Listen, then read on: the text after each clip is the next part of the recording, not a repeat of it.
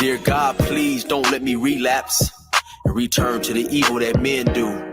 Father God, I pray and ask that you help me to have mercy on others the same way I would want you to have mercy on me. Father God, I also ask that you help me to be quick to forgive and slow to get angry. Amen, amen, amen. These young dudes out here don't respect shit until you put the barrel in their ear and let the text spit. I just might catch a case on my next hit, remove their whole face on some special effect shit. So show respect, Drake, or I'ma have a flashback. Digging through the dresser like fuck it, where my mask at? The mash back with the banger and damage shit and say fuck everything I learned in anger management. Hop back on some east side managed shit and push a nigga's top back when I let the cannon spit. Start planning shit, premeditation. I'm in love with the streets again, rededication. Casket or cremation when I shoot you down. I was built for the smoke like a hookah lounge. I keep big shit that sound like a bazooka sound, and I shoot quicker than ain't gotta be a hoop around. Dear God, please don't let me relapse and return to the G-Ride, 3 straps, ski mask with the case, squeezing keys apps, spraying everything from a nigga's brain to his kneecaps. Dear God, please don't let me relapse and return to the G-Ride with the 3 straps, ski mask with the case, squeezing keys apps, spraying everything from a nigga's brain to his kneecaps. Gun on me, it ain't never for show, homie. I'm far from a bully, but I'm never a hoe. Get out of line, my Beretta will blow. Real talk, we can take the beef wherever we go. I bring it to your front door like I'm Uber Eats. I guarantee you listen up when this Ruger speaks. Plus I maneuver through these streets like a ghost, and I'm handy with the heat. I cook a nigga like a roast. On me, homie, this is not a boast. I will still come through, boy, and stop a nigga's post. Play him close, man, Eric will ease it. Quickly off the waistband, man, and Eric will squeeze it. Leave you niggas laid out dead or paraplegic. Niggas playing in these streets while I'm very strategic. I come to your house dressed like the gas man. Shoot you 9 times, leave you stretched by the trash can. Dear God, please don't let me relapse and return to the G-Ride with 3 straps, a ski mask with the case, squeezing keys apps, spraying everything from a nigga's brain to his kneecaps. Dear God, please don't let me relapse and return to the G-Ride with 3 straps, a ski mask with the case, squeezing keys apps, spraying everything from a nigga's brain to his kneecaps. I don't put shit on Facebook, I just holler in person. Put the pistol in your mouth while you holler in person. All that shit you kept rehearsing and put on your live, got your clap with the big 4-5. You bitch nigga, if you tell me to pull up, I'ma do that. That nigga who was whooping first nigga that I shoot at. Ski mask on my face, bystanders be like, who that? I ain't with the talking, bitch boy, I thought you knew that. Leave his brains where my shoe at and bounce like I'm on a trampoline. Leave you laid out, nigga, like you camping on the scene. If you want something sweet, grab a peach or tangerine. Niggas won't smoke, well fuck it, I'ma let them handle steam. AR with the beam, you see the red dot? We'll tug on this trigger, nigga. It'll make your head pop. Blood pouring down to your shoes, call it Red Sox. Your brains hanging all over your shoulders like some dreadlocks. Expect the gang of dead off if they ever cross the line. The Lord said in the Bible, oh, revenge is mine. So I'm just trying to find a righteous path between the two. Before I lose control and do the shit I used to do. This being humble shit is new. I'm trying to turn the other cheek, but I ain't never been a bitch, so watch your mouth when you speak. Your mercy's what I seek, so I pray on bended knees. Don't let me get the K with the extended clip and squeeze. Lord, please. Dear God, please don't let me relapse and return to the G-Ride with 3 straps, a ski mask with the case, squeezing keys apps, spraying everything from a nigga's brain to his kneecaps. Dear God, please don't let me relapse and return to the G-Ride with 3 straps, a ski mask with the case, squeezing keys apps, spraying everything from a nigga's brain to his kneecaps.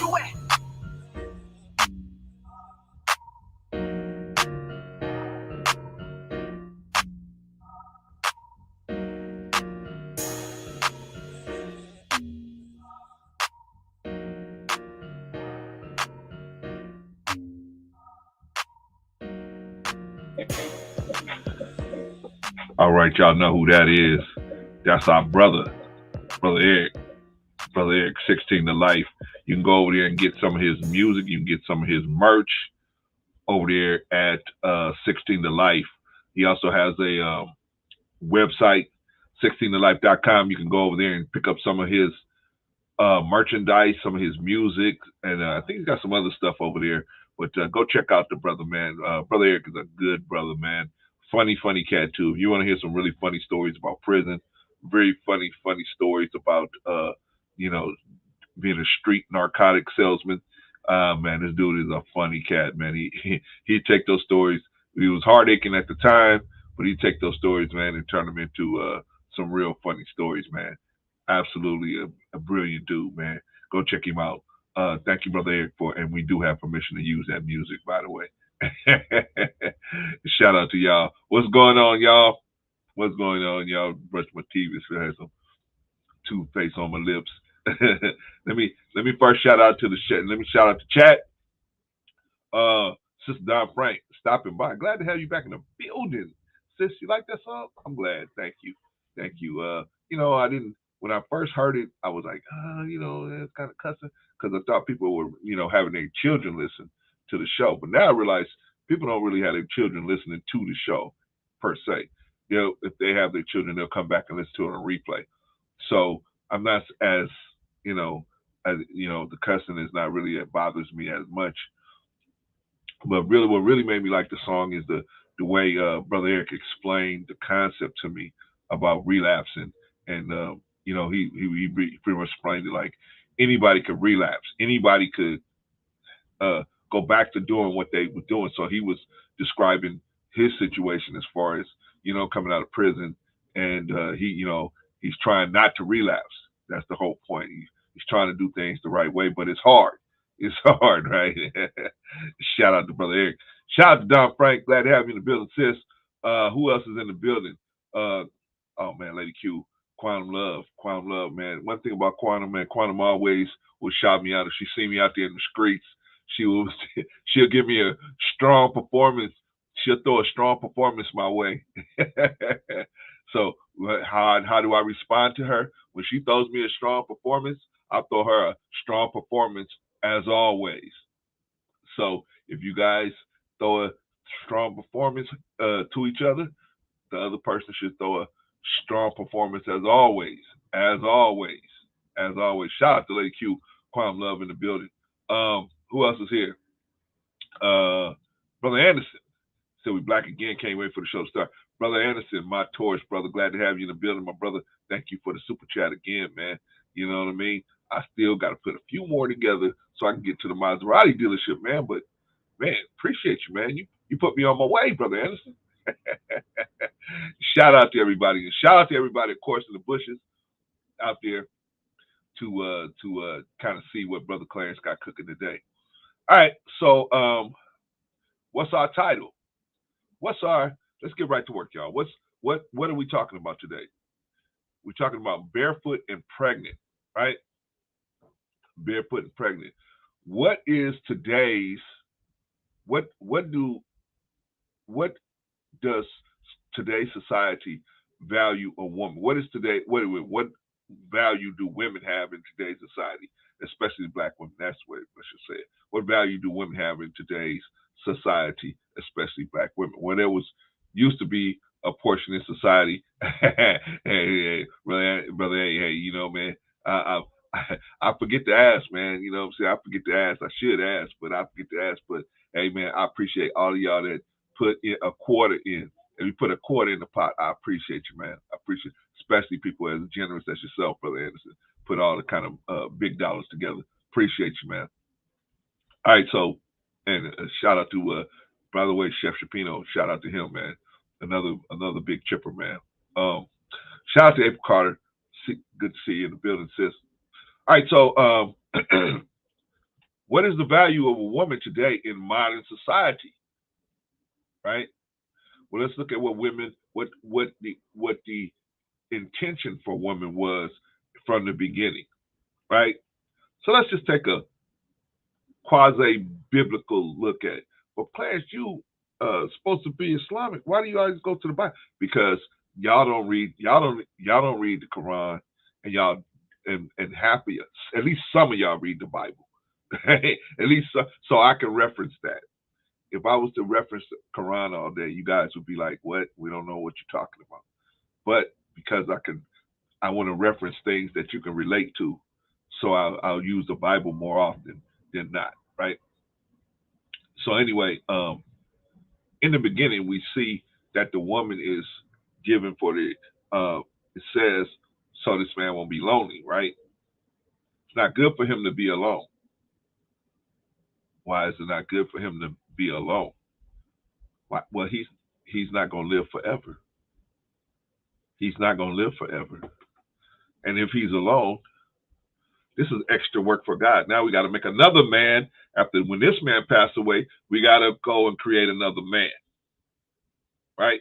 Why not give this man immortality so we don't have to do all that work anymore? Does that make sense? God said, I got other things to do than to be creating new men every 1,000 years or a couple thousand years. I got other things to do. I got a universe to make sure it's operating in order, right? So, what does he give the man? He gives the man immortality. How do you give the man immortality? You give him a woman. The woman gives him immortality, right? Him and the woman get together and they say, let us make man. Me and you, baby. Let us make man. After our image, me, that baby gonna come out looking like me and you. Let us make man after our image and after our likeness.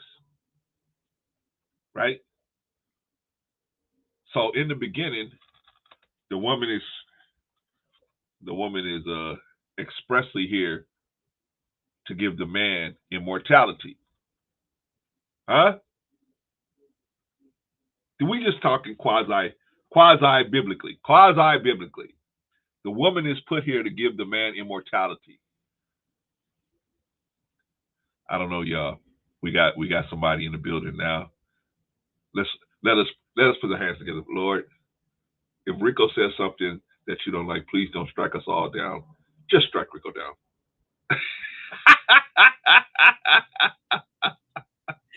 Salute. Look, he loves, the Lord loves babies and fools, and I'm not no fucking baby. And you not no baby? I won't speak to the second one, but I'm not no baby. Man. Hey, he loves babies and fools. You know what? I got to join you on that one because I ain't no baby either, brother. What's going on, Brother Rico? Nothing much. I'm right on time. Yeah, I know. CP Come on, time. Claire, you better start on time, Claire. Cause see, I got stuff to do today, man. I said, okay, Rico. All right. I started a little late. Here he is. I'm right on time to represent my peoples. What's going on, man? How's your day going so far, brother? Good. Sitting here sweating like a damn runaway slave. It's so hot here. Yeah, man. I'm starting to believe this climate change shit is real. Yeah, man. You I ain't no scientist, but Lord, melting those icebergs, man. But you know, at least God has given us some sunny days, man. Out here, we can appreciate the sunlight. We can appreciate the birds and the trees and everything, man. You know, today's topic, Rico, is the woman and is a woman, the value of a woman in today's society. So what I'm kind of doing is starting out from the beginning of the quasi, since most of our people are, you know, Bible thumping people. I'm kind of using a quasi Bible, you know, interpretation of the purpose of the woman from the beginning. Brother Anderson said, I'm in Arizona. I think son called me the N-word. And I agree with you. Sister, you ever been to Arizona, Rico? I agree with that too. It's hotter than two of them. Oh man, you ever been to Arizona, Rico? No, I haven't. But man, the devil will run out of there, man. The devil will run out of there. It's so hot, man. The devil will run out of there, man. It's so hot. I remember we was going up there for a martial arts event, man, and me and a couple other brothers, and we all in the same car, man, and on the radio. We got out there probably about 8 o'clock in the morning. Because we leave from here, we left from Long Beach about 4 a.m. And then we got there about 8. Hit Arizona about 8. And then so it came on the radio, man. Today's low is 108. The high is going to be 126. I hear Nevada get like that too. Here Nevada get pretty hot like that too. Yeah, it gets hot out there, man. Yeah. But and it's that old dry heat. Yeah, it's tough. It's tough out there, man. So ain't a lot of damn shade around either. But what I will say about Arizona, they say Arizona has a lot of healing properties out there. Yeah, but my thing is, do they have a lot of like I think like them and Nevada? I'm not 100% sure. Like they don't have a lot of water resources as far as like lakes, rivers, Right. a lot. I know they have some, Right. but comparative. So that's what I think. I was having a conversation with somebody about that, and it was like, yeah, they had that real dry heat. Yeah. I know it gets hot as hell. So. Oh man, the devil run out of there, man. All right, man. Let me get busy, man, because we got people in the bushes, man. They want to hear what I got to say. Let's so go. what we got to say actually. Okay, so let me set it up. So anyway, like I was saying,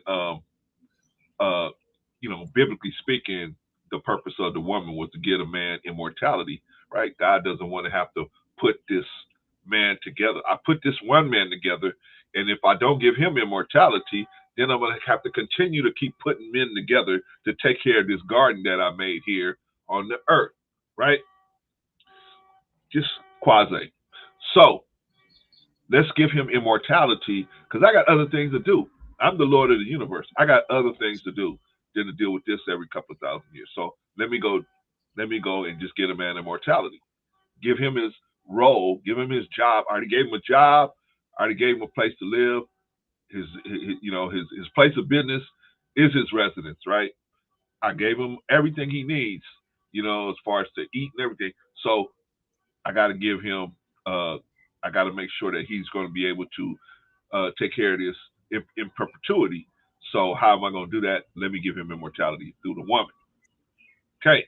But now things change, right?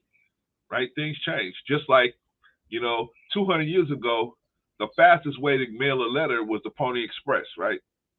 Maybe take 6 months to mail a letter from New York to Texas or whatever, right? May take 6 months for the letter to get there. Now, of course, in the modern times, we don't use we could. That's an option on the table. We could use a Pony Express, but what do we use now? We use modern technology to get this information. And now you don't even have to put a letter in the mail. You can email somebody and get it there instantly, right?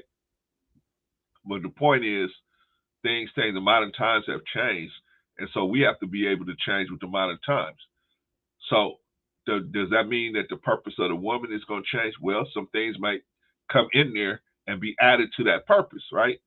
Depending on how the world has developed, right? There was a time when women really just had a position, just having babies and taking care of those babies, right? And then ultimately, she took the role as the person in the household that would typically, I'm not saying all the time, but typically run the household, right? And then as time has evolved, the woman's role in the society has evolved with the times. Would you agree with that, Brother Rico? No, absolutely. I agree with that. That's all you're speaking of is natural evolution, which occurs in all things. So we want to say that obviously women of today are still physically women of yesteryear, but socially they had to evolve. They just simply did. Back then there was nowhere near an abundance of fatherless children, or women who have bore children that were not married, or most women were married. But socially, as we've changed in a society, women have to change to fit within that said society. That's just natural. It's no different than Darwin's theory of evolution. The species will adapt. You will adapt, and obviously women haven't adapted physically or genetically, but they have adapted socially.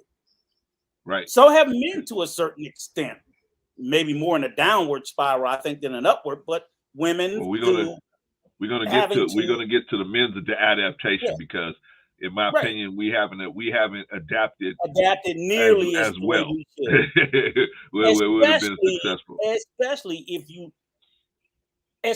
if you break it down by communities. So that's the part that, like I tell you, I always get it at. The caveats are always the black women. Blah, blah, blah, blah. I don't disagree with none of that. I always look at both sides of the ledger. When I look at the other side of the ledger, I'm like, bruh, zip it. We ain't got no room to be talking about nothing. We all in bad shape. I'm gonna cut this clip, because it was funny. I actually heard a young man talking about it because you know what the ultimate weapon they like to use against our sisters is weight, being overweight. Yeah. Okay. There's no Okay. denying it. What they Okay. often leave out is just how fucking grossly overweight everybody is. So Hey, black bro, women, while we're they gonna are talk the about most that, overweight, Rico. right, We're and gonna I'm get saying is there. while they just as a caveat, and we're going to dig into it, sisters, y'all stick with it.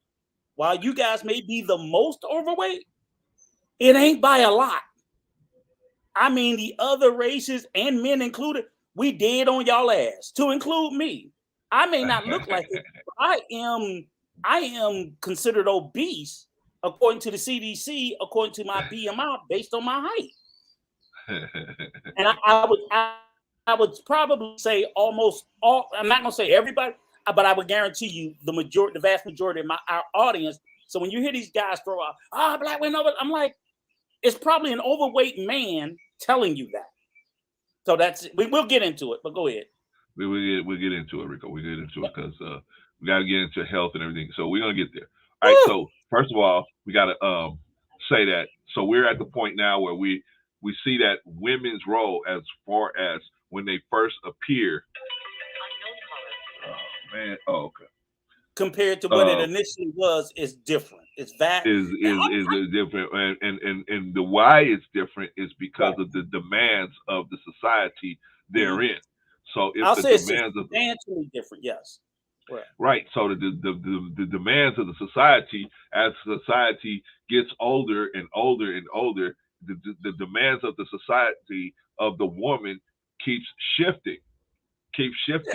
Because right? here's the honest, we both will agree. I mean, it was before my lifetime with women that already transitioned and probably. But initially, if you're talking back to its origins, a woman's job, her whole purpose was child rearing and taking care of the home. Right. And really pretty much nothing more. They didn't have anything about defense, any war, any labor to the greater community. They didn't even have to farm the land because the men folks farmed the land. They just had to bear and raise the children and tend to the home. But as the men, and this is even way back then, more of them died in wars. Now you created all these widow women with children. Now they have to take up arms or pick up the plow because they ain't got a man to plow the field. Well, here, you know, well, look at this. Take a look at this, Rico. Take a look at this. Mm-hmm. In the Bible, there's portions in the Bible where a woman would actually be killed if she went out and worked the fields. They'll kill her if she went out there and did that. So they had to put on men's clothes if they had to go out there and work in the fields, because if a man saw her out there working, and they would just kill her. So, but today is different.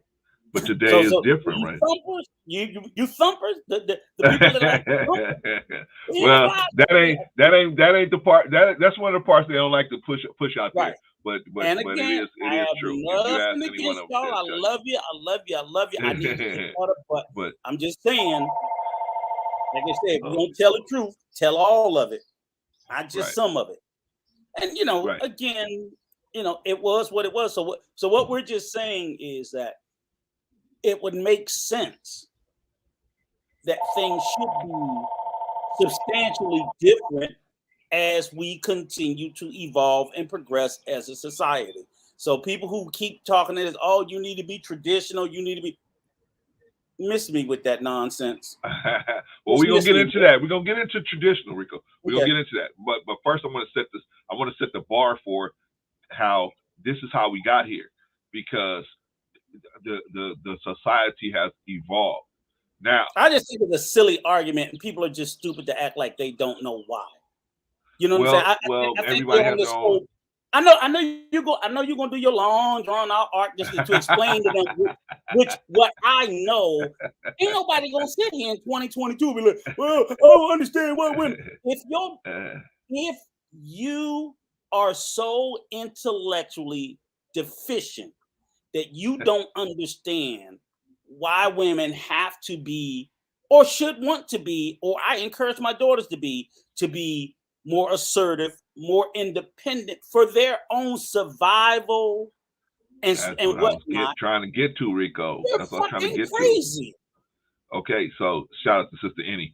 So that's what I'm saying. People wait. Let me who are finish. intellectually deficient to not know that they just don't need to be in the conversation at all. But I know you got to explain it to the slow people. Yeah, let me explain it. So see here. So if she was going to be killed for just getting a job back in the day, so but like you said, so her only option, if let's say she had a husband, he died in war, her only option was typically the brother would take her on as a wife, right? If he had that was her best option, huh? If he had a brother, if he had a brother, or the next closest relative, uncle, cousin, if the husband brother, had a whatever, brother, or the father, or maybe they already had, or maybe they already had 4 or 5 wives and they could not bear, and it just right. But no. That would have been his obligation. The next closest relative, it would have, whether he had 5 or 6 wives, that would have been his obligation to take. But we know them Negroes ain't doing that in 2022. We ain't talking about the same kind of dudes today, brother. They don't look at exactly obligation, right? They ain't looking at it as obligation. To them, it's like, hey, they want that woman from back then, but they don't want to do what they had to do, right? I'm like, okay, we can't get y'all to marry one. You talking about gonna marry 2, 3 of them? Nah. Well, today, okay, so that was an option back then. But like I said, as time has moved forward, and we got into a world that realized that you can sell many things using sex, right? So now the woman's sexual prowess is being capsulized to use as a weapon against your subconscious to get you to buy things. So now we have subtly been taught to worship the sex, not the woman, but the sexuality of the woman, her sexual prowess. That's what we worship in.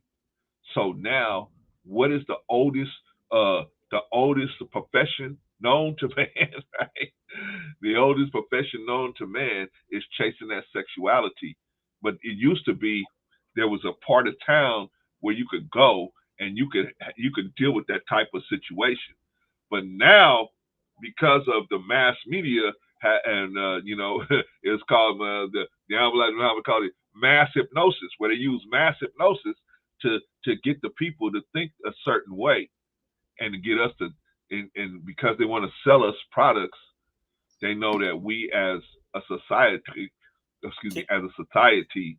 revel in the sexuality of the female. And while you say that part, can you also educate them on which sex created this? I'm going to get to that. Okay. It was actually with each part of it, I don't want us to skip over culpability, responsibility for how this thing came to be, because all the weight gets blamed on one side. And I'm like, okay, so you're right. The mass marketing, the sexuality catering to men, and so on and so forth. Who created that phenomenon? Well, I'm going to tell you. See now, okay. Let me get it like this. Let me break it down like this. Looked at virtuously, and not always. Even back in the biblical days, where, like, I think in the Bible, they speak of the whores. Who controlled that trade? Right. Who's always controlled that trade? Well, wasn't the women? I'm gonna get to. Okay. I'm gonna get to. With each step, keep dropping that knowledge on their head. Say, hey, look, I just want the young men to say, hey, look, even if you look back over the arc of history, some of that smoke y'all need to have for people who look like you. Y'all got all the smoke for one set and none for the other. Rico, can we get Continue on. Can we get there? Okay, so because I want to put the link. I want to put the link out. Maybe some people would disagree with us or have different opinions, and they might want to check in. So anyway, I want to hurry up. Okay, so anyway, when God created the woman, he put into her a natural effervescence that would attract us. He put that into her where she can do certain things. You call it femininity, right? But what this femininity is basically is movements and signals and a look that she can ignite your reproductive juices, get them flowing, right? And so she can. This is a natural thing that she can do. This is not unnatural. Now, what I'm talking about is the society, which Rico's trying to allude to, that men run, that men. There are scientists that have said, if we can sell all this prawn, and don't think that prawn just came about in the 1900s. Prawn been around since before. Prawn has been around, whether they just drew it on the wall or they drew it on the tablet or they drew it. Prawn's been around forever, right? But the point is, what was the purpose of the prawn? The prawn was, the purpose was to ignite the person and get their juices flowing, the reproductive juices flowing, man, and get you ready to try to perform a reproductive procedure, right? Okay. But there's scientists that realize, hey, you know what? If we can get them, if we can use that, because if we can use that to sell products, we can make a lot more money. So in recent history, these scientists started blending a distorted version of that what the woman has, the femininity, and started selling you a distorted version of it. So now you're attracted to the femininity, you're attracted to the sexual prowess of the woman, but not the woman herself. You come to meet a woman, the first thing you think about is her sexual prowess, instead of thinking to yourself, okay, yeah, sexual prowess, that's something I consider, but is this a good person? Because a lot of times we've all done it. We've all gotten involved with a woman that really, she might have looked beautiful, but she was she was a tiger on the inside, right? So my point is, this is how we got to it. So women had a specific purpose, but their image has been distorted. The image has been distorted. So now we run around looking for this woman that's hot, that has no babies, that's, well, let's do it KS style. Shout out to KS, rest in peace. Let's do it the KS style. KS didn't want them to go to school because it didn't make sense to me. He didn't want them to go to higher learning. KS was basically saying 12th grade should be the last stop for women. Be right? Stupid. I never agreed with that one. I never agreed with that. It didn't ever make no sense. Because it was stupid. It was stupid. It really didn't make no sense, especially in today's society. Women uneducated. That is a dumb. In today's society, it didn't make no sense to me. And the more education they got should not have been in any way offensive or threatening to a man. Well, we're gonna get into that, Rico. We're gonna go right. We almost there. We're almost there. Because an educated woman is no threat to an educated man. Now, if your ass is dumb, then guess what? You're threatened by everybody more intelligent than you, men and women alike, if you choose to remain uneducated. And I don't believe, this is one thing I will always say, Clarence, everybody educated isn't smart, and everybody smart isn't educated. You don't have to have formal education, but too many men don't even educate themselves. They're just not learned men of the world itself. Right. And that's why they oftentimes will find themselves fearing highly educated and intellectual women who will take the time. I converse with educated women all the time. If they're smarter than me, they're smarter than me. So what? They put in the time to educate themselves to get in that space. Well, so I'm telling you, or I'm just saying, no disrespect to the dearly departed brother. That ideology, as I said, it was fucking stupid when he was here. Yeah, it's still it really make no sense to me. The ideology is what I'm speaking to. The ideology. I know. Yeah, of course, Don't of you course. tell you? We're here every Sunday talking about our children are in last place. Every Yeah, Sunday, we're yeah, talking about education wise in reading, arithmetic, science, yeah. history. Our children are in last place, and then you have a huge voice that's speaking against, and not even saying women don't get the PhD, but black men, you go out and get the PhD. I didn't even hear him push the program for the men to go get it. So I'm like, so fuck, none of us can't get a PhD. All of us got none of it. You Reached. know, I think I ain't never heard it. when he was talking to the men, he always pushed the men to go as far as they could. The bad part about what he said was that he said that, that the women have Why no not reason push to go further in their everybody? education. But you should I push think that would everybody in make the more community sense, right? to go as far as And they can, because we need when all the fucking help we can get. okay, exactly, right? I Right. just we'll get to that. We'll get to that. Shout out to Risa Neal, day one. Shout out to Risa Neal, and shout out to Von Eric. Okay. Good to see you in the building, man. Glad to have y'all in the building. Okay. So now, Rico, we're here. We're here now. Now we're in the modern society where when I say modern, I mean we're 2022. Yes, sir. What is the purpose of a woman? What is her value in today's society? What are we looking for a woman to be able to do, or what would we say is this woman is valuable? This woman is, because here's the thing. I hear a lot of, okay, well, let me ask this question. Here, let me just go on and ask the question, man. And I'm gonna put the link out there, man, so that we can have people, whoever wants to answer this question can answer it. Let's see here. I don't, but see, I think the question is being asked wrong. What I didn't ask the question yet, man. You asked the question, what is a woman's value? Yeah, that's the major question, but I'm gonna ask another question. Yeah, but I think even the major question is being asked incorrectly. Okay, go ahead. Well, how should it be asked? Explain it to me. Go ahead. Okay. Well, in other words, it's so confusing. If you listen to so many different content creators, they all have different versions of what the value of a woman should be, right? Mm-hmm. I was listening to our good brother We On Lock just a little before we got online, and it was a bunch of different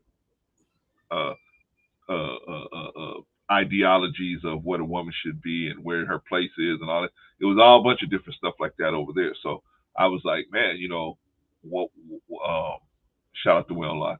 I was just like, what, we're so confused on what a woman should look like in today's society, right? Should she be barefoot? Should she be pregnant? Should she be not on the job? What is a woman going to look like that we gonna consider her valuable?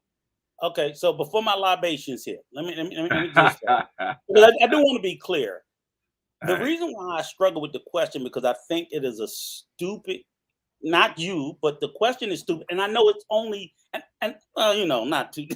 But here's the thing: is it gets spoken in these spaces. Do you see what I'm saying, Clarence? Only in this space would you see where someone would say, what's the value of someone based on their sex? Value is based on a person. You know what I'm saying? I don't assign please explain it to me. Right. You don't assign a value. Now you could say there are certain purposes based on sex. Obviously, a woman's purpose and part of it in the procreation process is to be the carrier and the bearer of the child for the next generation and so on and so forth. That's her purpose in that specific thing. Value is entirely subjective. It is entirely varied. That's almost like saying, if you say value of a woman, then you're assigning the same value to all women, and all women do not have the same value, not at all. It is a huge scale, the same as it is for men. It is complete. Okay. Here's another question, Rico. All over the place. So trying to, let me finish. The fact that we get into a space of trying to reduce it to something like that, it tells us that we're having the wrong fucking conversations completely, because we're not even looking at things the way we should. We're here. I'm a content creator, and I'm talking to black men about the value of women as if it's one static, as if it's the same for all women, as if it's the same for all ages, as if it's the same for all. It's so many variables as to what's going to. And you know, I heard the content creators talk about. It was funny because they was like, and I heard a female on the mothership say, well, and everybody was agreeing with. I was like, no, they're wrong. So the whole concept was that if certain women who carry themselves a certain way, they're treated with the same level of respect, whether it's the thug or whether it's the people in the church or the business dude. And I'm like, that's not necessarily true. And the reason why I say it is, I'm like, do you know how many well-respected women? I'm like, we can barely get children. Students don't respect their fucking teachers. Right. In a professional manner. So to push a narrative that, oh, when people just see you behave a certain way, they're going to treat you a certain way. It's a greater chance that will happen, but it's not an absolute. And they put things out as if, oh, it's happening. If I'm just a good, refined, decent woman, everywhere. So you want to think that you won't get cussed out by Pookie, Ray, or somebody having a bad day or a coworker just because you don't. I'm like, you can't do that. That's too reductionist to say it's that simple. Too many things in life have nuance. It has variables. It just has a ton. You can say generally, for the most part, you know, and even when you say for the most part, you know, anytime when someone says majority, I try to tell people, okay, say majority 51%, because saying from 51% to 90%, it lands totally different. And when you just throw majority out there, most people are thinking, oh, most people, even I sometimes think, oh, they saying 90 something. Oh, no, they could be just talking about 51. That's believable. 90 is unbelievable. So the nuances get left out. It's just, I don't know how we can answer it because I think the question is so flawed. But go ahead. Thank you, man. Because I mean, you know, I thought you was gonna go into about another 30 minutes, and I'm trying to save you from yourself. Am I have to call him and just send him a text? Rico, we trying to get this done in 4 hours. Hold on, Rico. Let me shout out. Hold on, Rico. Let me shout out Von Bryant. Shout out to Von Bryant. Glad to have you in the building, my brother. Good to see you, man. Alive and well. Big Rick Slaps, man. Let me tell you something, man. If you haven't gone over to Knowledge Relationships and checked out Easily Rigged, hottest new show out there in Black YouTube, man, go check it out, man. It's got this brother right here, Big Rick Slaps, also a brother that we all know and love, Brother Be Easy. So go on there and check out Easily Rigged. Go there on Knowledge Relationships. Shout out to Knowledge Relationships and the whole network over there. Peace. All right, Brother Von Eric. Hey, who's that moonwalked up here? Brother Von Eric, man. That's Rico. I wouldn't mess with Von Eric, man. After the last time, man, I wouldn't mess with him. I let him walk off. All right, Von Eric, since you're here, I'm glad you're here, brother. Can you hold on and let me ask this question real quick, man, and then we can all answer it. Yeah, go ahead. Is that gonna work? Okay. Yeah. All right. So the first question is, what is the largest problem of trying to be in relationships with modern women? And so, gentlemen, what do you see as the biggest issue that modern men, because you can't call modern women without talking about men being modern, right? What do you mean modern men? I mean, you ain't riding no horse to work, right? You ain't riding no horse to work. So you a modern man. Or if they traditional, okay, you pay every fucking bill in existence in that household for that woman, all those children, car in the garage, and you pay for 2-3 vacations a year. If you ain't doing that, your ass ain't traditional. You're modern. If she helping to pay the bill, if she pay anything, your ass is modern.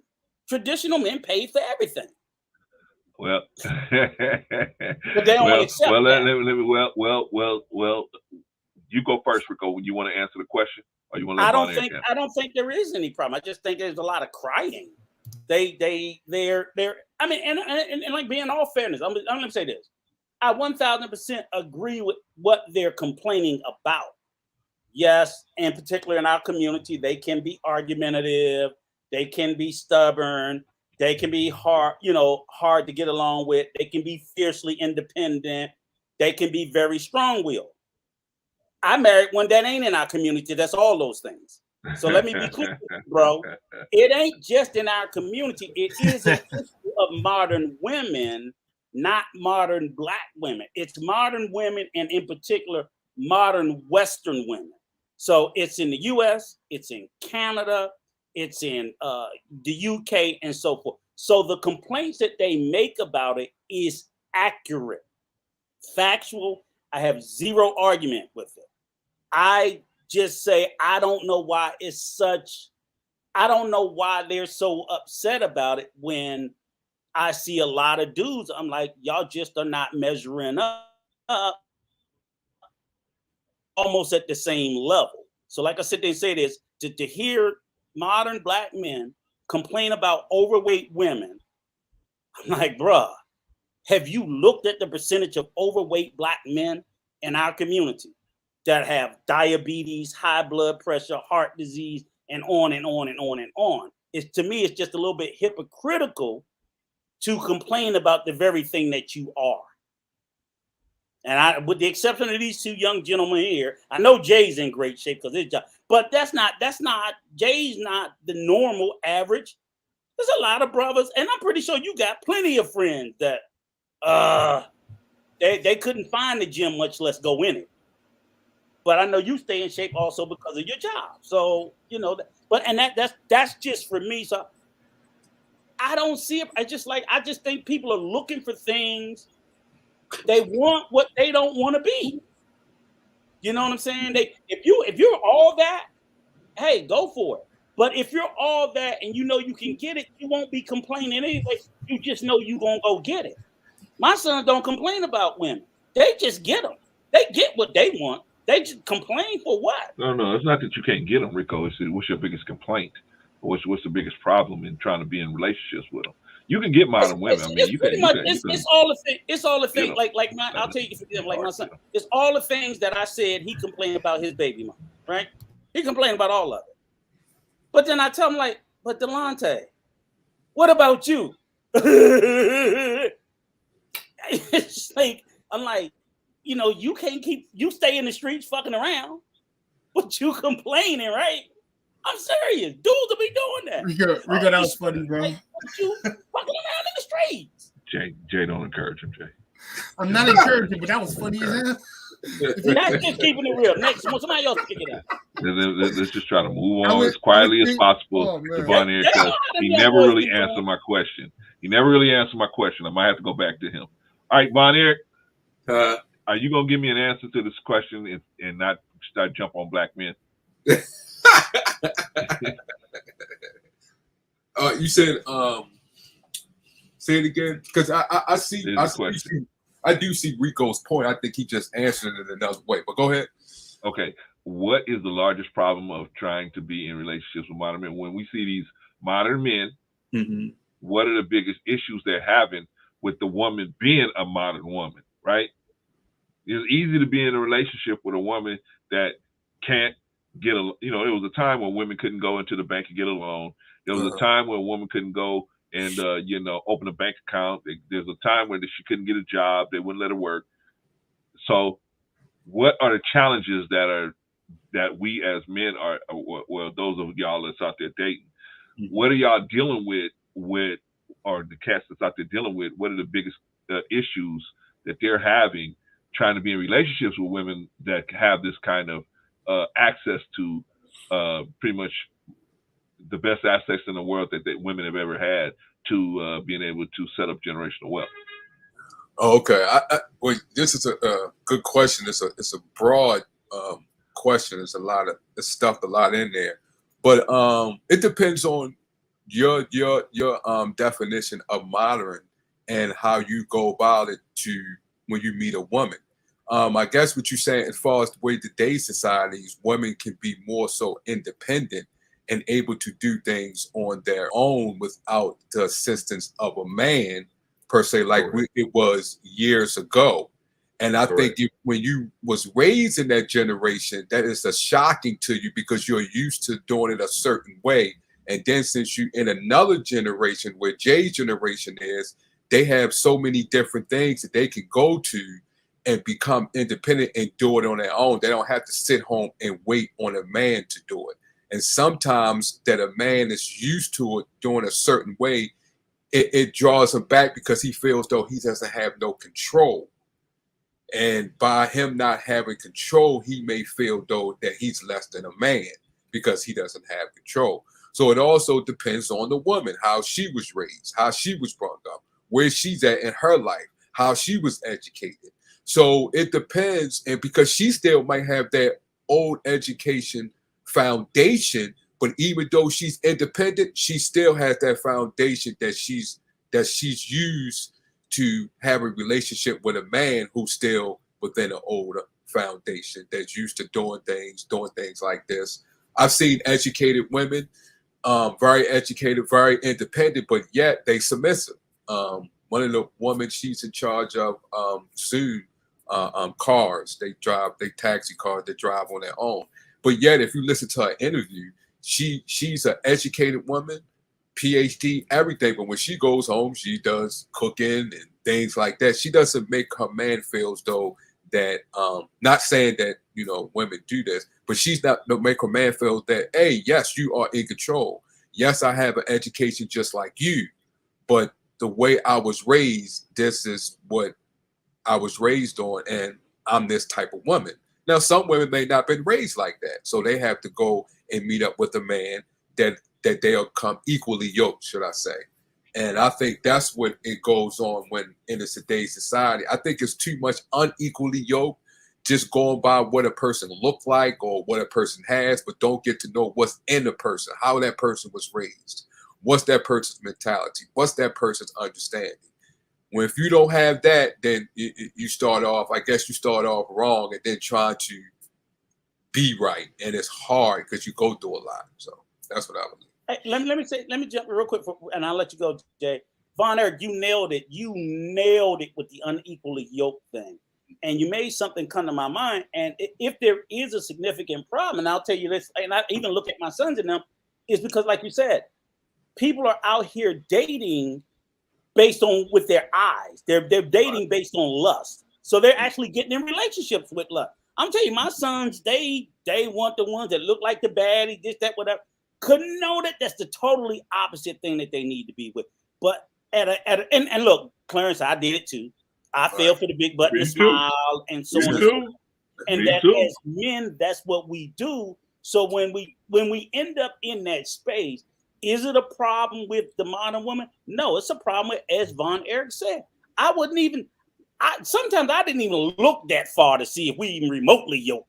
You know what we was thinking about. And it leads you down a path of trouble. And then when you go through all of these bad breakups, you think it's all women. It's like, those women, if you had took 10 minutes worth of time, you would have known y'all wasn't going to get along with. You shouldn't even have been with. And too many young dudes, because especially if you're in the club and you got a little Hennessy in you, you know you ain't thinking with but one thing.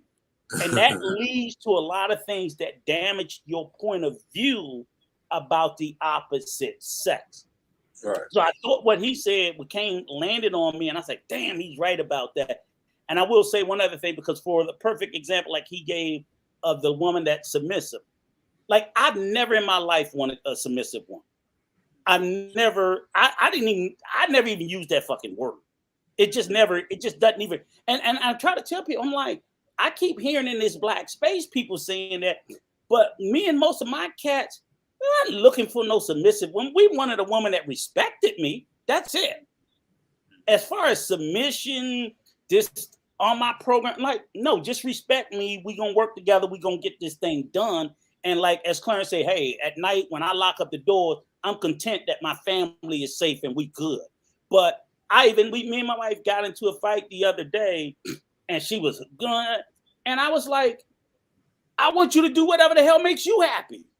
Right. Because I don't want all that responsibility that you looking at me like I don't never want that level of control. to sit there and because when you like submitting, like, okay, so when that woman's miserable, it's not gonna be my fucking job to make no woman happy. That's an impossible job. I don't want it. So what I was getting at was I'm like, and I've always been this way. I'm like, I look for a partner that's a fully formed, independent, grown adult. Yes, respect me. But as far as submissive I goes control you, and right, she cooks for me and stuff like that. Right. Because those are things that I'm no good at. So she Right. got my back. I don't call that submission. I call that you got my back, I got your back. We good. Hold on, y'all. Let me do a shout out real quick. Shout out to my sister OG Patrice in the building. Shout out. But I do think I just want to say submissive goes both ways. It shouldn't go just one way. There you go. Thank you, Von. What are the both ways it should go, Von Air? How should it go? It's whatever submissive. Yeah, submissive goes both ways. Meaning whatever it comes to and whatever you feel, because people have different interpretations and definition. But it shouldn't be just one way. You should submit to your. Sometimes you might have to rub her feet, do her neck, do things to her to make and be submissive unto her. It's things that you might have to come to the house. No, you sit down. I take care of this. I do this. I will do you. It goes both ways when it comes to. And I agree with him. My wife would say, she'll be like, "Oh, I want to go to the Bahamas on our next vacation. We going to the fucking Bahamas." Right. I'm submitting to it. You know what I'm saying? But it's not submissive. That's just like you hearing her thoughts. I think what she has to say. And because she does things to make me happy, I bust my ass to make her happy. Correct. So, but I don't look on this whole. You need to submit to me. I don't look at it that way, and I think that maybe that's where people get messed up. But I think it starts with, like Von Erich said, that equal yoking, being aligned with the right type of person. I've done it in 20 relationships and a couple of marriages, and that shit's horrible. Rico, go ahead, Jay. Rico, can Jay talk now, Rico? No, I like hearing Rico talk. Go ahead, man. Go ahead, Jay. We'll skip Clarence and come on back to me, Von Erich. Go ahead.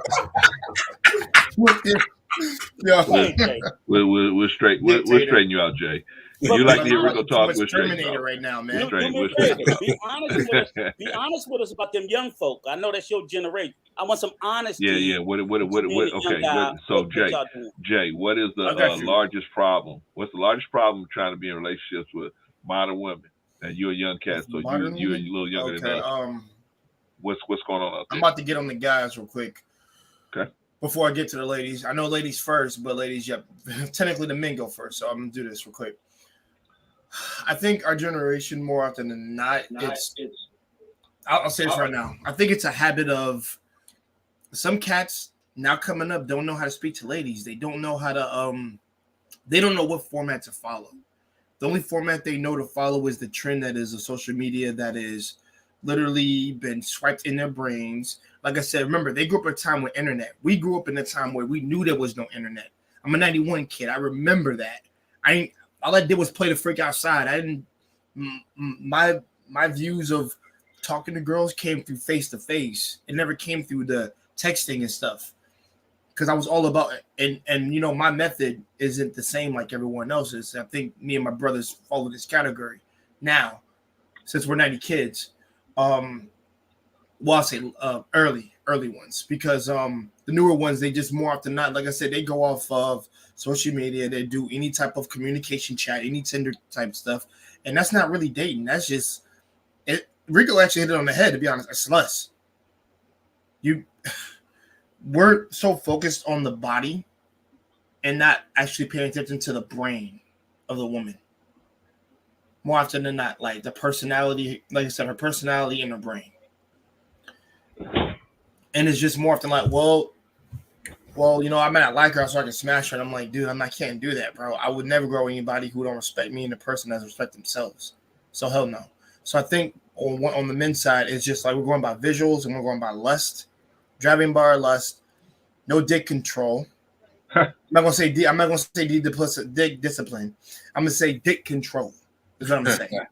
What's None. the difference? And the difference is, and I think I know what it is. Honestly, brother Cuz, I'll say this: the cats who've never had any boom in their life are lusting after something that they can't have.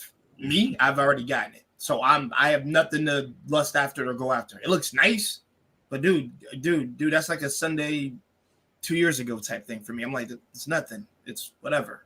Go on with life, build yourself up. Now when it comes to dating, now I would say for the ladies, I mean, and that's the guys, that's the problem for the guys. For the men's side, I mean, it's men. For the ladies' side, it's simply this.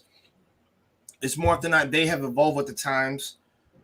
Now, granted, they have, I think, I'll say in some sense they're independent. They can get what they got to get done. But at the same time, I know they're trying to make come-ups without having to work hard sometimes. The ladies that do work hard, they work hard. I've actually, like I said, my ex, she worked hard for shit. I never like I said, that's why I never badmouth her at all. I have nothing bad to say about that girl. She is sweet hard worker. Enough to say it. Like I said, the sisters more often than not that just want to come up just by taking the rich dudes. That's whatever. They have their own insecure issues. It's like we never had this, so therefore let's set this up. Let's get this man to let's placate him, and when we're bored with them, let's divorce him and get his money. Now we'll have a come up, and then we can just do what hell we want to do. And it's like that mindset is toxic and it's cancerous as fuck. Sorry, I have to use the F term. It's cancerous as fuck. Okay. And needs to be weeded out. Honestly, burned to the ground, if I'm going to be real. I think those type of people, those type of ladies are not ladies to me. Those are not women to me. Those are like children. Still to this day. I've met, like I said, I have women in my family. I have literally women that I've dated. None of those females are freaking women. Can I ask you a question, Jay? Do you find those ladies to be the majority?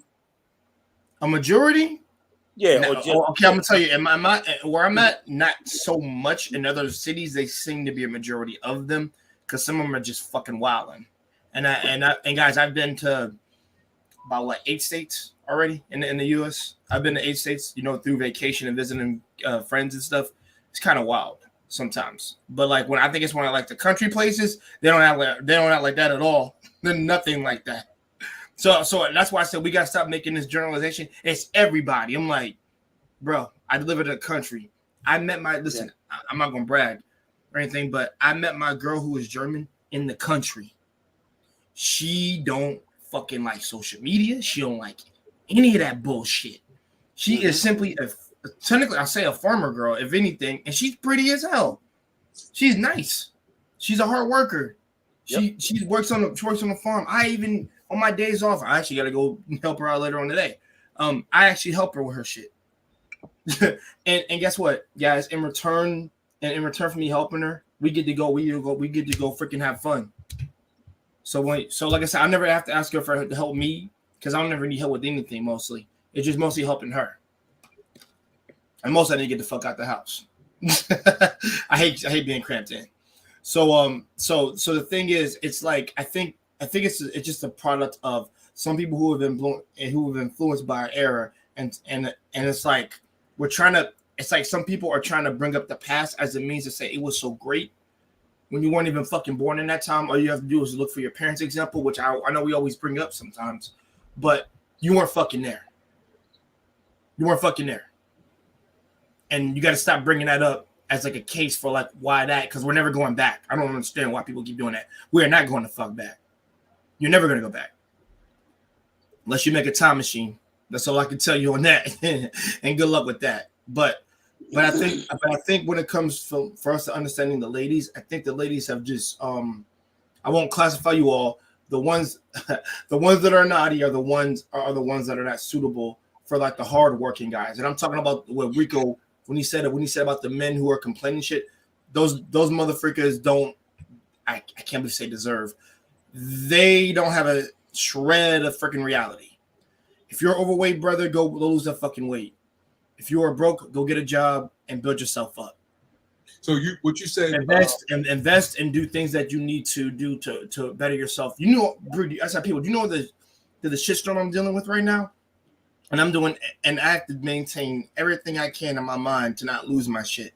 Otherwise, I could lose everything. So me being in the predicament that I'm in, I'm not gonna be kicked out or whatever. We be cool over here in that sense. But the things that what I'm trying to accomplish, I have to balance 4 to 5 different things while trying to be in a relationship, while also trying to make sure my investments and everything that I'm putting my savings into goes into something prosperous when I get older. So I'm gonna be freaking retired like Rico over here and my goddamn dad. So chill. And I want that peace. So please understand, that's something for a man to work for. I want that peace. I'm willing to work my ass off for it. Fellas, hold on. Let me do some shout outs real quick. Let me shout out Brother Chris. Glad to have you in the building, my brother. Glad to have you back. Brother D, what's good with you, brother? Good to see you, man. All right. I want to ask Jay a question. When you said that you visit different states, because you made you brought up a point, are you talking about the urban area against the suburbs, or what we? I meant urban, suburban, even city. Okay. All right. But now I visit the majority of all of them. Even Atlanta, I went to Atlanta. Right. So, but it's a difference that you. I'm asking a question. Is it a difference as what you've seen? Because I visited a lot of states too. Is it a difference of what you've seen as far as the urban area and the suburb area, or the rural areas? Are they different in culture that you recognize? Well, rural areas is kind of more like more business, and maybe some girl. I mean, there are some city girls that have some of that mentality on there, but not all of them are like that. And I guess like I'm talking about guys. I'm talking about business when I say not city girl mentality. When I'm talking about like rural areas, I'm talking about business people, men in suits and women in lady business suits. I'm saying about all that, like how they act, how they move around, how they talk. Like it's very different from the urban areas or the other areas. Now, and like I said, now with I ain't gonna say ghetto areas. I ain't gonna say that shit. With some of the urban areas, it's more like, it's just like if you was in a project sometimes. And it's like some places, like I don't like to make a distinction, but some, you got some people who act a certain way and you got some people who don't. Like I said, there's a mix between black and white over there. Right. It's just simply all black. I tell people all the time, don't ever get it twisted. It's all black. No, it's black and white, brother. Mm-hmm. I see the Spanish over there too, so don't get it twisted. Mm-hmm. It ain't just us. There's other ones. Like I said, there's other ethnicities over there in that area. But I'm talking about like the acting and like, the demeanor, the personality is not cute at all. How's the mentality? Have you ever? Yeah, the personality, mentality. That's what I said. Okay. And I think Rico and Brother Clemens said this. I think I've told them this before. They can look good on the outside. They can be ugly as fuck on the inside. And once I see that, and that's why I've said I've run into that twice, and I'm glad I've learned from it. And I told them, listen, the minute you speak, if the air comes out crooked, you gotta get the hell away from me altogether. It is. I don't care how good you look on outside. Listen. If I can badmouth a freaking teacher to their face, I can badmouth you, and I can spot that out from you. So no. I think what this guy, Diaz said that the hardest problem trying to be in a relationship with a modern woman is the fact that most of these. I want to answer that real quick. So I want to let Brother Clemson. I just asked all three of y'all that question, man. God, dog, man. Well, good. At least y'all gonna answer it now. You didn't answer it the right way. You didn't answer it the right way. Okay, so he said the hardest problem with trying to be in a relationship with a modern woman is the fact that most of these women don't want to be submissive and let the man lead. Okay, brother, I do want to hear what you have to say on that. Okay, so I think this is what I think, bro. Like I said earlier, it's the times we're in, and like I said, our ladies, our current sisters, some of our sisters have not been raised how to be sisters, how to be loving and caring sometimes. So they're kind of like out for themselves more often than not. And in some sense, can we blame them? No. I'm gonna say no. There you go. And the reason, and guys, I'm gonna explain that. The reason why I can't, because I actually said, like I said, I sat down for a couple of days thinking about this. Can I blame all ladies for this shit? And I'm like, no, because something always comes from something else. When you take inspiration, when you're influencing somebody, it always comes from something. So they're taking what they see, what they've digested, and inserted into their minds, and they've allowed it to shape them. They cannot think for themselves. They can only go with what is the trend, what is the new it. So when Cardi B, Meg Thee Stallion, all these people, act like this and then they're a fan of that shit, they'll follow that. That's the mentality they follow. Like, for example, now if you have, I'll say this, if you've been with, like I said, if you've been with a woman who talks about her dad and her mom, who've been in her life, and they have a healthy relationship, then you have something there to go off of. If neither are in their lives, or if, I would say influence, but raise them properly and shape them the kind of way that they are, then they're gonna come out crooked, regardless of anything. And the thing is, when it comes to submissiveness, brother, you also have to be on your shit too. Like I said, I get on the dudes a lot, but I try to get less on the women because I think we got a lot of other brothers who cover that area too. But I will say this: they have to, if they, okay, goodness gracious, I can't even say this. I think they mix match and batch things together. Like, I think it's a miscommunication on there and what the ladies have been taught. A real big miscommunication. Where it's like, if I act like this, then he'll take me.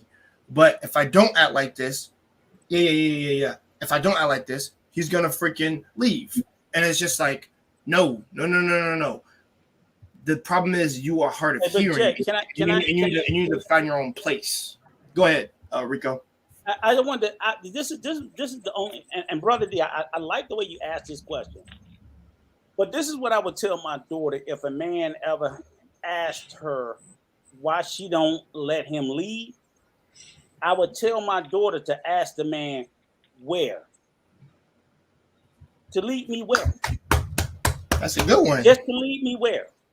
Because see, everybody wants leadership. Because as a man, if I went to an organization, I've been in the military. Leadership is about, you're giving direction. People have to believe that you're going to lead them to the right place. You don't let any fucking body be in charge. Because, they'll lead you on a fool's errand. Some of these motherfuckers in our community, I wouldn't follow across the street, much less in life. I just wouldn't. They are leaderless because they are rudderless. They have no compass. They have nothing. So, no, I don't want these young sisters out here following fools. No, because the guy wants to lead, but to where? If he don't tell you, to home ownership, to a middle-class life, I don't lead you to an apartment, lead you to his mama house to babysit y'all kids and shit like this. What is he leading you to? Leading you to, he's on his third job in the last 18 months. What is he leading you to? Because here, if you want to lead, you show me where you're going to take me to. You go, you set that place up, you come back and get my ass, and I'll follow you. But if you're sitting there in the hood, going nowhere, nothing, what am I following? What? So I get the gentleman. You want to lead, be a leader, and lead them to somewhere. Right. Sitting there leading them, that's like me leading Jay. Where you at? In your living room? My room. Sorry, sir. In your room. I'm like, Jay, let me be the leader. And you say where? I say to your bedroom. You be like, nigga, I'm already here. You know what I'm saying? It's like, they want to lead you to the same place in life where you're already at. Like, I got here on my own. So unless you're going to lead them to something better, stop asking for leadership if you're not prepared to take it on. And that's a heavy lift. That's a heavy burden. That's a heavy responsibility. It really is. You need to lead these people to something better. If not, you're just flapping at the gun. So again, I think it's a great talking point. I hear everybody repeat it. I hear they go on and these women won't let us lead. They won't let us. Like, motherfucker, you leading them backwards. Some of y'all are lesser than what they are. I agree. Okay. I'm glad you said that, Rico. I'm glad you said that. Yo, Rico got his point off thoroughly, and I agree. Let me make this point. Let me make this point. A trash can. And y'all see if y'all agree with it or not. Y'all see if y'all agree with this. When you're leading someone, a leader has to stand out among the followers, right? You can't. So for the followers to submit to the leadership of the leader has to be kind of a little different than the rest of the followers. Would you guys agree with that? Facts. Okay. Facts. Like now Rico alluded to what I was going to get to later, but he just kind of went over it right now. So it take too long. We might as well pick it up. So, in order for a woman to follow you, she has to see that you have to be, at a higher level in certain areas than she's going to be, right? Something special about it. Something Now, special. it may be intellect, it may be discipline, Character. it may be character, it may integrity, be it may be foundation or beliefs, but whatever, she has to look at you as a superior to submit. Same thing with us as men, right? Like the example that you guys gave where I may submit to her at some point, right? Well, if your woman has a degree in finance, why would you not let her be involved in the purchasing of the house or purchasing a car? Especially if she's better than you. Exactly, but you are submitting to her superior knowledge. You're submitting to that superior knowledge at that time. Now, I get where most of these men are coming from, where they're saying, well, you ain't letting me lead. I got to be lead. When I tell you something, you're supposed to just say, yes, sir, and just do it. But if your woman has enough intellect or understanding of the situation, and she can see that you leading her down, why should she let you lead her off a cliff? Right? Like you got to give her a reason for her to submit to you. I mean, submit. Yeah. To be submissive towards you. Let me tell y'all a story. Let me tell y'all a story that capsulizes this a little bit. I got a son, right? My oldest boy. And we are doing most of the work with my granddaughter, right? Because he's trying to get his life together, right? But my wife signed my granddaughter up for swimming lessons, right? It's summertime, kids, they got all kind of activities for kids, and it's free, right? So my granddaughter's 4 years old, man. She's all excited. I'm going to swimming lessons. Yeah. My son said, no, I don't want to go to swimming lessons. Right? And so we said, why? What's the issue? It's free. It's a survival technique. We must teach our it. children to swim to survive and save their lives. It's fucking insane. I hate when we don't teach our kids to swim. It's a survival thing. I mean, Fuck man. their hair. They can just fall in, right? They can just be walking by the pool and fall in, right? So anyway. Yo, Brother Clarence, not to cut you off on the story, but I learned swimming when I was young in the summer, and also I was on the swim team. Yeah, I wasn't following no stupid rumor about black people can swim. F that. Hey, me too, brother. My black ass ain't drowning. After this. So anyway, exactly, I'm not drowning. Wait a minute, y'all. Let me solidify this point. So my son got mad at my wife for signing her up, and because my wife said, "Well, man, this baby's here with me most of the time. I'm not, I see you when I see you sometimes. I'm just gonna sign her up for it." So my wife wouldn't sign her up. So my son finds out that good day, Miss She said, "Gotta have you in the building. Shout out." So my wife just said, "Hey, look, man, I'm the one with this baby all the time. I'm gonna do it." But you know what my son's problem was? What? My son's problem was she didn't ask him. Not only that, well, that too.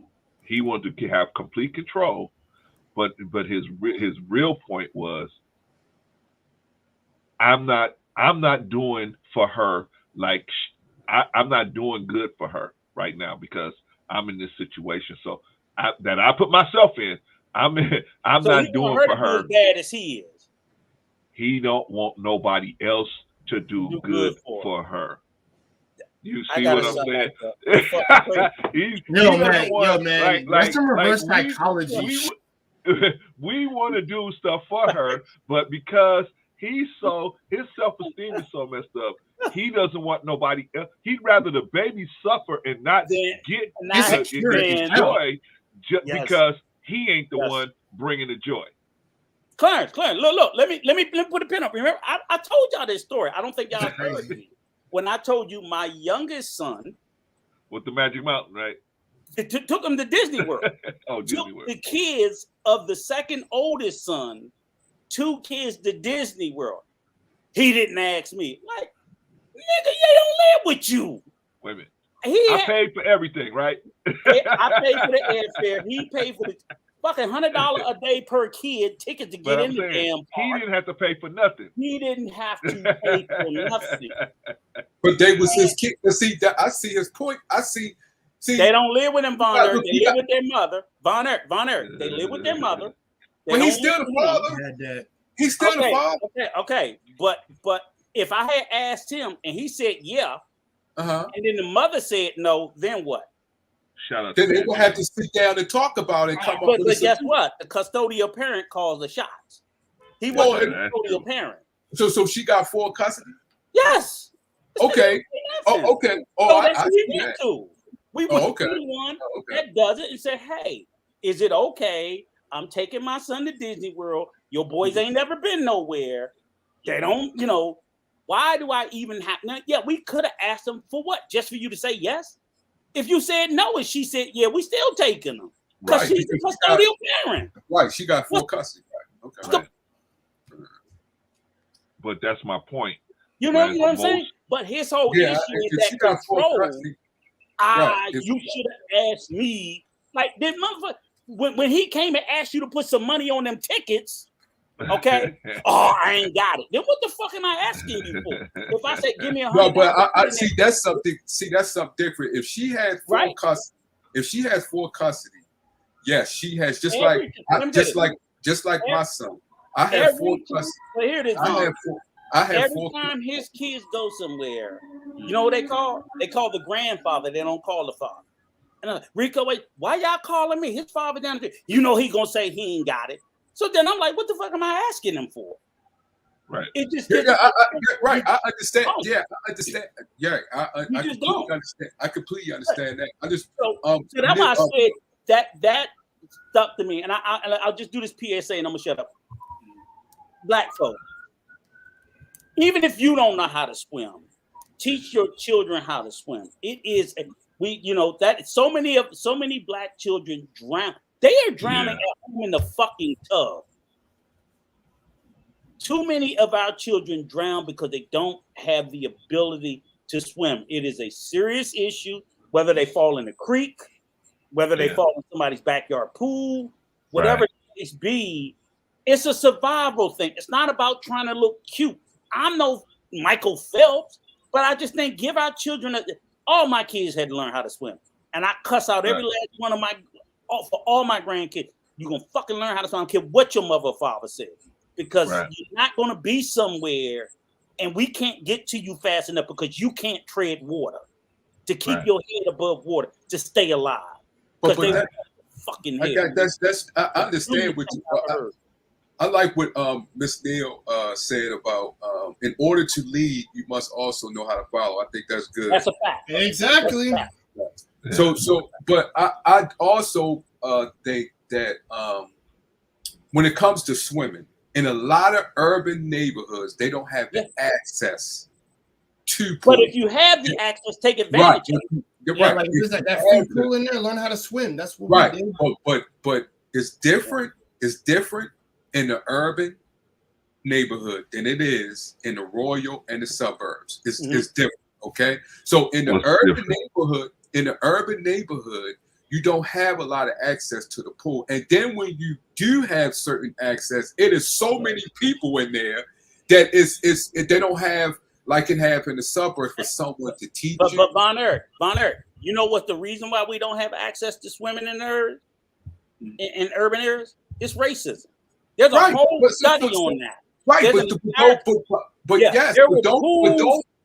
but I'm just saying, when you say black people don't know how to swim, make sure we have to put that in there. We just can't say, well, black people don't know how to swim because black people don't want to know. It's not that black people don't know how or don't want to know how to swim. It's just that they don't have the access to swim. Hey, brother. Now I'm gonna have to push back on you a little bit, Von Erck. My granddaughter right now got access. Is Watts. I'm talking about Watts. She's right down there in Watts right now, swimming. And so That's why don't listen to your son. Teach that girl how to swim. Oh man, we already agreed. Rico, teach her to swim. She's already I'm gonna do for my there. kids. She's already been there. The hell with what he said. He just gonna have to be mad. Just a second. But that's different. I understand it. Let me tell you something. Watch where you are, whereas a lot of places is different than other urban neighborhoods. Yeah. In Baltimore, where I live, it is not places that you can go to swim. And then when you go, it's so crowded that people don't even want to go in there. But it used to be. It used to. I'm just saying, as far as when people are saying black people don't want to know how to swim or black people can't swim, you have to make sure that you also say the reasoning. Right. Why? Okay. Because they're also going to say, you just can't say, oh, well, black people, because there's a lot of black people in urban neighborhoods that wants to swim, wants to know how to swim, but they don't have the access to swim. Now, I could say that. I could agree with that, but I can't agree with that living in Los Angeles. Now, maybe Baltimore might be different. But in Los Angeles, you can jump on a bus. You can drive, even if they swimming in another city, you can go jump on a bus and go swim wherever you think, okay, well, there's too many people over here, let's go over here. We got Google, we got everything, and I think where Rico was coming from is not so much that there's not no pools. Well, let me just make this point, Rico. Not so much that it's not we just don't want to learn. I think it's not something that we have as a priority for our children. Because, like you said, and I agree with you on this one here, it's not something that's right in front of us. You know what I'm saying? Like most of us in the urban areas, we don't have pools. So it's not something we're in front of us that we feel like, oh, well, since there's no pools here, we don't have to pretty much teach them how to swim. But they should learn. They should, because you never know when the situation's going to happen. Go ahead, Rico. And what I wanted to say is, because like I said, there's a study. I just looked it up. There's a study that says nearly 60% of African-American children cannot swim. Nearly 60%. Nearly 60% of our children cannot swim. That is a direct result of the history of racism around swimming pools in America. At one point in time during the 1940s and 50s, most urban cities had massive numbers of swimming pools all throughout. When our black asses couldn't go. Right. When these spaces were desegregated, they drained the fucking pools. But I get you. I say this: if that statistics was taken before they did that when they took blacks from the county and moved them to the urban neighborhood, I bet you if you did that same statistics, most of those black people knew how to swim. Because they was around water. They was around water. But when they were in rural areas, yes. Yeah. Because if you take that same statistics of black people in suburbs and in rural areas, a lot they know how to swim. But here's the thing, Von Eric, as during the Great Northern Migration, people from the South migrated to the North, Chicago, places like that for jobs. Now they're going into urban centers. That's where probably the majority, I ain't gonna say the majority, but a large number of black people live in urban areas. And those spaces had swimming pools and white kids learned how to swim, no matter what. Period. Exactly. But they could go to the pool. Our black behinds couldn't. Exactly. And then when desegregation came and they could no longer, or integration came and they no longer could restrict us from going to the pools, they drained the fucking pools. Right. And then a lot of them, they put semen in them. They didn't just take the water out. They made sure we couldn't put water back in. Right. They would not swim with us. Right. I grew up in a when I was young, I was in a group home. And that's where it was in the suburbs, and that's where I learned how to swim. I could swim like a fish. I could underwater, swim water. Yeah, you know what I'm saying?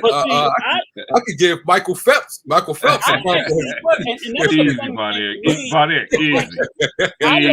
Von Eric. I learned in the inner city of DC only because at that time they still had a lot of pools open, and that was the only thing that was free. Easy, Jay. Easy. Right. So since it was free, it was like now we would go to the pool. I'd go to the pool 8 o'clock in the morning, and we'd be there till it closed. Right. We would be there literally all day.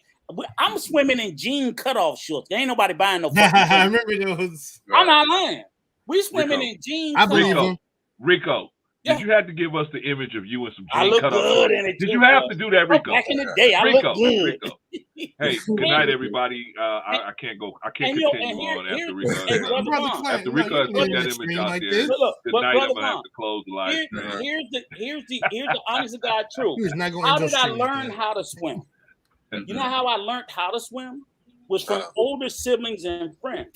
You know how they really made sure your ass learned how to swim? They pushed your ass in the deep end. I was just getting ready to say that. They I was just getting ready to say that. pushed your ass in the deep end, and you gonna swim or you gonna drown. Sink or swim, baby. And you learn how to doggy paddle, but it was just like instinctual. But you were around them all the time, and then you could swim to the edge, and you built up your confidence. And but I get mad because I'm like, other communities, they're having babies underwater. They're birthing them in the water. They're putting them in the water at 6 months. Sorry. No, that's a real. No, that's funny. It's a real thing. You can deliver your child underwater. It's a real. Yeah, I heard it, of it, but it's still crazy. It's a real thing. Visually, it is crazy, but women are birthing babies underwater because they have a natural instinct. And the earlier you introduce your children to water, the easier it is for them to learn because the inherent fear doesn't get to develop. That's usually passed on by us as the adults. Now you're gonna teach the kid to be scared of water. Well, the touch on what Rico said, like I did learn. Like I said, I learned our grandmother, the one I always preach so highly of, she taught all her grandkids literally to play tennis in the summer. Play tennis.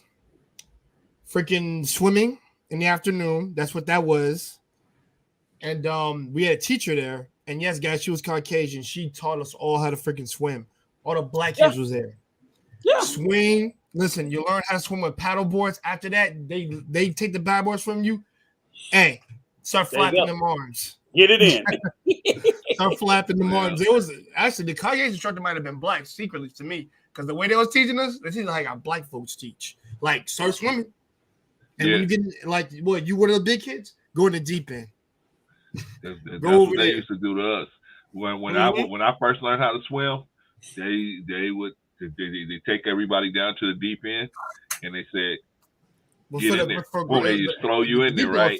And some of the kids would make it, some of the kids would not make it, and they jump in and get them, right? Pull your ass out and do it again. They pull you out, or they wouldn't even pull us out. What they would do is pull us to the side. Yeah.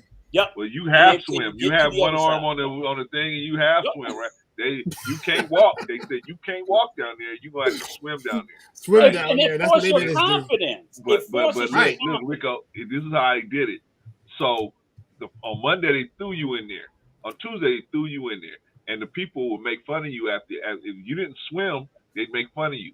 So now you got mad that they were making fun of you, and now you was like, "I'm gonna swim down there. I'm gonna do it. I'm gonna do it." And you got so mad that you did it, and then you realized, hey man, this was the program the whole time. He knew what he was doing when he did this to us.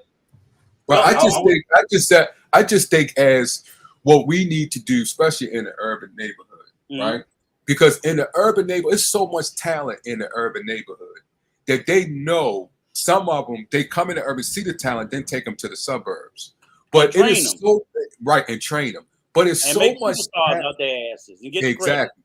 It's so much talent in the urban neighborhood. If we had more of us, like Brother Rico, Clark, more of us come in the urban neighborhood and take that talent and make it grow, because it's a lot of talent out there but it's a lot of things that's going on in our households that holds us back mentally, that we can't flourish into our talent. You know what I'm saying? Because you gotta have food on the table. What's going on in the relationships with your mother and your father? Things like that, right, in the neighborhood. So things like exactly. So things like that, it holds us, and sometimes it takes us back, a lot of us back. But it's so because Michael Phelps comes into the urban now, he comes to Baltimore now. And he goes and see how the people swim in and things like that. that he was shocked that it was, crazy. but it was always there. It was Yep. always talent in the urban neighborhood. Just wasn't supported. It wasn't supported. Right. And then a lot of people that leave the urban neighborhood, they go out in the suburbs to teach them. Wait a minute, you came out the urban neighborhood. Right. Why are you just teaching in the suburbs and not coming into the urban neighborhood? Not, I ain't say all of them, but it's a lot. It's some of them that do that. And that's what it needs to do, is to come into the urban neighborhood and teach and make those talents flourish. That's a fact. And get better.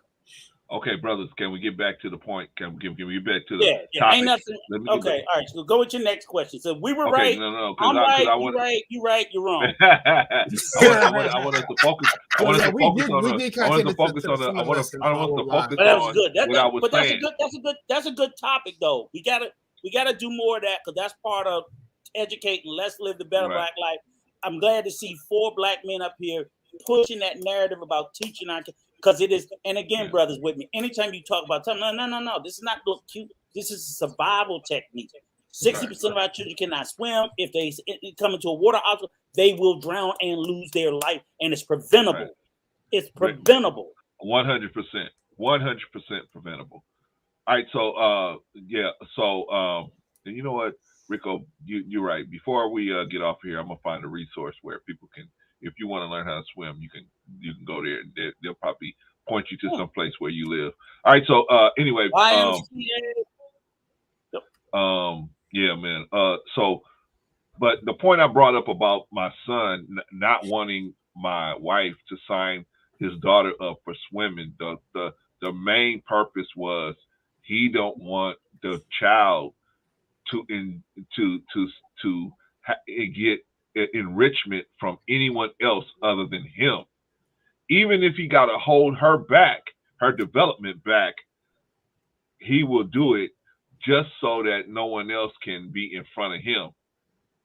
And meanwhile, he's doing what he's not on top of the job.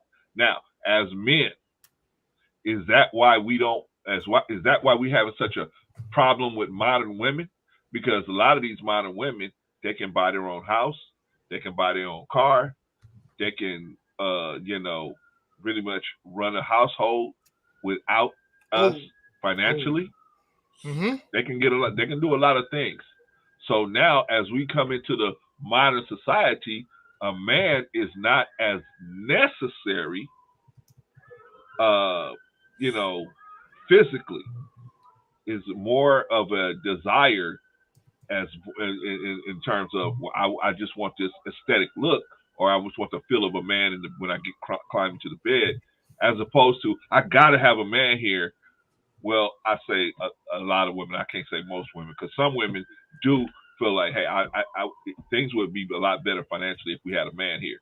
But here's the thing. You're right, Clarence. But here's the thing: is as a man. Let me ask you guys this: do you want to feel wanted, or do you want to feel needed? You know what I'm saying? It's like I want to feel both. I do want to feel both, but I don't want to feel. Here's my question: is this okay? All right, in any relationship, right? So if you look at a relationship, I'm like, whether it's a friendship, whatever. Do you want a friend that needs you? Or you want a friend that want to be a friend? Because the bottom line is, a friend that wants to be a friend. Exactly. And the same thing with a relationship. Yes, the need can be there also. However, when the need goes, the relationship goes.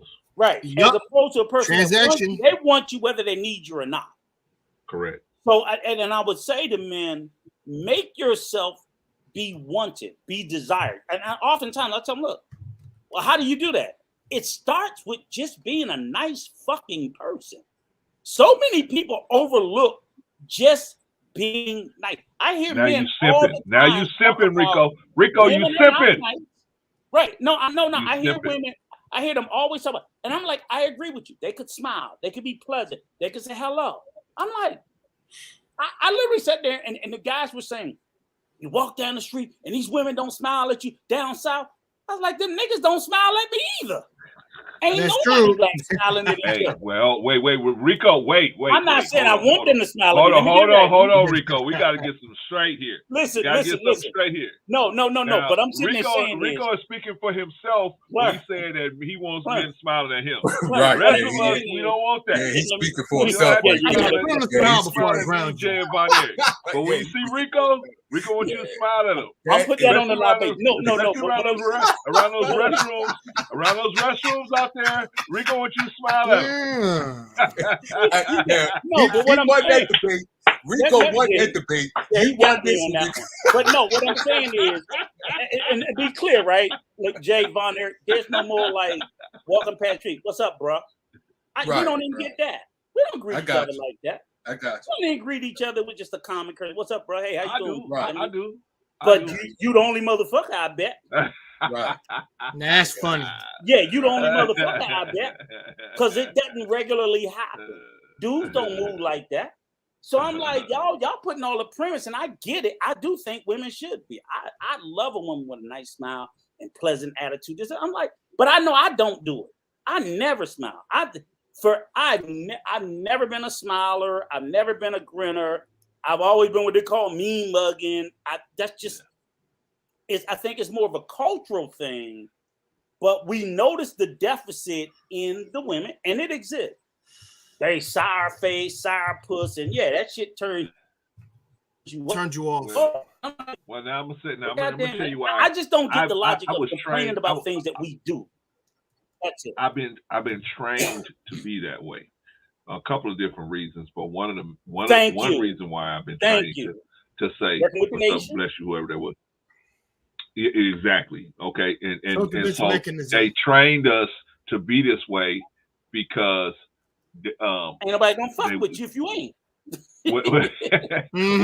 Well, I can if I'm trying to sell you papers or pies, or I'm trying to talk to you. I need to see where you at mentally or where you at, what your state of mind is. And you gotta appear approachable. But you have to exactly. So I'm gonna greet you. I'm gonna greet you to see where you at. Now, depending on how you return that greeting to me, then I know, okay, you probably ain't in the mood for this. You probably ain't in the mood for that. All them brothers coming home, going to the nation, they not that way. They definitely gotta be trained. Right. All them brothers coming home. They all gotta be. They are nothing like that. Right. And I've worked with so many of them. I've worked with thousands of those they guys. Wouldn't be that way today. That's all I'm saying. Yeah. Well, beat murder cases, beat all kind of cases. So I've had definitely deal with all different types of guys. But what I learned the most is when you greet people, that you have a better. It's better so you can see, especially if you won't actually be dealing with them in the street. You know what I mean? Like we had to deal with people in the street. To just go up to them and say, hey, here, buy this paper. It's difficult to do because you're not being sensitive to their day. This person might be standing out here because they had a family member that passed away, or whatever, or got evicted or whatever, right? So you don't know what the situation is. So to just go up to them and say, here, I'm trying to just try and start do business with them. No, that's improper. What you should do is at least see if the brother's mentally and physically okay. I mean, as best as you can. And then if he got a mind to open up to try to go take it to the next step and do some business, cool. If he don't, cool. Wish him well and, be on your way. But we don't do that, right? Because we don't have no love for each other. We used to have love for each other. Hey, brother, how you doing? Hey, brother, exactly. What's going on, right? We used to have that for each other, right? We used to do that. We don't do that no more. We don't do that no more. Now, what brought that in? What brought that in my opinion? The crack era and the black church getting on its deathbed. And people don't trust each other no more. Yeah, that's right. And the scandals in the black church. Trust. I ain't smiling at me, I don't know that nigga. You know what I'm saying? That has culturally seeped in. It creates a great sense of distrust. Shout out to Mickey Red. That's all I'm saying. But it used to be a time where brother like, what's up, young? I mean, brother, we got blood. They would preach. Right. But now I'm gonna walk past you like you invisible. I spend the whole day I'm invisible. Right. So all I'm saying is, if you can say, if you as a man know that you exist in that space, as much as you want the opposite sex to exist, to present themselves differently, do you think about how you present yourself? I know I don't smile. So I think, to me, it takes an unbelievable amount of nerve for me to expect that from another fellow human being. And when they smiled at me, I'm gonna look at them like, what the fuck is wrong? What they smiling at me for? You know, we're even shocked when somebody smiles at us. You mean Pretty Rico don't smile? Oh man, buddy, again with the Pretty Rico. Holy smokes! Holy smokes! Rico, you look sour. Pretty Rico. When you Stop hating, Clarence. Go ahead, Jay. You got it. That's exactly Go what ahead, I am exactly hating. That's Go exactly ahead, what I'm doing. Hating on you for that Pretty Rico. Well, no. I see what both of you cats are saying, and the thing is, yeah, because it's just like, I don't know that cat, so therefore, like, why I got to smile for this dude? Because he's evil in attitude. Like, why? It's like, I ain't gonna lie, both are not wrong. I don't think either are right. Particularly, but they're not wrong. Because it's like the age that we in nowadays, like, can't nobody trust nobody now. Right. If hate to sound very utopia-ish, but if it was very utopia, then no one's gonna everybody would smile. That would for me, and it's just me, that would creep my ass out. Everybody was walking around insanely chipper people. I'll be honest, insanely chipper people are like businessmen to me. Because I've watched too much freaking Goodfellas and freaking conman shows. I'm like, bro, no, that just you and having an insanely. I'm not talking about like you guys have a normal smile. I'm talking about like that con man smile. It's like I don't trust you. It's just like I'm not gonna bend over backwards and give you. I will be lenient with you. I will give you the benefit of the doubt, but I'm not gonna bend over backwards and kiss your ass. That's just not happening. All it is, like a simple greetings, I can do for people. But when you try to push it a little too much, I'm like, yeah, you try too hard. You try a little too hard. But I always say there's nothing wrong with greeting another brother. I do that to like church brothers, to like cats out there who are even at the gas station, like they don't mind me. They say hi. Right. Like, but I think it's more older. I've actually noticed with older men that do this for me when they say hi, hello, because they don't mind freaking saying hi to you. Giving you a gesture or like a compliment. I'm like, hey man, thank you, brother. I appreciate it. Yeah. It's the younger folks ain't like that. I think a lot of it depends on where area you live in, what culture. Because up north, I live in Baltimore, so we carry ourselves a certain way. You go down south, a lot of places down south, and especially in the whereas everybody smile and wave. When I went down there, that took me. What in the world are they waving at? So everybody now up north, and if you go further up north in New York, you try to wave in New York or smile and say hi, something like that, you get ready to get robbed. So it depends on what area. That's New York and where you up in your upbringing. But I do believe when it comes to like women and men relationships, I think we have to take more time and to get to know each other. When you speak to a woman, are you getting to actually know her mind, body, and soul, or you just there trying to get to know it to hit? Because if you must, and the vice versa to the woman, you must know what man that you're getting into, his mind, body, and soul, what type of job, and everything like that. You have to get to know, because once you have that relationship and y'all go to bed, soon as after then, that's when the arguments may start. And you will say, well, you're doing this. The first thing that comes up, well, you met me like this. You knew who I was before you slept with me.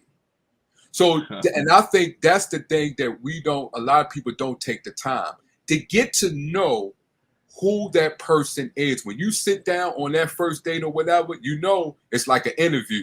You're trying to impress the supervisor so you can get the job. That's how it is in the first date. You try to do so impressed to get what you want from that person, instead of taking the time to get to know that person. Where you was raised at, how's your mother, how's your father, where about your kids, or you appreciate with your kids. You want to know all of that, because those things goes into the relationship, and it can cause harm to the relationship because you don't actually know that person. And you have to understand, if I get into a relationship, then I'm accepting what I'm knowing and what she is bringing or what he is bringing. And if you see that it could cause harm, then you have to gracefully disagree or just gracefully depart. Well, I don't think this will work because as where we are in our life right now, it will cause more harm than good. And we'll end up not being friends and end up arguing. And then anything escalate out of that. And that's because we don't both take the time to get to know the person mentally, and emotionally and soulfully. We don't take that time, and we need to take more time into that. All right, brother. I appreciate you, man. Man, trying to get y'all to answer these questions, man. Y'all like pulling teeth, boy. All right, so let me ask y'all. I guess we gotta get to, or we answer the questions on the way you try to get us to answer the question the way you want us to. Right. Right. No, we answer the questions as the way we feel. But you grow Baltimore is south, depends on where you at. So let's bring your information. Bring your information. Ron Eric. Don't you tell that lie. I know. You tell that lie. Bring your information. Bring your information. Excuse me. Bring your information. Maryland was a slave state. Maryland was a slave state. Okay. Let me tell you. Bring your information. Frederick Douglass. What? Hands up out of the state of Maryland because Maryland was a slave state. Where was he at? State of Maryland. Where was he at? Do you know where he was at? He was. I'm gonna tell you exactly where he was. Brother he Clarence, escaped from Maryland. I can tell you where. I can tell you where he was at. Maryland is south of the Mason-Dixon. I can thank you. There you go. There you go. There you go. Okay. Did you say that again? Say that what you just said. Line. There you go. That's the line that you need to determine because that's like I said, part. Remember now, Frederick Douglass. Frederick Douglass. The Baltimore Harbor was where they was dropping slaves off when they. Right. You're right. That's where the Baltimore Harbor. England, you talk about the Fort McHenry. Yeah, that's where they was dropping their asses. Now, off. but I'm saying is Cambridge, Maryland, where Frederick Douglass came. Do you know that area? I think that's Eastern Shore. Exactly, over there. Look at the line right there. So I just run somewhere through Maryland. Oh, okay. So Maryland is south. Okay, I just want you to bring your information now because I don't want to have to. I don't want to have to hurt you. You know, I don't want to have to. I don't want to have to. All right, gentlemen. They picked up slaves in Maryland. Okay, we got it. All right, so let's go on to can we go on to our next question? Is this one gonna make any damn sense? The last one. I'm trying to hit I'm trying to hit the talking points first. That's how. Trying to hit the talking points first. Come on. All right. So, should modern women get a post-high school education? I know it seems silly to even ask. It does. But this is a major talking point for modern dudes. Right? It's another stupid talking point. Okay. Right. Well, explain to me why they should or should not. We need all the fucking education we can get for all the people we can get. We are not in a position to be talking about anybody needing less education. Right. Agreed. Period. Now, do even though I think I see where you're going at because, Brother Clarence, I think that. And to tell me if I'm wrong, and excuse my ignorance if I am wrong. I think we're gonna remind your ass of it, but go ahead. I think what it is I do see that some men see that society when women get education. I think it happens with men too. When women get education and things like that, I think the society, the way it's going, they using Black women in particular to, I guess, destroy the mannerism in Black men due to now since they got an education, and it seems like Black women are being used to hurt Black men. Is that's where you're going with it? Is the reason why Black men are feeling intimidated because well, the intimidation part definitely I was going there. Yep. But as far as black women being used, I wasn't even gonna cover that. But if you want to cover that, go ahead, brother. You can bring that out. I think it is the intimidation part, though, Von Eric. It is Yeah. that, and what I would say is what I'm like. I mean, shit. 50 years ago it was in reverse. Black women had barely any education, and black men dominated. So it's like, come on, guys, what the fuck are y'all crying about?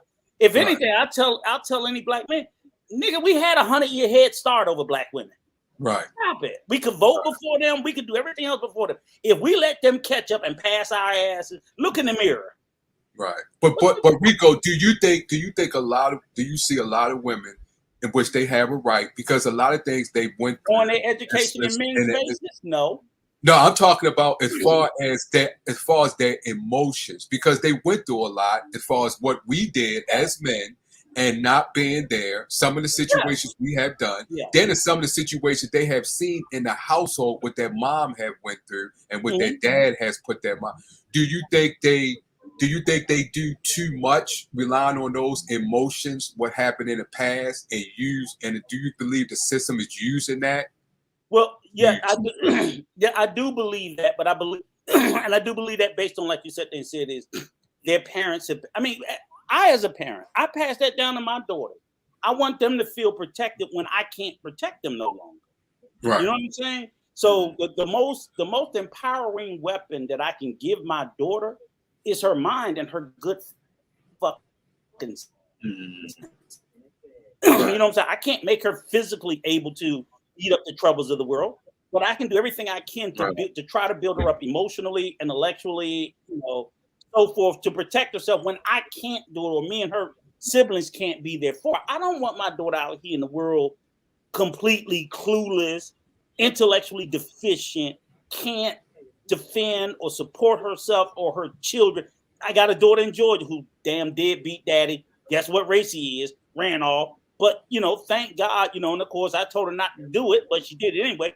But I'm like, fortunately, and she's going to end up being a little bit of a bitter baddie, whatever. Dad, she picked bad. Y'all can say whatever you want. I don't give a shit. But it was still a black dude that impregnated her in the military and left and ran off and left my granddaughter. So now she's left to pick up the pieces. And as her being a single mother having to pick up the pieces, guess what? As your god daddy, KS the one thing he said, don't talk about our God daddy. The one thing that he said that I agree with him 100%. The motherfucking world does not owe you sympathy. The world don't owe you that. But I learned that as a black man, and we learned that as black people growing up. The world's not gonna feel sorry for us because we black. Not gonna feel sorry because we're in last place. Fucking deal with it. Suck up, buck up, and deal with it. So if these young women who have been disappointed for whatever reason, I picked poorly. And every time I did, I had to pick up the fucking pieces because nobody's going to sit around and care and cry that I made a bad choice.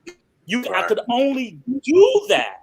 I could only do that if I continue to try to maintain some sort of intellectual intelligence so that I wouldn't be continuously used and abused throughout the rest of my life. I had to recognize my mistake. I had to recalibrate and pivot away from the things that I did that caused me that harm. I had to make sure that I didn't do that stupid shit again. A couple of times I did it 2 or 3 more times because I just didn't learn the first fucking time. That's kind of like how we are sometimes. So I only say all that is that I think it is culturally malpractice for us to sit there and wish any part of our community to either remain uneducated or limit themselves to if you can grow, if that little girl can go out and become, I love the little 14-year-old girl that you did a week or so ago, Clarence, is about to go to medical school. 13, and I believe she's gonna be in fucking outer space. I want to see all little girls be astronauts and go out of space because they're that fucking smart. Right. I want to see every little black girl do that. Well, I don't want her to be the only fucking one. I want all of them to be that.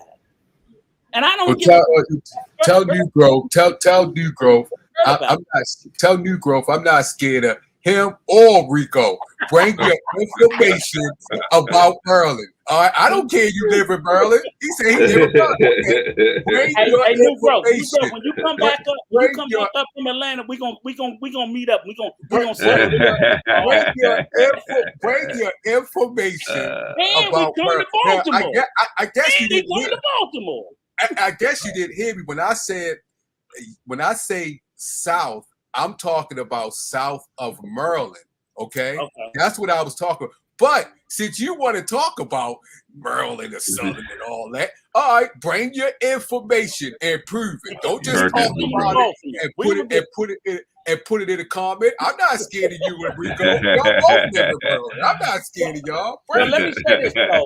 But to answer your question though, for real, Von Eric, that's a good point. And again, I just think it is malpractice and it's immoral for us to even be preaching that anybody, and I'm not saying it should just be girls, it should be little black boys, it should be black men, it should be fathers, it should be mothers, it should be everybody. We are too fucking far behind to be discouraging anyone from going out there. And I don't think all education comes from a university. Right. Because I'll be honest with you, when we talked about the relationship, Clarence, and remember how you said the finances? Yeah. In a relationship, who do you think makes the best health decisions? Typically the woman. Thank you. But now here's the issue. Shut the fuck up, fall back, and do whatever that woman says. Wait. Now, Rico, I gotta qualify that. Full stop. Is that not submission? Submit to your woman for health care. I got in the black community, because of the time constraints that black women are being put under, because there are a lot of single mothers, they have been put under a lot of time constraints. So a lot of times, Clarence, cry me a river. Some of these niggas don't even have a job. It ain't a time constraint. We don't care about health. Don't you do that? Don't you do that? You want to do that? I'm not gonna let you do that. That's what those motherfuckers wiggle out. When it comes to who's more in tune with the health disparities of the family, whether it's the children. Even my wife know more about my health than I do. Agreed. Because they care more.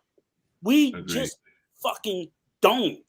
No, and but that's got to be an honest part of the conversation. Some people, Rico, the reason I got to qualify it is because, Rico, I got to qualify it because there's some people that's going to say, well, black women are feeding us all of this fast food. And you know what I'll say this, Clarence, let me tell you, you ain't qualifying shit. Because I'll tell you this, black men are scared of the doctors. Black men are scared of the doctors. They scared of the doctors. That's all they is doing. Who's scared of the doctor? Black men. Nigga ain't going to the doctor unless he got a bullet in his ass. Agreed. Unless he got a bullet in his ass, he ain't going to see the doctor. And I'm just saying, that's you true. just got to tell the truth about that. Don't give me none of that bullshit about no fast food, because I don't give a damn what she feeding you. She ain't making your fat ass eat it. Bottom line, and you love it, and you asking, no, give me the double cheeseburger. I don't want the regular cheeseburger. I want the double cheeseburger and the extra fry and the Coke. And then you will not take your unhealthy motherfucking ass to the doctor because you scared of the doctor. That's the truth. Black men are scared of the doctor like Dracula is afraid of the daytime. Thank you. They're scared of them. Thank you. Not go That's all I'm saying. If you read that book, American Apartheid, the medical apartheid, you would be scared too to go to the doctor. No. I mean, it's justified, but it's a thing we can't get around it. We gotta pick the best person in this that can address that situation to deal with the situation. Right? Remember what Rico? Remember what I was telling you earlier, right? Right before our granddaddy, what do we call it? Our goddaddy, before he passed away, rest in peace. I was like, man, his hands are swollen, man. He looks real swollen, man. You know what I mean? And see, at being a person that goes to the doctor regularly, I noticed that. I noticed when people have different shifts. If you look at Kevin Samuels' videos 4 years ago, maybe even 2 or 3 years ago, and you look at him now, you look how much thicker he is, much more swollen he is, and a lot of it have to do with his diet, in my opinion, right? And he didn't have anybody there. See, one thing a wife is going to do, a wife is going to say, on your hey, ass. she's going to be saying, man, you're not on looking your too ass. good. What's going on with you? You know, she's going to make your you ass. check or regulate a lot of that stuff. But if Yeah. you ain't got nobody there saying that to you, you're just going to keep on going on and on and on and on and on. I'd probably be dead if I wasn't married. Well, I'd be dead if I wasn't married. I'm not kidding. Me too. I know I probably would have been too. Definitely. He had a medical condition, though. Yeah, he was being, but they said the medicine. He had a was medical for condition that he hypertension. went through, some type of medical disease. But Von Erich, even when we get diagnosed with something, we don't follow up with the treatment. We go, we feel better. Fuck it, I ain't going back. Yeah, that's true. That's true. That's all I'm sitting there saying is so when we talked about the conversation on submission, like I submit to my wife on anything medical. I just like that. Cause I don't like to go. I don't want to go. Even when the doctor I just, like I said, we are fucking horrible. Right. And women. So here's the thing is, and that ties into the whole thing with the education. Right. So we don't. It ain't like that. Look, there's no abundance of black male doctors. We know that there is a huge deficit of black doctors in this country. Period. Mm-hmm. So we don't have that many black doctors. Mm-hmm. We don't want to go to the doctor, and we don't even want our women to get a PhD, so at least they can know what the fuck the doctors is telling us. Right. See how some of the things we do, we set ourselves up for failure. Right. So I'm like, if you don't want to go to the doctor, at least try to make sure that your woman, I want my wife to get a fucking PhD. Yeah, go get a PhD in medicine. So you can tell me when they lying to me. You know what I'm saying? So if your fear is that, you should want to be dating a woman with a PhD, with a medical degree. That's who you should be trying to get. Instead of saying, well, I don't want medicine. Well, what the fuck else is going to save you? You're going to go out there and find plants that's going to save you? Or educate yourself. You can educate yourself. But we don't do that. But we're not doing that, Von Erich. That's the problem. We're not educating ourselves. Not only I'm a hypothetical black man. I ain't educating me. Mm-hmm. I don't want my woman to be educated. And I don't want to go to the doctor. But we still have to take in consideration.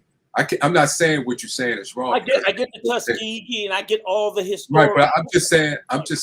I'm not saying what you're saying is wrong because you're speaking facts. And I'm just saying, let the woman get educated at least. Right, but I'm saying that's it. But I'm saying because what you're saying through observation is facts. But I'm saying there's a lot of people in certain areas, they have other things that they're dealing with mentally. Do they want to educate? Do they want to do things? Yes, but they got so many problems of because of the decisions that they made. Because every decision that you make in this world, good or bad, has consequences. And some of those consequences could derail you from doing what you really want to do. Okay, but look, but Von Erich, here's the thing, though. I'm not sitting there saying that anybody has to do that. I'm just trying to kill the talking point, of saying that the women shouldn't get educated. That's it. Right. My whole argument is to say, just throw that talking point. Like I said, my wife ain't getting no fucking PhD. Right. I ain't getting educated, and I'm still scared to go to the doctor. Right. But I'm not going to sit there and tell her or any other woman not to get educated. Right. I just want to kill the talking point. Because the talking point is terrible. Especially because when y'all become equally yoked, that's a big thing. It's not only helping her, it's helping you. It's a terrible talking point is all I'm sitting there saying is I don't want any young woman to sit there and say, I have to choose between an education or a man. Mm-hmm. No, you should be able to get both. Right. It shouldn't be one. Okay, but that's what I'm trying to get to. That's what I'm trying to get. We were trying to find out what's the problem. If they can't get both, what's the problem? There is a problem. Because the problem is the problem where though? The problem is in the perception. The perception is the more educated the woman is going to be, the less viable she's going to be as a partner. The problem is the stupid fucking talking point. That's the problem. Okay. But Clarence, people are saying it is. But when you say because when you say a problem, what culture are you saying? Are you saying in the culture that we was raised up in? You know, he's talking about us. modern right. So you're saying that because that. Oh, okay. And that, I see what you're saying. Well, we have to change our mentality of the culture that we were raised. But my thing is this, Ron.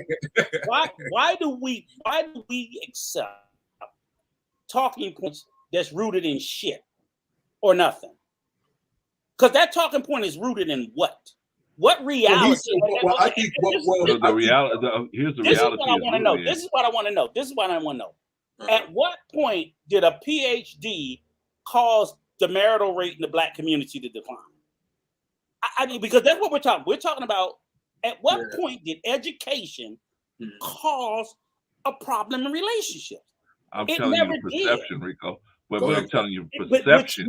But the perception, a perception is something that's just made up in your fucking head. It's not a reality.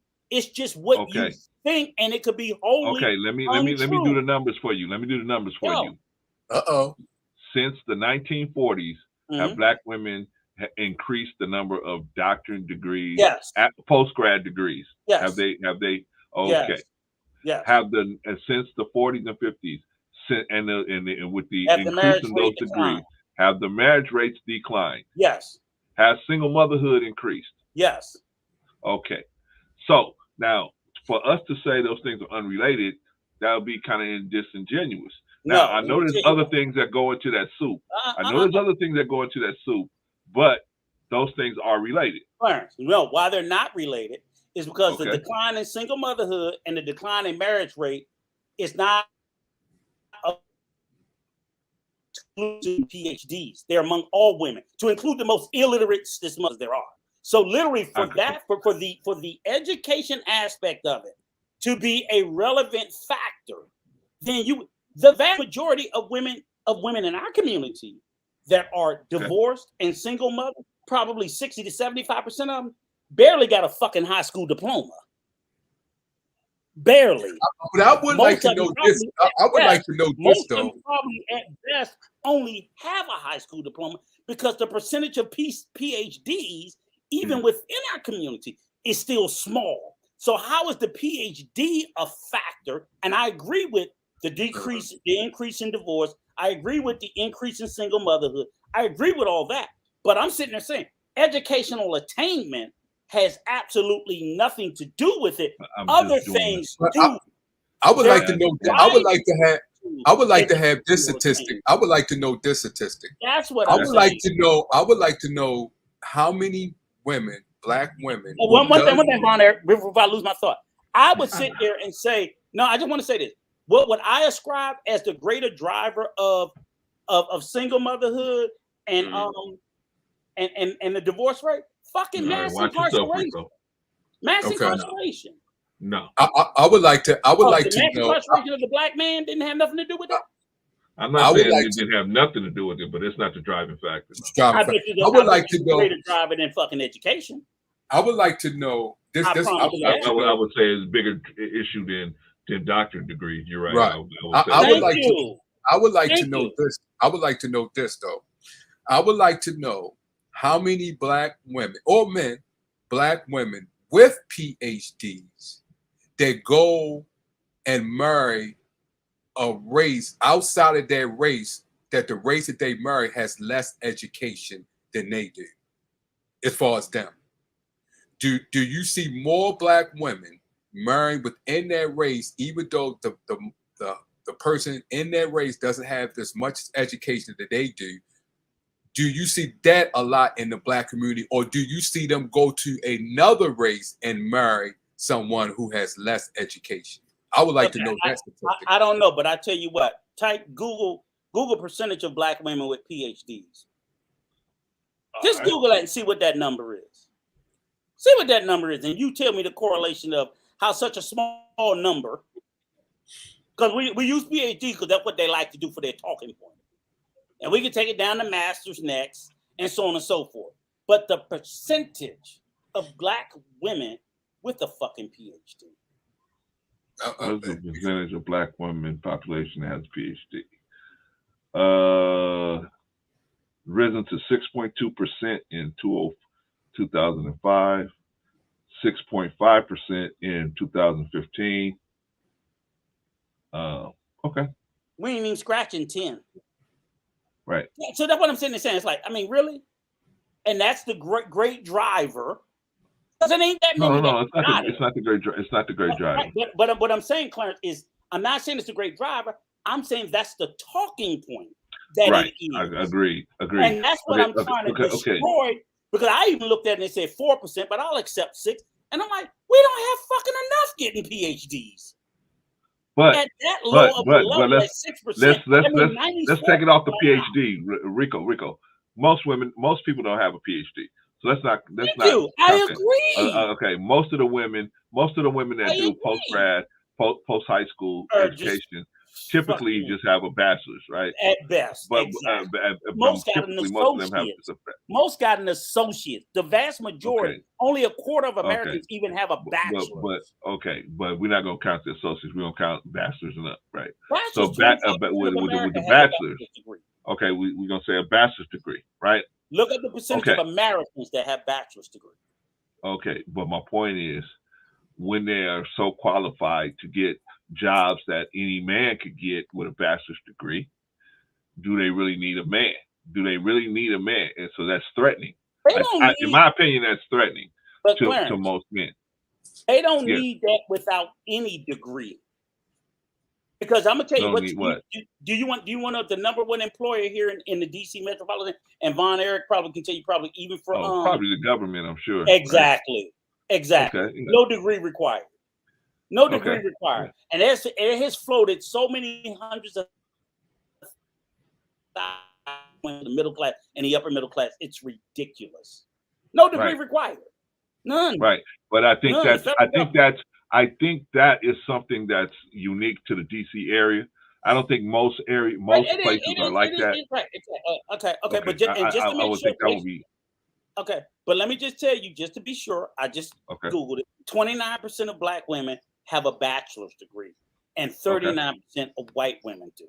So again, even at a bachelor's degree, almost 70% of women don't even have that. I'm just saying this terrible talking point about we ain't smart enough, but the little bit that's smart, we're going to shame. Oh, you got your bachelor's. I'm like, what the fuck are y'all doing? I don't understand that. Because why would you want a woman? Why would you want a woman that? Because Von Bryan brought up a good point earlier. How can you have if your woman is not educated? Children? How can she educate your children? Right? Thank you. If she's not educated, right? So, but you want your woman to be able to, and then you're gonna have the events that you're gonna have to go through. If you marry somebody, man, there's things you got to go to, right? You got a PhD. You don't want your woman to be at the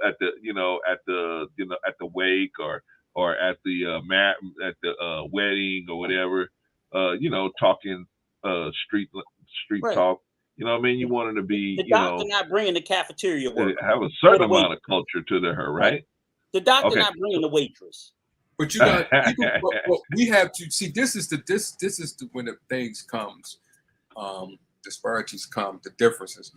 When you have an education, right, and this happens on both sides, both genders. When you have an education, don't disrespect or look down on the people where you came from.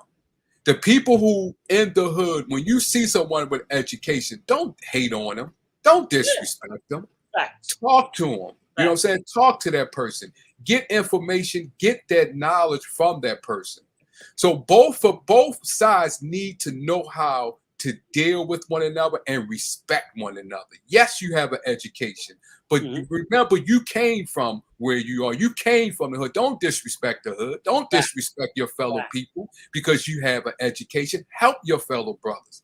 Also, the people in the hood, don't disrespect the brother because he has an education or the sister has an education. Learn from them.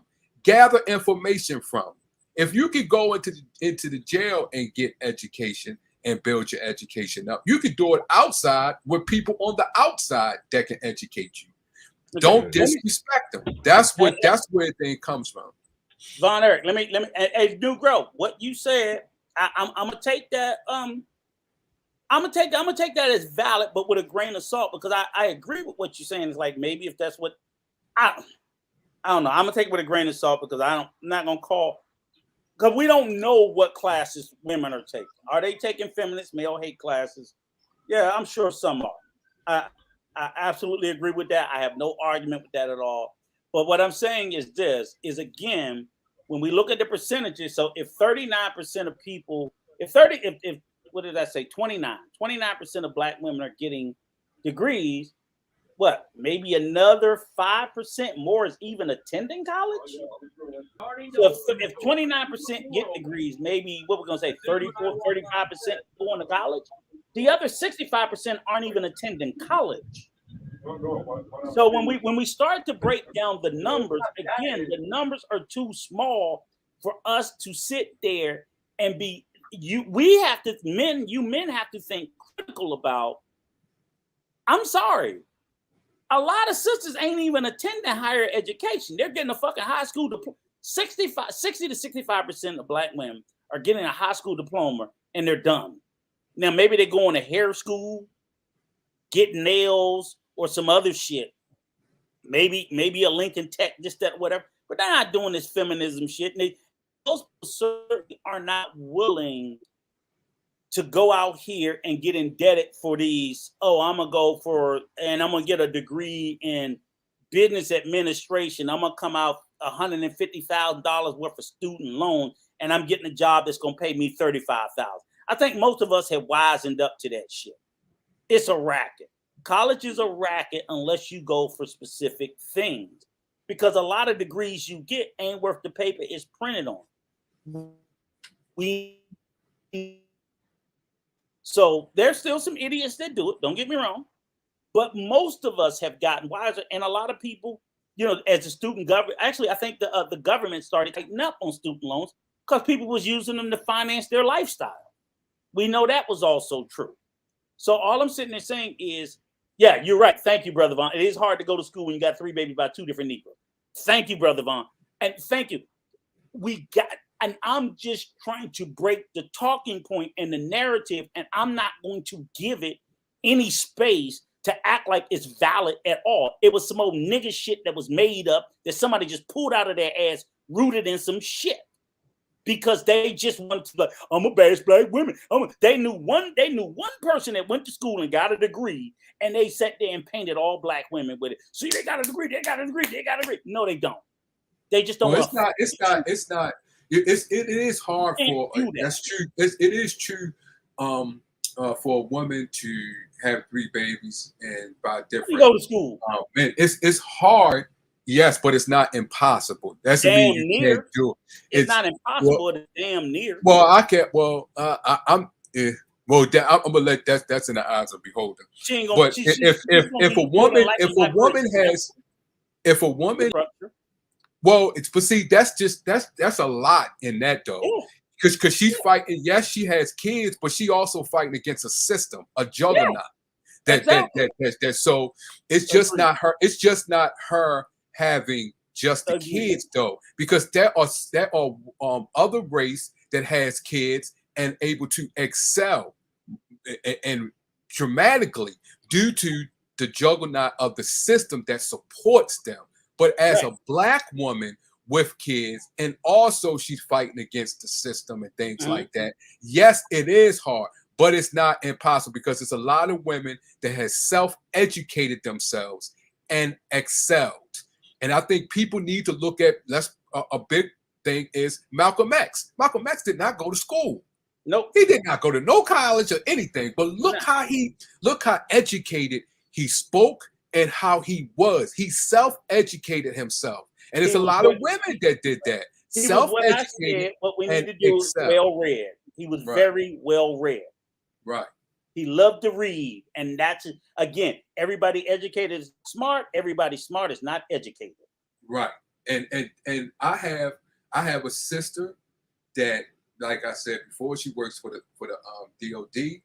DOJ. So she did it. She went to Columbia, Maryland Law School. So, and she is one of the in 2015. She was the top 40 lawyers to look at when it comes to, because she do civil law. Wow. But my mom, self-educated. She had 8 children, self-educated, excelled in her field when it comes to computers and stuff like that. So yes, it's not impossible. Yes, it's difficult, especially to a Black woman due to the state that they're in. Yes. But one thing about Black women, they are very strong. Very strong. Mine is hard, very hard. And I think that what they use to get through this system. I just think sometimes they allow the system. You take everything that you say about your beautiful mother and your beautiful sister, and you got some nigga telling them she don't need no degree. I want to punch him in the fucking mouth. Shut the fuck up. Just that idea. Just that idea. In other words, like I said, your beautiful mother and sister, they succeeded in spite of. And that's what I sit there and say. When everything is stacked against them, we succeed. And then you get men. We should be the biggest ally of any young Black woman that's being successful. We should be their biggest supporters. But yeah, because you think about a piece of ass, you want to shit on her career. Man, miss me with that. Let's miss me with it. I have no tolerance for that. None. It's wrong. It's wrong. It's an excuse. The whole narrative about women educating themselves is somehow a hindrance. Is utter bullshit, made up in shit. Right. That's it. And until we start to attack that talking point, and that, because not a single person that ever came out and substantiated with any statistic, any fact. Again, I just gave you the numbers. Look them up yourself. Nobody has substantiated with anything. Yeah. Shout out to Brother Sim Simmer. The reason why Black women is unruly is because they have black hair. I just make take it and run with it. No. Right. As Black men, we got to start knocking that shit down. If it's rooted in reality or truth, I will stand there and support it. If it's totally made up, no. That's a made up stat. I just think that a Black woman, when Black women come home, and especially the educated one, and able to take care of the household. See, Black women is multitask. I mean, they can come home from being on the executive board, come home and still take care of the house. That is amazing. That should be on every billboard in the hood. When you see that your woman is executive, then come home and is able to take care of the home and still do things in the home. Like the man, he comes home, he tired, he had a bad day at work, and she's still able to uplift him by his work, by her words, and take care of the kids. That is amazing. That should be plastered everywhere. But men, I think us men, we have been raised in, especially us, because we 50 and over, we have been raised in a culture that we've been taught a certain way. And I think that we should change that. Should I say, not disrespect it, but enhance it and change it to the culture that we're in today. We need to reboot, should I say, so we can understand and teach our kids, yes, lay on the foundation, but you also see me respect your mother and submit to your mother and done things for your mother. It was a teamwork. It takes a team, not an I, but a team. So make sure whatever your wife or whatever she does, look at it as a team and make sure she look at it as teamwork going on. Because if you don't, and if you look at it individual, you have breaking the foundation and you have breaking the teamwork, which need to be done to succeed in this society. Von Eric and Clarence, hang on. Brother New Grove, here's a virtual hug for you. Here's a virtual hug. Yes, the Black man is good too. He's amazing, Brother New Grove. I know you need a virtual hug. And you know what? Let me say this. Wait, fellas. Let me just say this real quick. I got to give my shout out to Brother Tristan. Tristan. Yeah, shout out to Tristan, man. Shout out to brother from another mother. I saw you on E-Black on that liberal conservative conversation. I salute you, brother. Oh salute you. It was awesome. Man, you made me proud, young man. You made me proud.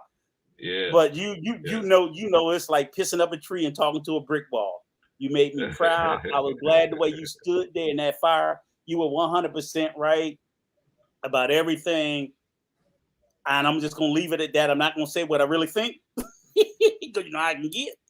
But let me tell you something, sir. I was proud of you. Salute to you, in spite of just some of the most idiotic, moronic shit I ever heard in my lifetime. You held it down. It made me proud, sir. I just wanted to give you your flowers and salute to you, sir. New Grove said we simple. We should. We have to. we should. That's part of being a man. But let's be clear. You don't see a lot. Look with Martin Luther King and Malcolm X. You don't see a lot of Coretta people praising Coretta. Nope. You don't see a lot of people praising Mr. Banks. Yeah. So It's a lot of men out there who excelled, but you don't see them praising the woman. That woman supported them.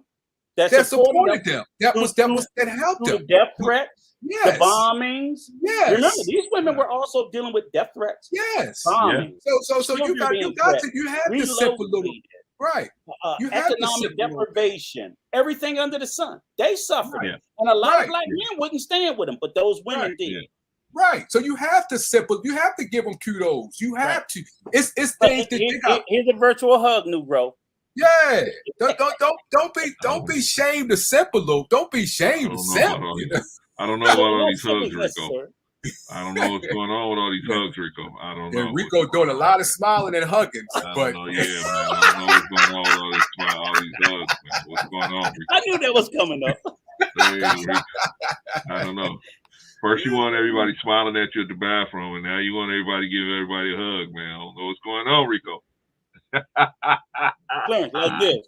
No. Listen, y'all. Let me ask y'all for a real question on the real side. What's the question I was going to ask y'all? I gotta find it here. Question is, here's a good one. How has feminism played a part in the disparity between black men and black women? I don't blame it on feminism. That's my answer. I see the disparity. I don't accept that. I don't accept that. Do I think feminism has played a part? Yes. But again, I don't do this reductionism, meaning where you reduce everything down. And thank you, Tristan, zero for me. How you reduce everything down to a singular thing, and I think that's lazy. So you see a problem, like I said, even when we look at health disparities and racial disparity and system disparity, it's not one thing. If you just want to point to one thing and run away from everything, then you're just being intellectually lazy. It's usually a series of things. I think feminism has probably played a part, but feminism has played a part universally in all relationships, Black, Asian, Hispanic, and even white. But I don't think that that's the totality of it. I think that there were other things that were, even before feminism came along, I think that there were problems in the male and female gender relationship, and just maybe feminism gave it a voice. But another problem already existed, and maybe for most men, that's what they hate most about feminism is they're like, oh, now these B words won't shut up. Like, yeah, now they got the freedom to express what's bothering them. When they had to swallow it and suppress it, you was happy. So you look at the venue that gave them a voice, but you don't look at the problem that's the root. And that's how I kind of look at it. I think feminism is a part of it.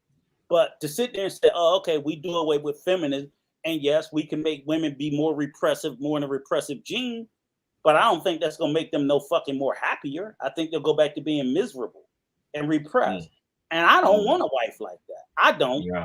So if you want to beat and repress yours, go ahead. I don't want one like that. I don't. Yeah. That don't do nothing for me. It just doesn't.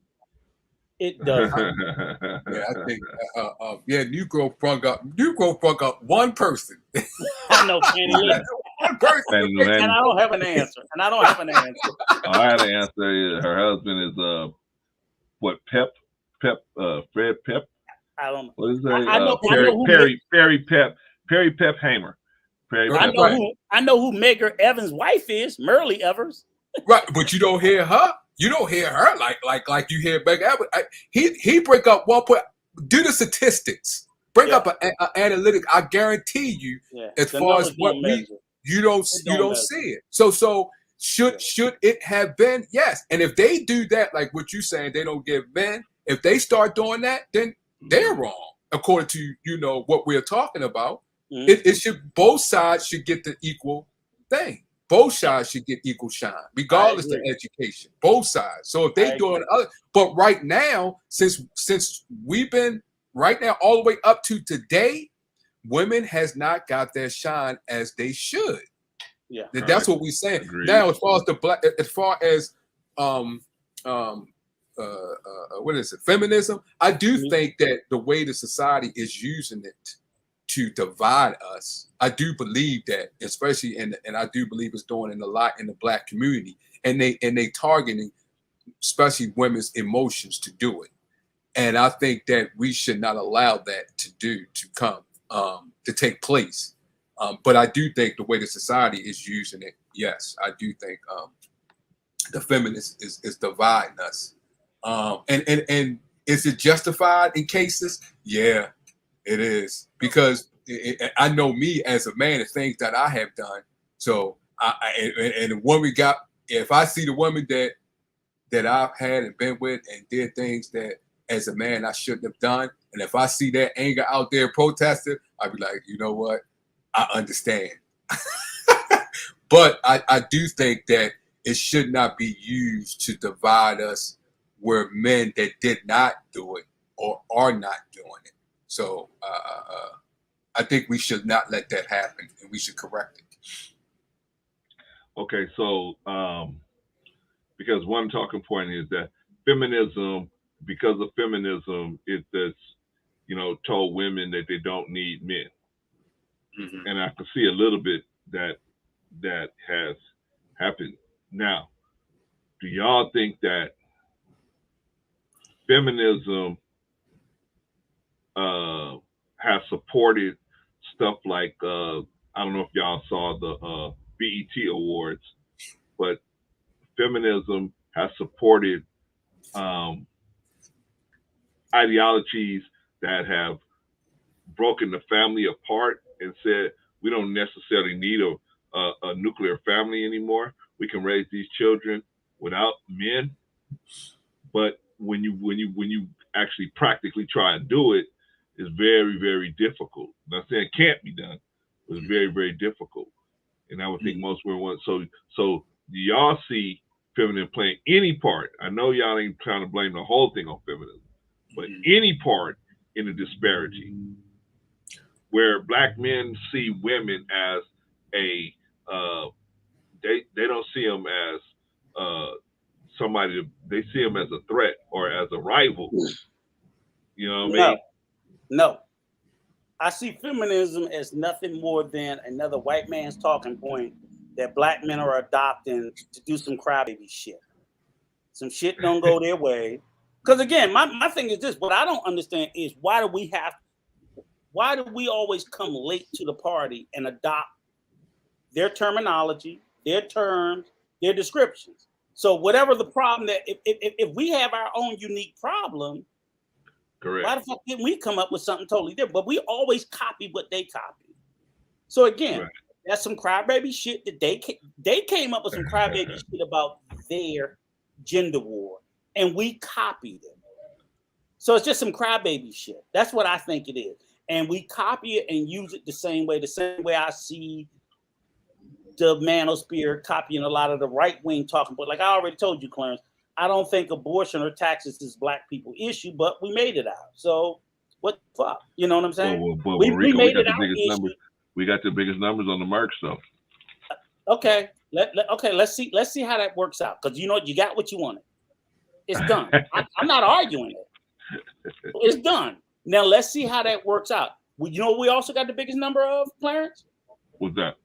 Of the unadopted, of the numbers in foster care. Agreed. So we don't give a fuck about having the biggest number of that. And that was before Dobbs was overruled. Watch it explode. But ain't nobody gonna talk about that. And guess who else ain't gonna talk about it? Them fucking white folks. Because they ain't checking for them. Well, they got a plan for them. They got a plan for those kids. Excuse me. They're not going to get them, and they're not going to raise them, and they're not. No. They're not going to raise them. What they're going to do is put them in the prison pipeline. But but that's the whole fucking point.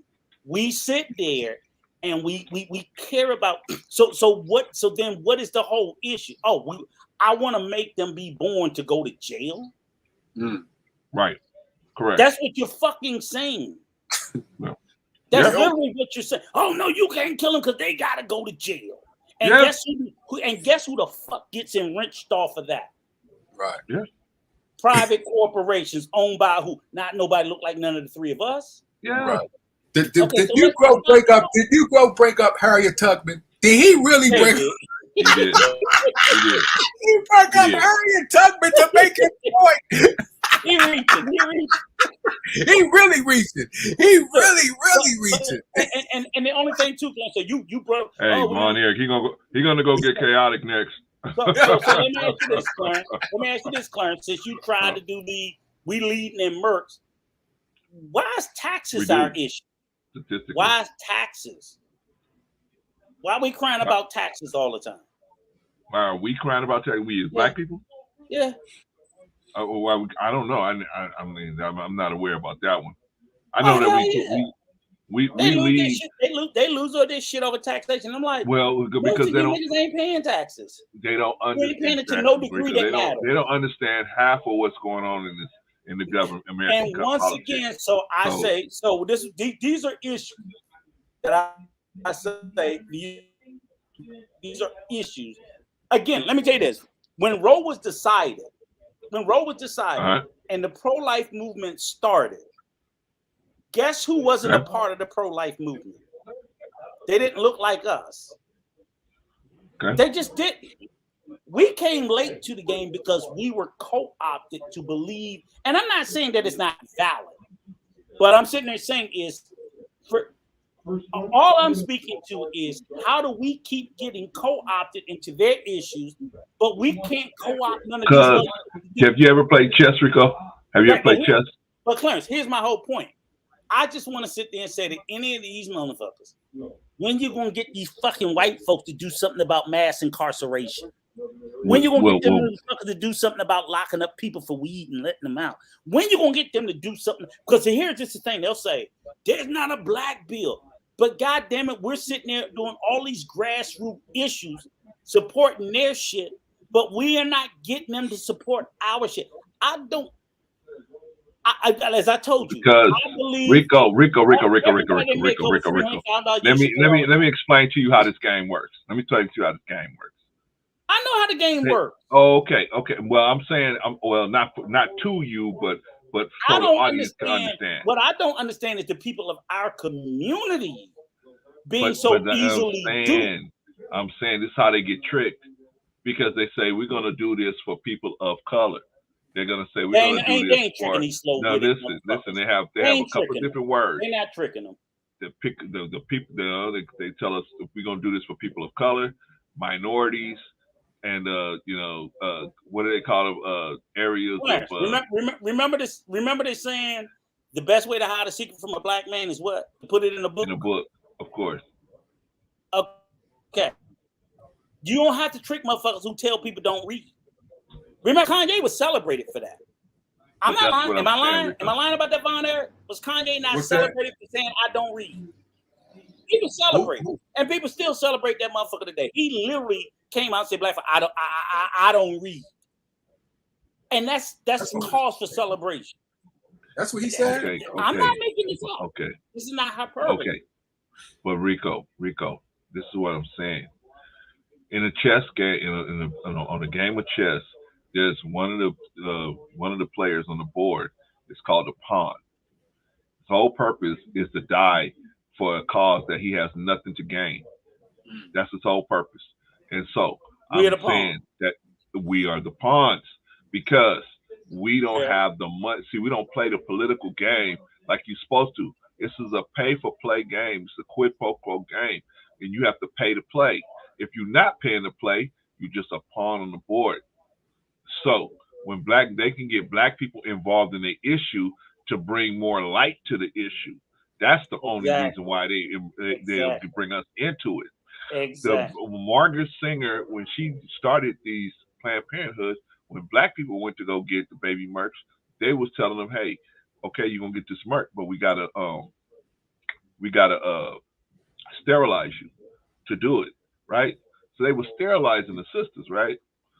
But what happened in the 40s? I'm gonna tell you why. I'm gonna tell you where white women started exploding in baby mercs. They started getting a lot more baby mercs because in the 1940s, when the World War II, when a lot of their husbands went overseas, they were getting caught up with these babies.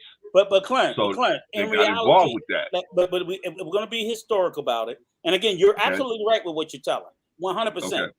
But I don't want it to be told like, okay, when Planned Parenthood started, all its clients were black. No, the majority of the clients were still white. They were no. I'm not saying the majority was white. I'm saying that's what it was created for. Right, but they were considered to densen our population.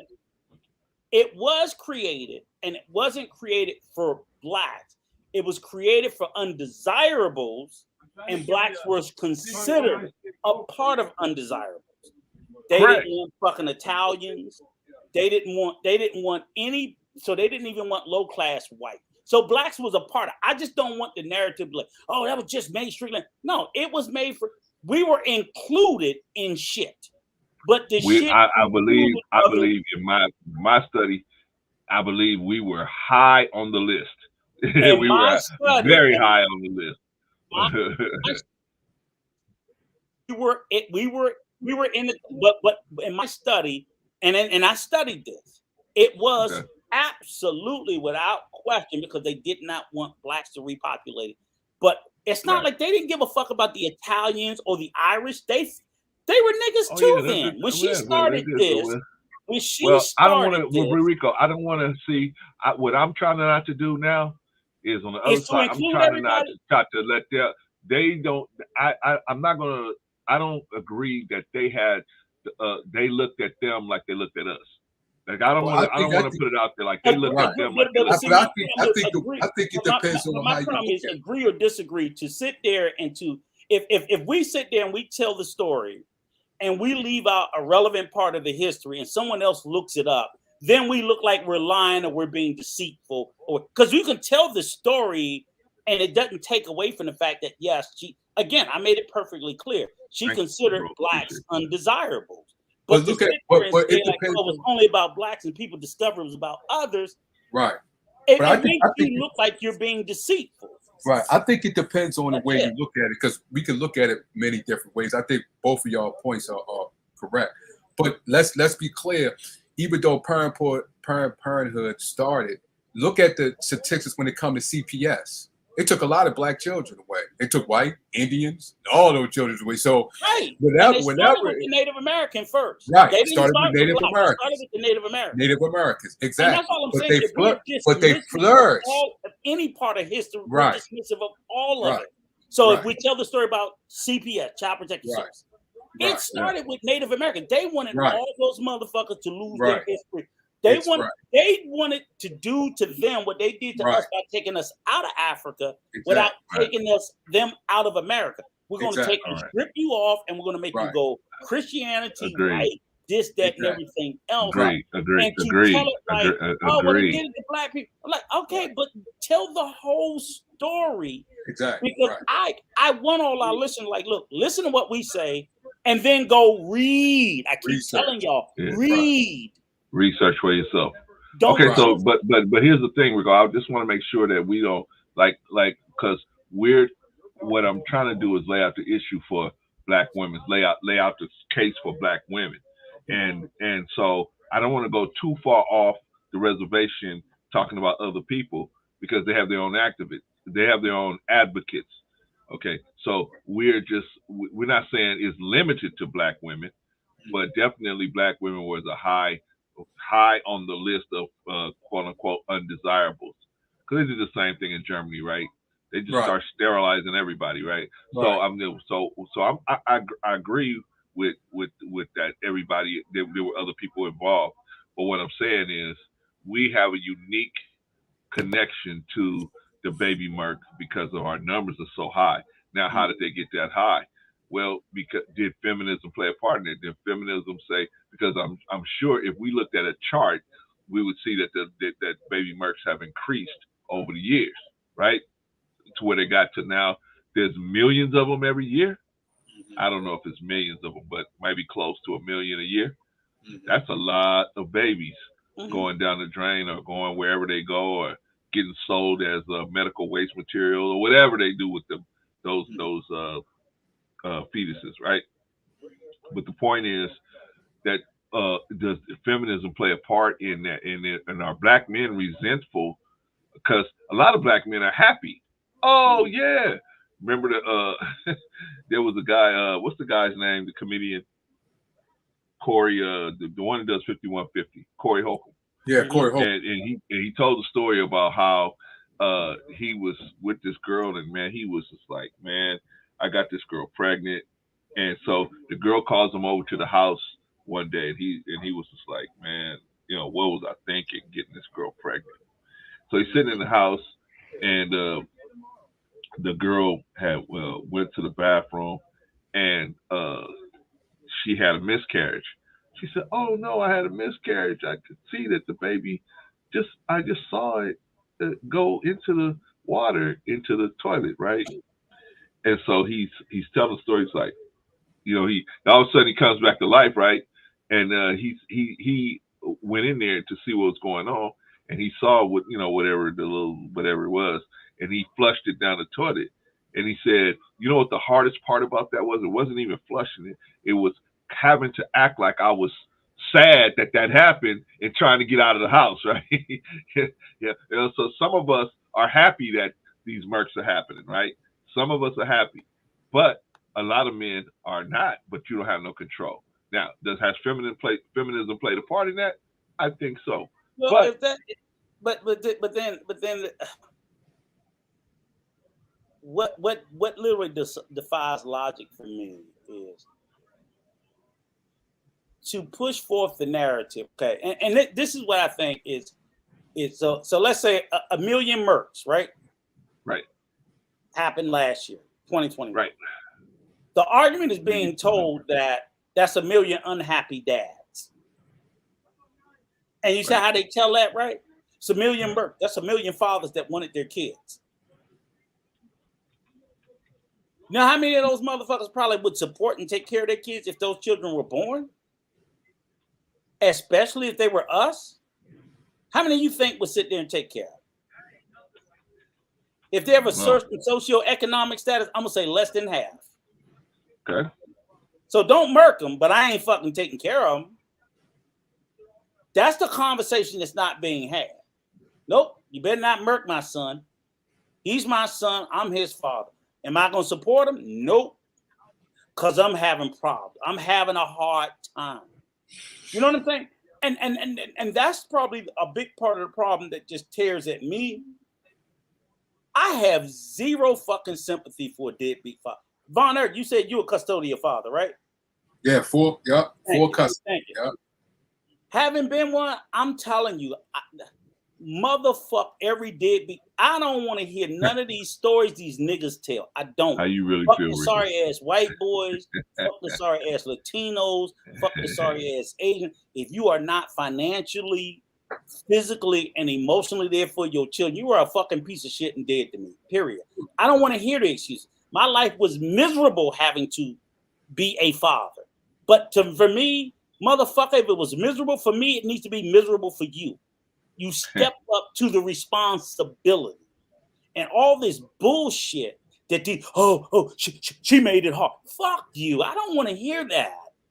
And we do this shit too much. As an older black man, I can't stand how people make excuses for this shit. Because the bottom line, I have enough evidence. I have enough evidence of the ones that were not murked being not fucking supported. Yeah, because my son, He's 8 now, but I had him. I'm 52. I had him at 45. My first child. Right. At 45. But Bonner, here's the conversation. Here's the conversation. I'm about to have a heart attack. Here's the conversation I had the other day with somebody, and I said, "Let me explain something to you. There ain't a motherfucking woman alive on the face of the earth that would ever be able to stop me from being in my children's life. It just can't." Yeah, that whole concept, that entire narrative that we allow the space for men to say the woman makes it hard. Okay, so fucking what? I don't care. So there is nothing on the face of the earth. You got a boy or a girl? I got a boy. What could have ever kept you from your son? Oh, nothing kept me. Matter of fact, when my son ever crossed your mind? No. Let me tell you a little story. When my son was born, I wasn't there because I didn't know. Okay, fine. But when I found out, a person wanted to adopt my son, and they had to go through. They finally found me. Had to go through me. Oh wow! I was like, oh no, because she wanted to take me to somewhere because she had bullshit. Yeah, the woman who wanted to adopt me, she wanted to have it that, she take care of and I can have. I was like, no. That's called being a father. That's right. That's it. But even her husband had to say, because I fought, I went to court, did all I think I need to do. But even her husband said, let that man be the father. Let him, if that's his son. You shouldn't be mad because he wants to take care Bonner, be with his child. Bonner, you did what I expect a father to do. Mm-hmm. And any motherfucking father that doesn't do what you did ain't shit to me. You ain't a fucking father. You see, you nutting in a woman, her conceiving and giving birth to a child, and you refusing to do what you did was the minimum. Because like you said, you fought to get them. Now the job starts. Now I got to raise them. Right. Yeah. That's the fucking start. That's what a fucking father does. So all this book. So again, I look at the evidence of the ones that are born into this world and the percentage. Now, let's take the ones that's not. You want to tell me that 90% of them would do what Von Erich did? Motherfucking, we can barely get 20% of the ones that's born to do what Von Erich does. Because all a woman gotta say is, you can't see him. Oh, it's too hard. Right, it's too hard. Oh, she won't let me see him. It's too hard. I'm like, if you don't get the fuck out of my face with this bullshit. Oh, and the woman, I was so much because the woman that had my son, she had money. She had businesses. Her and her husband had money. They could have took good care of my son. I had my businesses, but I was like, no. I was like, I'm not going back and forth with, can he come over here? Can I come pick? That's not happening. Not my son. No. Not, especially if the person wasn't actually my son's mother. That's definitely not happening. It wasn't easy. It wasn't painless.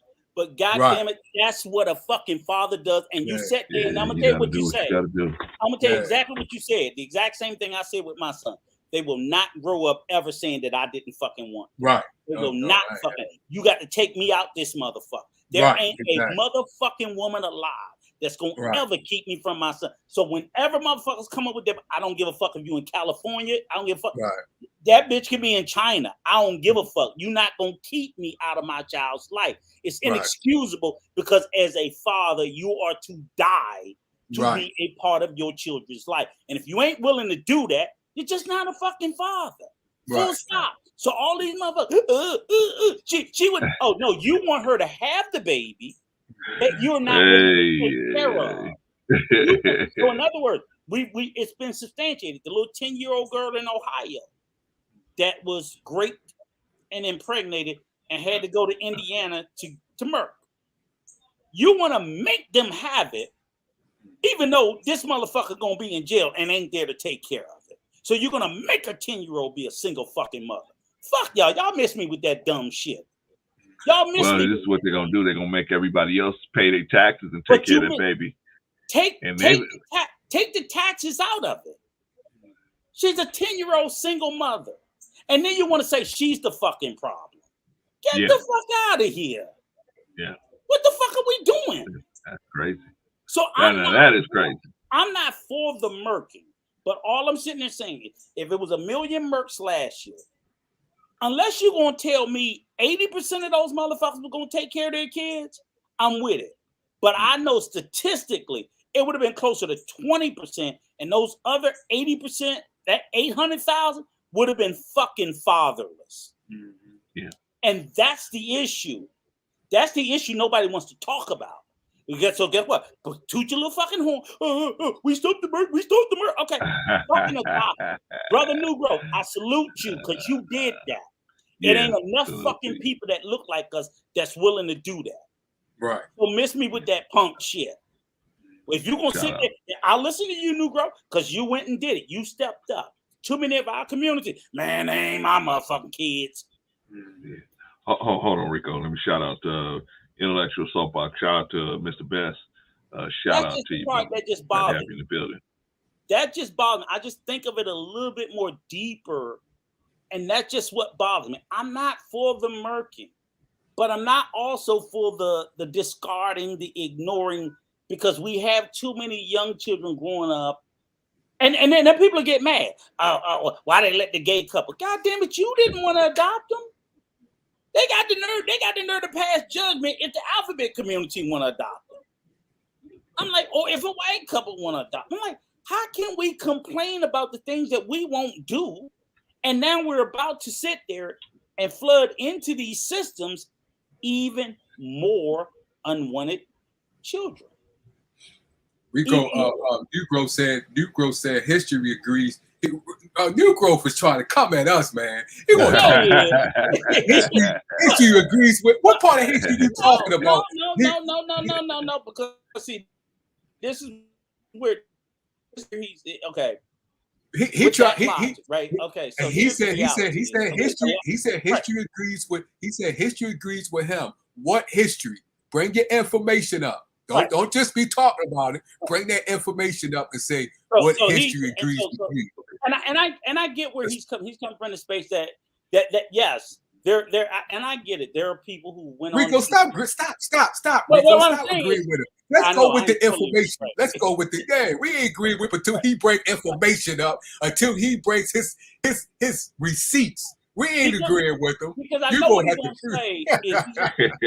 He's going to talk about the percentage of people who went on to do great things that maybe their parents contemplated murking them, and they did. And I get that. I get it's a lottery. But by that same lottery exists into history will say, hey, how many of us will die in childbirth? Exactly. Period. It's a lottery. Whether you do it purposely or accidentally. How many more women will die in childbirth? So you're born and you don't have a mother. Mm-hmm. Because let me tell you this: who's the leading cause of maternal mortality in childbirth? What race? Oh, I don't know that. So Black women. Black women. Oh, I didn't. Black women. Oh, okay. More black women die giving birth than any other race. Oh, I didn't know that. Yeah, it is. Black women. Is that because the lack of child care or lack of child care, pain care? They don't treat us the same with pain, so on and so forth. It's a variety of reasons. So that's what I'm saying. Is that also because I also seen a lot of midwives and doulas. Well, people are starting to get into that, right? Yeah. And so then you think to yourself, okay, this black mother gives birth to her third child. She dies in childbirth. And you say to yourself, oh, this new child gonna grow up without a mother. Not just this new child, the other two that she had before that going too. Mm-hmm. So it affects more than just the one. All right, y'all can't scream at New Growth no more. He's here. And I had to talk to him face to face, man. Let's go. I got to talk to him face to face. Just the DMV edition. Von Air got a couple victories under his belt, man. Now he walking tall. He walking down tall, goes Frazier. Down goes Frazier. Oh Lord! I love it. So what's up, people? What's going on, man? Scared. You've been scared all afternoon. Brought your scared ass up here. Nah, I'm just gonna be in and out like a robbery. All right. So, Von Eric, you don't know? You want me to bring the receipts about Yeah, if you bring the history receipt. show? But listen, Okay, what what do I mean? What are we deprived from, Von Eric? I don't know if you're going back that far, but slavery, right? It Okay. was plenty of grapes going on there, brother. What are you talking about? We wouldn't be here if it wasn't if we deleted ourselves back then. It was black people who did it, who jump overboard. You can't. No. You can't go back to slavery. You can't go back. So why can't we? No, Okay, Rico, Rico. no. I'm gonna tell you why. You want me to tell you Why? why you can't? Because self-deletion was not even allowed. We were fucking property during slavery. They certainly was not going to allow us to self-delete then. It happened. It happened. The few that got away with it. No, Rico. Like I said, new growth. If my white ass owned you and your wife, I ain't letting your wife self-delete nothing. What are you talking about, Rico? Listen, brother, pick up a book. It's called you talking about people that kill themselves coming over in the Middle Passage and things. No, like that? I'm talking about during slavery. Medical Apartheid. It's a great book. I forgot the sister's name. It's a great book. American Apartheid. I said that earlier. Yes. Okay. I'm not saying it did not occur. What I'm saying is it wasn't allowed. Of course, it wasn't allowed. Okay. But I'm just saying it's not allowed now. It's not allowed now. Until a month ago. Yeah, but it wasn't allowed up until Roe v. versus Wade. Right. For the last. So it's been plenty of times where it wasn't allowed. Yes, and that's correct. That's correct. So, and that's why a certain pigments and melanins and all of these things. Not saying it's directly to that, but we had plenty of our people who are here from grape as you say it, right? I mean, is that not so? Yes, my point is history shows that we can't just sit here and say, hey, we're useless or somebody useless because what was it? George Washington was graping a little girl. No, useless. No, that's what I'm saying. But if we say, well, let them delete it because it was 10 years old, I understand what you're saying and I respect that, but we also have to see another view. We also have to see another view. What's the other? But you said, what's the other view though? But you said us. But you brought up George Washington though. Why you bring up George Washington? Was it George Washington who had the little young slave girl that he was sleeping with and having babies with? And medical apartheid. Von Eric, you said you read it. No. I'm saying is you brought up George Washington in American, like you said, the apartheid, the book Medical Apartheid. Okay. I think Jefferson was included in that too. Okay. But he definitely was getting that. You bringing that up as what again? Because I'm trying to get to I'm giving you an example that we have survived great. A lot of us are the offsprings of grape from slavery. If we look at it this way, I'm just saying, and I know everybody that's the liberal talking point. They like to pull up that 10-year-old little girl, right? Mm-hmm. And it's sad and it's horrible. No, it's a lot more. But I'm saying that's the one they running with, Rico. Mm-hmm. For you to say it and 50,000 other people to use that same thing, that's what they running with. Because if that's the case, you would bring up another girl. Okay, let me be honest with you. Brother Negro. There have been hundreds of 10-year-old girls that have been getting grape, that have been murking for the 50 years that Roe's been going on. It never became an issue until obviously the overturning of it. So it's not like this is anything new or it's not going to happen with frequency going forward, because it will. But it's been almost a month and a half that they've been talking. Give me another example. Why this is a talking point. Yes, we talk about a talking point like I was talking critical race theory. That was a talking point for the Republicans, right? Or a certain sector. This is a talking point for the liberals. Okay, but let me ask you this though, honestly. Now you said we. No, hold on. I'm asking. You got to ask my question. Is this a talking point for the liberals?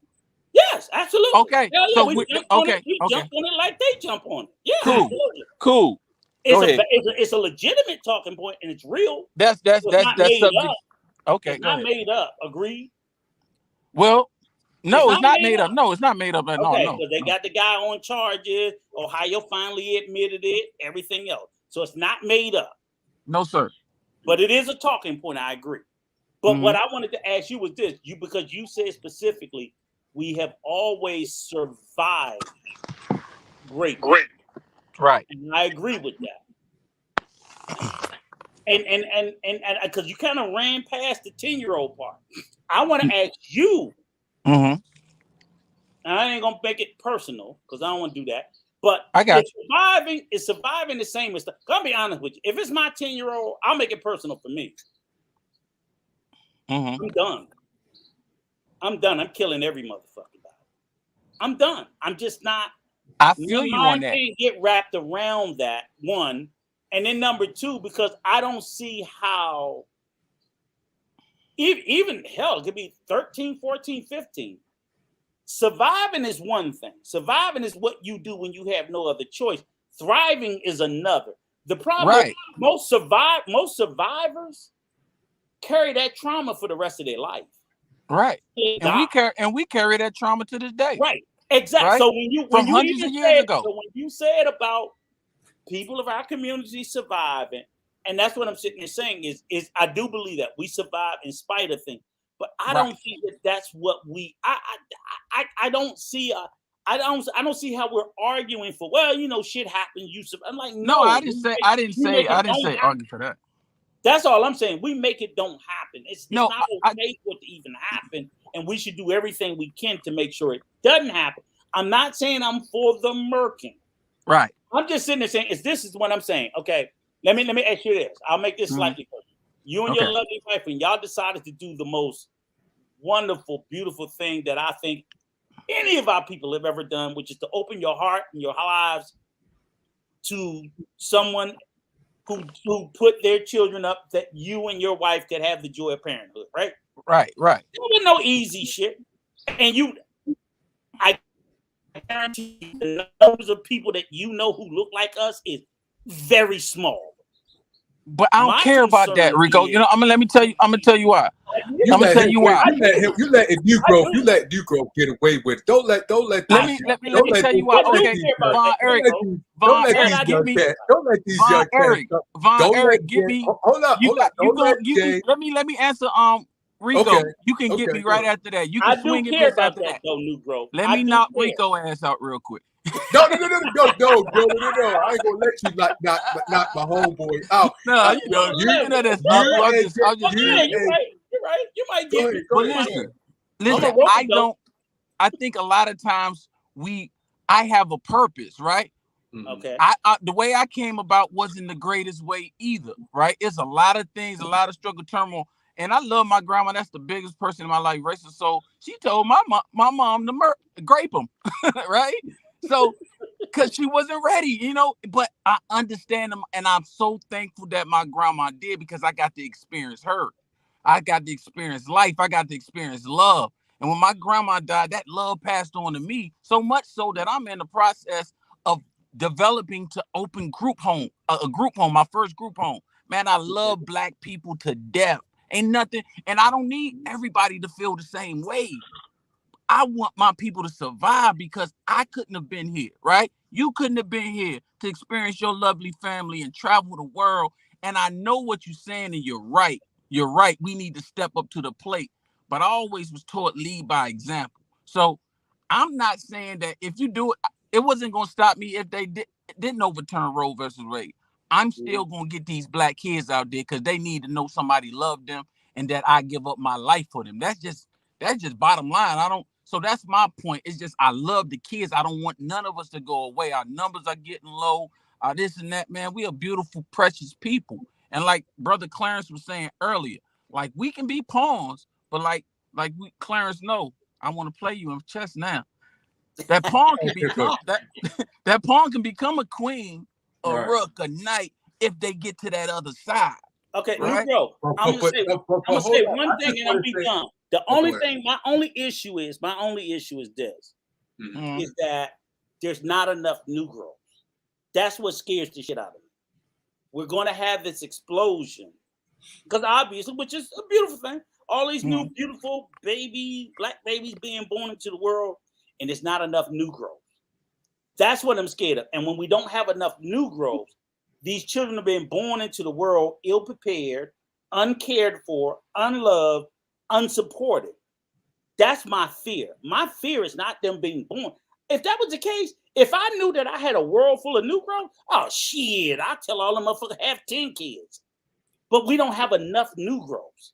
Right. That's my true, issue. That's true. But That's you my issue. said That is all my issue is. There's not enough people like you who have the heart and the capacity that look like us, that gives a fuck. I get your can't side lose now. sight of Right. that.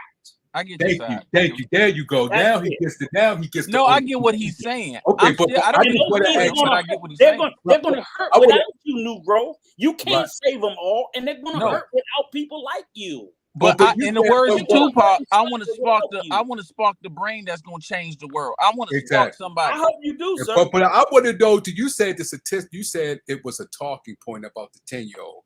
The Yeah. reason why is it a talking point because it became a national attention. Right. But do you know the numbers behind that though?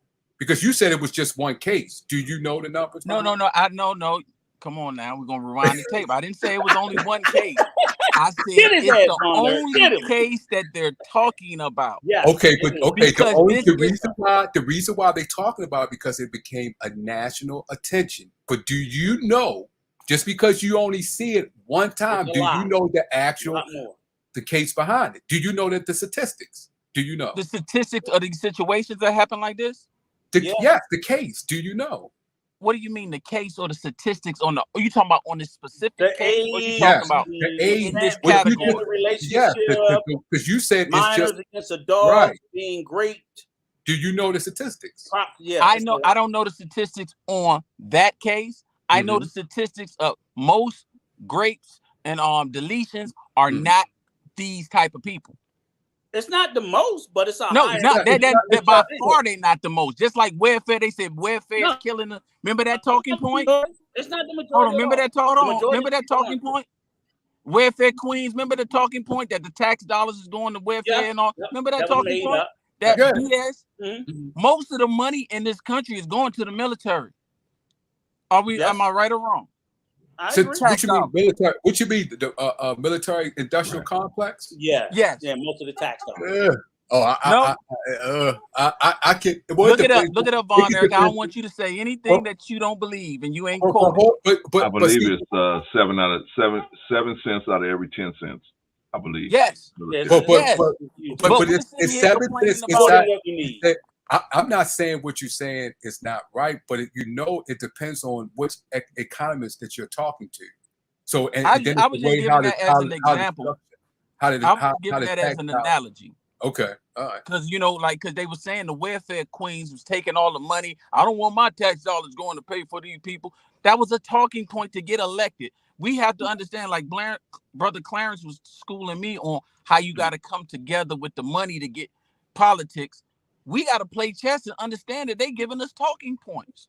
This is a talking point. That is not the major statistic for deletions. That is not the major statistic. The 10-year-old. Yes, we can deal with that, and that's a horrible thing, but let's not make it the main thing. Talk about the main reason, because the main reason will kill their argument. And right? So what is what's that? No, what's the main reason, new What's bro? the main reason? The main reason is unprotected. It's promiscuity. It's about this feminism. It's most people who get deletions are repeated. They do them several times. They're using it as a contraceptive, yeah. Yes, exactly. But the liberals don't want to talk about that. I see you. And just like the critical race theory, they know that was for college, like Rico broke it down so eloquently. But they want to use it as a talking point to control other narratives, to get the sway this way. So let's not get caught up in this game of chess and think that we gonna talk. I'm not using any talking points. So all right, gentlemen. So you said, gentlemen, go ahead. Well, you got a response on there, because if not, I'm gonna ask my last question. Yeah, he got the standing 8 count, Von Eric. You gotta come through.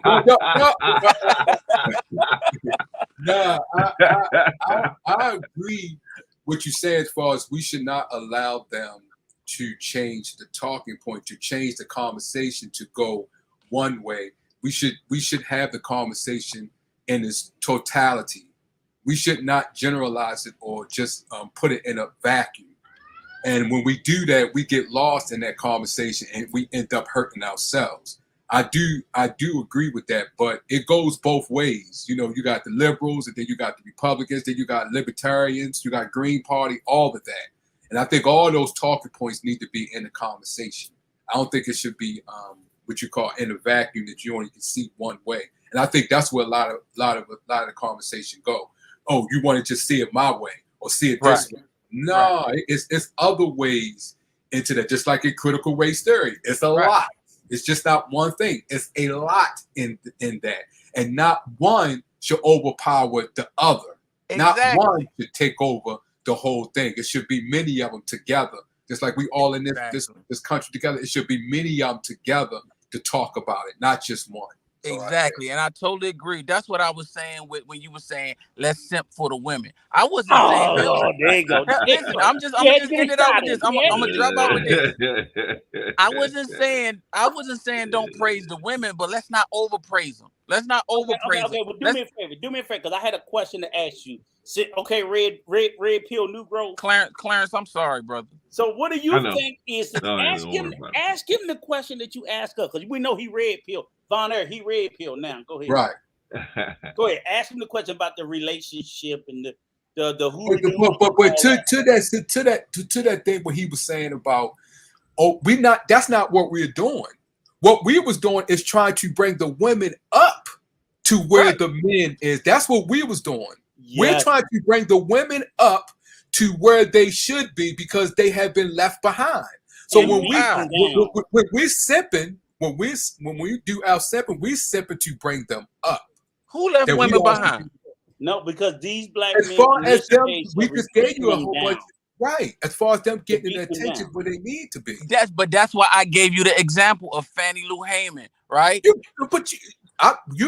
gave us. See, you didn't see when we was doing the critical race theory. I don't think that you was paying close attention. Like no. Listen, I was giving you an example of guys. I was giving you an example of guys who played the. I was giving you an example of guys who played the background to powerful women that we don't lift up. But that statistic that you gave is small to what me and Rico was saying. So many went the other way. Yes, that is small. It was very little women in the struggle who were leading. So I'm saying thank you. You just proved our point. But listen, prove my point that those men had to be very strong to step back and let their women read. Am I right? We're not saying that they're not strong, but you just proved our point. But we don't give them props. No, we did give them credit. It's not that more women didn't want to be in the struggle. Right. The bottom line, the gender roles back then were totally different. We're not going to get into that. You moving the goalposts. I said I'm staying right there. What you just said. I'm staying right there. All I said was it was women who was in and it wasn't a lot of them. Yes. So okay. Oh, and you gave props to Coretta and all of them because it was a lot of men. But I'm saying, but listen. The women who were there, we don't ever give props. That's why I said name Fannie Lou Hamer's husband. No. Name Harriet Tubman's husband. You don't give props to them. Listen to what we're saying. You're proving our point. What we're trying to do, what you're saying back then, the way it was, what we're trying to do is to bring that up to where it is to what you're saying. We're trying because the way it was back then, the way women was in a society, you know what I'm saying? They didn't get much props. What we're trying to do is bring them up to where they are getting the props, like what you're saying. And then when you bring up the women, we're saying that should not be also. It should be together. We should be, give them props as well as our props. That's what I said. That's what I said. But hold up. But what me and Rico are saying, it has not been through the generation that we was raised up in to now. It has not. I totally agree. I was giving you examples of women that I look up to. That's why you say you only get Fannie Lou Hamer. Clarence Hemi always say that Fannie Lou Hamer. Ida B. Wells. These are women. Ida B. Wells is my role model. But I'm saying I'm just trying to see how many people give her husband. Listen. Let's say this.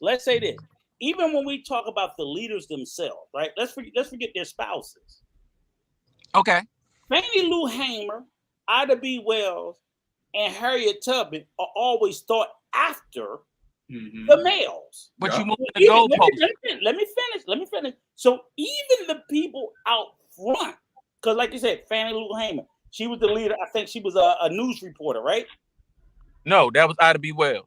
Okay, Ida B. Wells. I'm confusing them. Okay. Fannie Lou Hamer was a sharecropper down south, and she went against the white oppression. She went to vote. Yes, and her father, everybody pushed her. Her husband stood behind her and let her do her thing. She started the university down south. I don't know about because actually here, let me be correct. There was who was the black woman they just last week. This is real shit. Just last week, the first black woman ever to be in Statuary Hall in the United States Congress. They've never had a statue ever in the history of this country of a black woman was erected and put up, because they took all those white racist ones down. The one from Chicago. I think she was the one you talking No, about. she was from down south. It might be Fannie Lou Hamer. It might be her. I don't know. She started a university? I don't know. I don't think so. There was a black woman who started a university. She's a teacher, and they just erected her statue. Oh, I know what you're talking about. I know you're talking about. Yeah, I know you're talking about. That's what I'm saying. She had to do a lot of things. They had to break through rules like Shirley Chisholm and all of these people. Right. What I'm saying is this, Brother Negro. So, yes, their husbands are going to be behind, because even they are behind the men. So even when you think of all the black dignitary leaders in the history of America, you always think of the men first. MLK, Martin Luther King, MLK, Malcolm X, Frederick Douglass. You just go. Thurgood Marshall. You will go, the first 25, 30 names will be men before you come up on the first one. That's just how we think, because that's how it's been. So obviously, when you start thinking of the people behind them, it's going to be the same thing. Okay, I got you. You said it perfect right there. 25 names to come to the first black woman. Huh? See, but then you said it perfect right there. I don't think like that. So that's why I'm just saying normal. I'm just saying on average. But that's why I said it was simple, because from my mindset, I think of them women is just as strong as them. But we don't think of their husbands. I like everybody to get their props in black community. I don't like the narrative to say, okay, only men get props, so we're gonna overcompensate for the women. No, that's not our point. But I'm just saying, you were saying that, oh, these black women are so amazing. Man, I'm a black man. I know how goddamn amazing I am. I know what I do. Why gotta be? Okay, do you know? Do you know? Okay, as far as do you know the black women? Okay, do you know the guy that was in charge of American Express? He's one of the reasons why you got the black card in American Express, because it was under his leadership. Do you know his wife?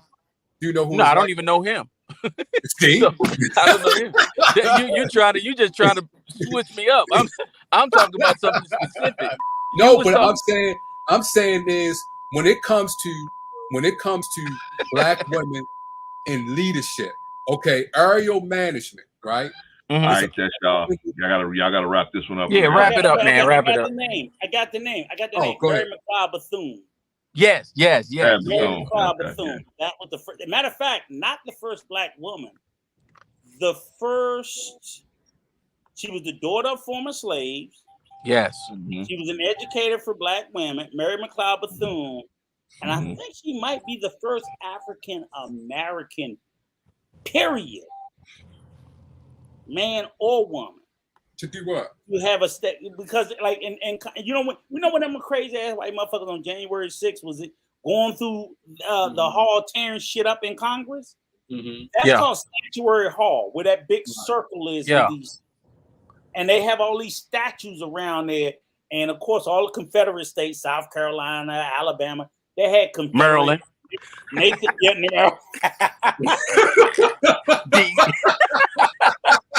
There goes Fraser. So they had all them Klansmen up there.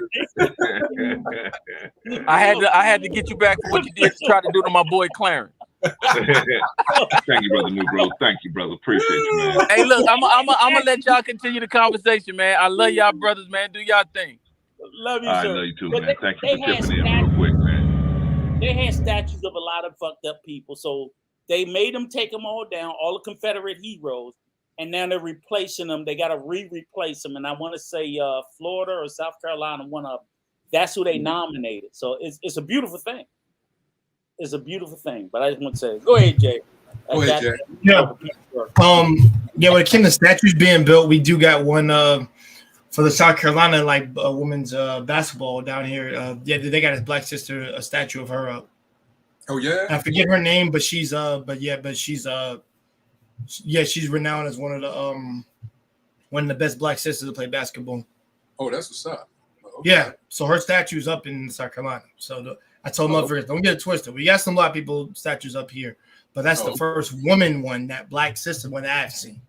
Oh, okay. I know there are others that I haven't looked at, but that's one of the ones that I know about. You live in South Carolina? Yes. You a Geechee? Am I what? A Geechee. A Geechee? What is that? On the coast, yes, South Carolina. I thought that was a thing. On the coast. The original, they're descendants of African slaves, like they never changed. They call them Geechees. Right. Okay. Like currently called that. No. They mostly over. It's an island out on the outskirts of South Carolina, where a lot of them are. I didn't know your ass was in South Carolina. I thought you was in Texas somewhere. Okay, Jay. Who, me? Oh, no, I'm in Texas. No, Rico, not Texas. I would rather be in Colorado mountains. Go ahead. Can I ask the last question? Unless you got something else to say, Jay, I want to ask the last question. No. I want to know what your last question is so I can answer. It better be good. Make it good. It's a good one. What is the value of a woman in society today? Where do we as men see women in this society today? Where do we see the way the world sees it, or the way we see it, or however you want to describe it? Whether the world sees it, and then how you see it, or how you see it, or whatever way you want to describe it. What do you see, in your opinion? How is the world? How does people value women in today's society? Well, because it says in society today, it didn't ask me what I think it was. Okay, that's why I was asking that, because I don't want to change your question. In your opinion, let me ask. Okay.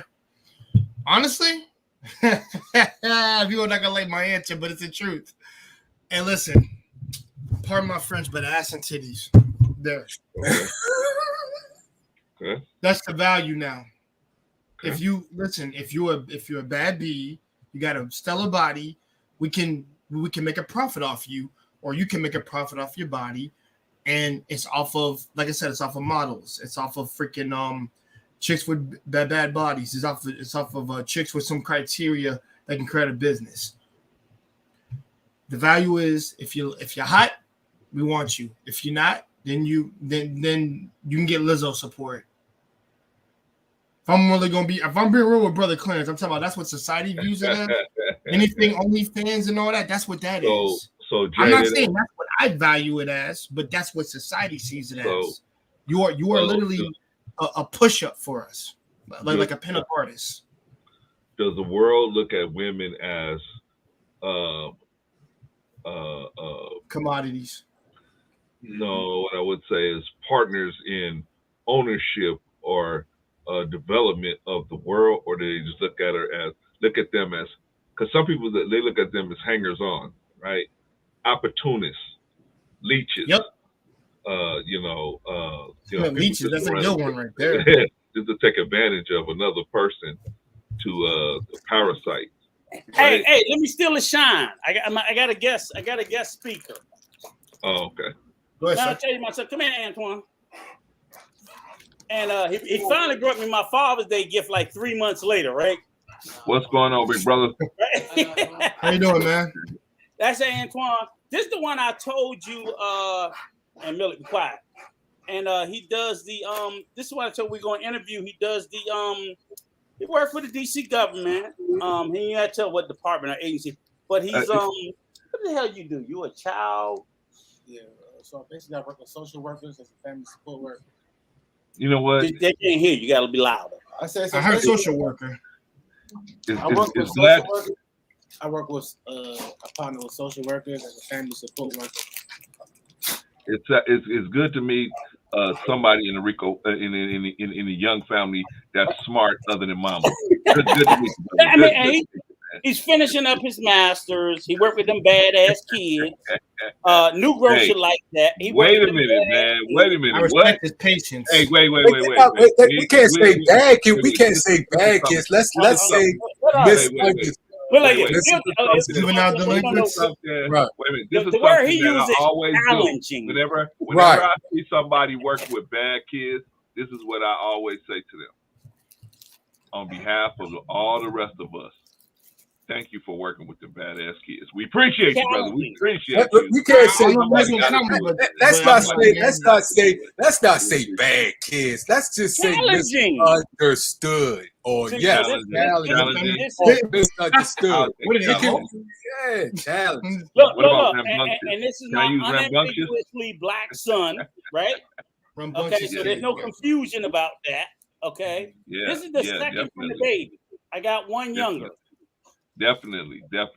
Look, So and you know, you can put some respect on Von Eric. I know you'll hate Raven ass. Hey, You can put because some I was respect wondering, on the Commodores. hey, Rico, I was wondering where the good looks went, but now I see. At least your son's got them, so that's good, man. It was. Yeah. He go.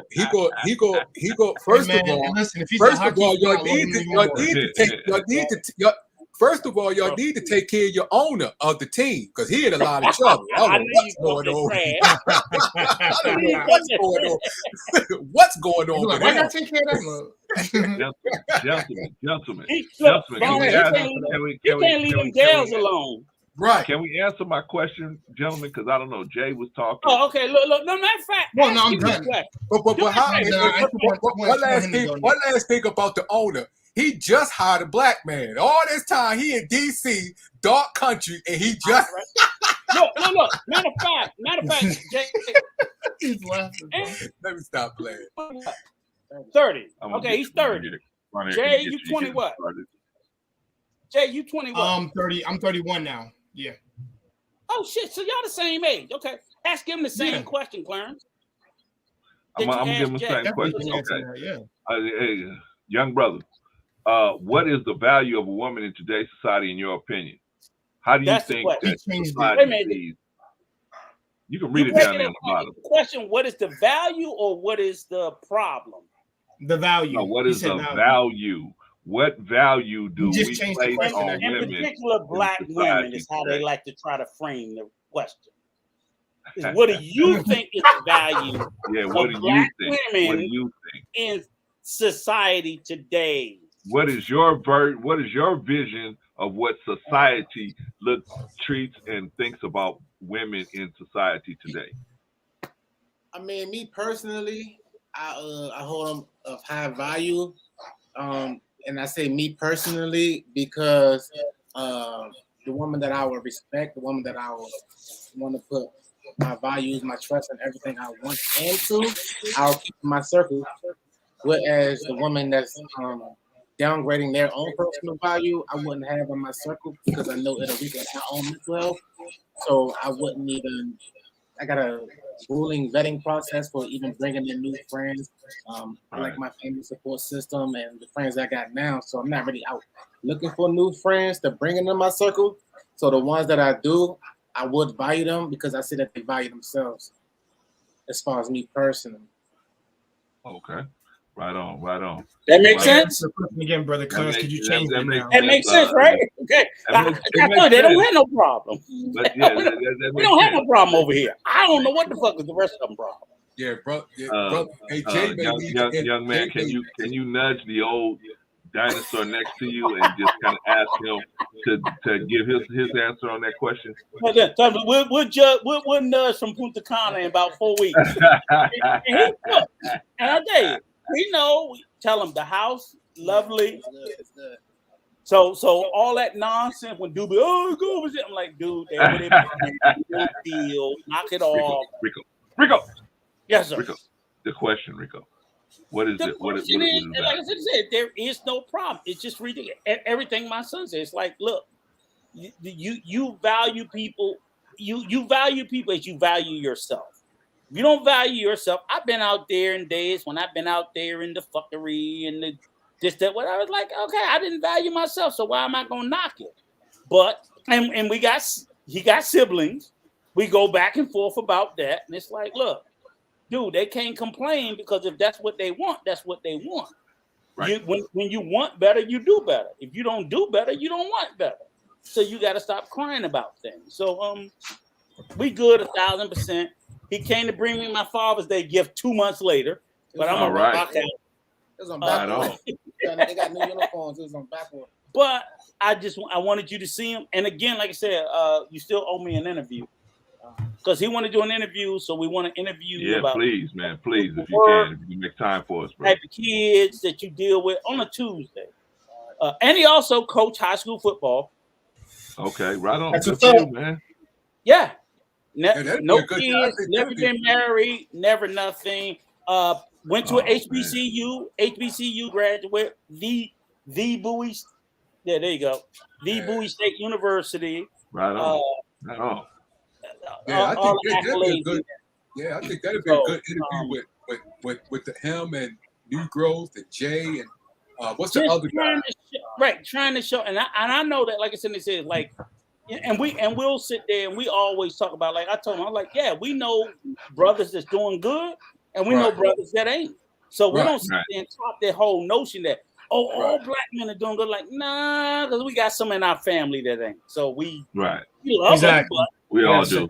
We all do. but it just We is all what do. it is. Oh, But go ahead, I hey just- Jay, go ahead because it was a 2-part to that Go ahead, question. Jay. Go But I ahead. just want Okay, I to got you. guys for giving us a second. Let me get him No, out it's here. cool. All right, man. That's cool, Rico. Good Nice to meet meeting you, you, young man. brother. See you in a couple of weeks.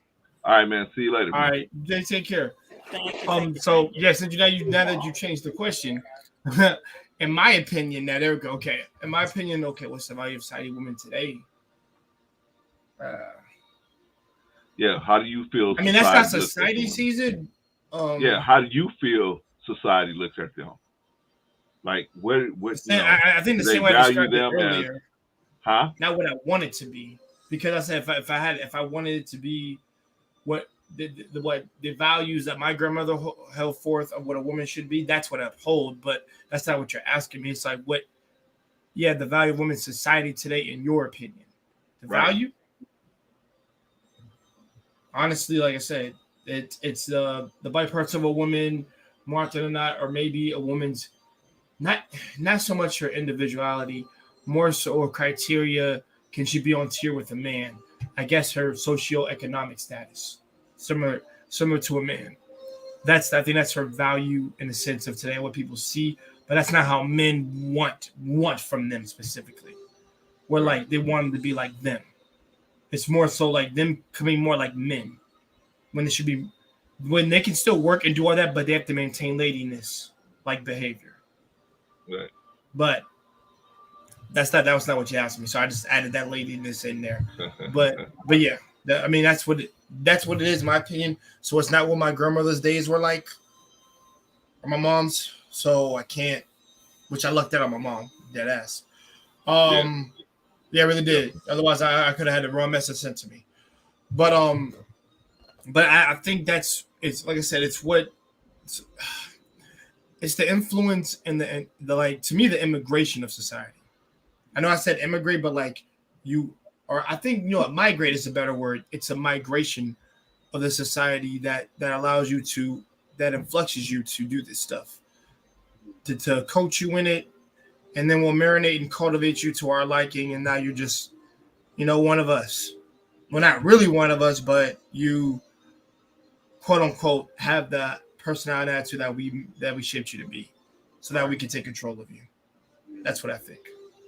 All right, right. And I think that's what more of our ladies are like nowadays, and I don't think there are themselves. I know a few that are like themselves, but those are rarities. Like I said, rarities exist, but I got two girls that are like that right now. And Okay. I met two friends, and then the good lady I'm dating right now, it's in America, it's like that. And maybe a few nice other ladies in the country who are pretty much nice, but that's all I can speak to. All right, brother. Thank you, man. Appreciate you. I don't mention it, man. like I said, I gotta go take care of some stuff. I gotta go. Well, first I gotta go to the gym, and then I gotta go take care of my lady real quick, and then I gotta get some sleep after that. Okay, man. Handle your business, man. Thank you for all right, man. Thank you for having me, man, brother. You take care. Always, Eric, man. thanks for being here, man. Y'all have a good night. All right. All right, you too, brother. If you haven't already checked out Jay Takashi, go on over to check out Jay Takashi, man. They'll be having the chill session over there, man. And every Thursday, they get down, man. And it's getting bigger and bigger and bigger. Get over there while you can, because please, guys. He getting so many people coming over there now, man. And he ain't got enough room on the stage, man. So you got to get over there. Exactly. Right? I want some of the ladies from Brother Clarence on this channel over there too. I'll let you know, y'all safe over there to speak y'all thoughts. Like I said, I missed the female perspective over there. I don't get enough of them to come over there. It's like once in a blue moon. But like I said, just be civil and be nice and reasonable. And we can have a conversation. Just okay. I'm gonna say this: if you're on some crazy ratchetness, then come over. If you on like civil conversation, you're welcome to come over. It's simple enough. Like I said, I welcome both. Whether you're black, I don't care what ethnicity you are. Just as long as you're respectful towards one another, you can come right in and join us. Like I said, we have great talks. Other than that, y'all have a great night. I got fucking man shit to take care of right now. Go ahead, handle your business, Jay. Appreciate you, man. Yeah, all right, brother Von Eric. I think everybody who said, starting with Jay, you, and Rico and his son, I think y'all pretty much hit it out the box. So I'm just going to piggyback. A key word that Jay said, how society look at women in as commodities, and I do think that is a big deal, and I think y'all expanded on that. I remember seeing an interview with T.I., and he said they was telling him why he had women doing a lot of things he had in the video, showing their body and all like that. And he said, do you think, he said, remember, it's a woman that's in charge of BET. If I take her a tape of something that y'all explaining, she's going to push it right back at me. So right there is to show how society look at women, and particularly we could say black women. He says she will push it right back. And we know how BET was with just showing nothing but half-naked women and stuff like that on stage. So do I think the society, yes, society should promote and as far as black women succeeding, yes, I do believe that it should be, but not to the point that it is. They do, but when they do it to the point that they have the black woman who's succeeding putting down black men, and that's a problem. And I think they using our black women to destroy one another. Me as a black man trying to destroy black women, and then black women trying to destroy black men. And I think we should take control of that and take heed to that, and don't allow that to take us to a place where we hurt each other. I agree. Definitely, I agree. Let me give you guys my answer. What is the value of women today's society? In my opinion, the value of women has dramatically dropped because men feel like women are so abundant, and it's just like any other commodity.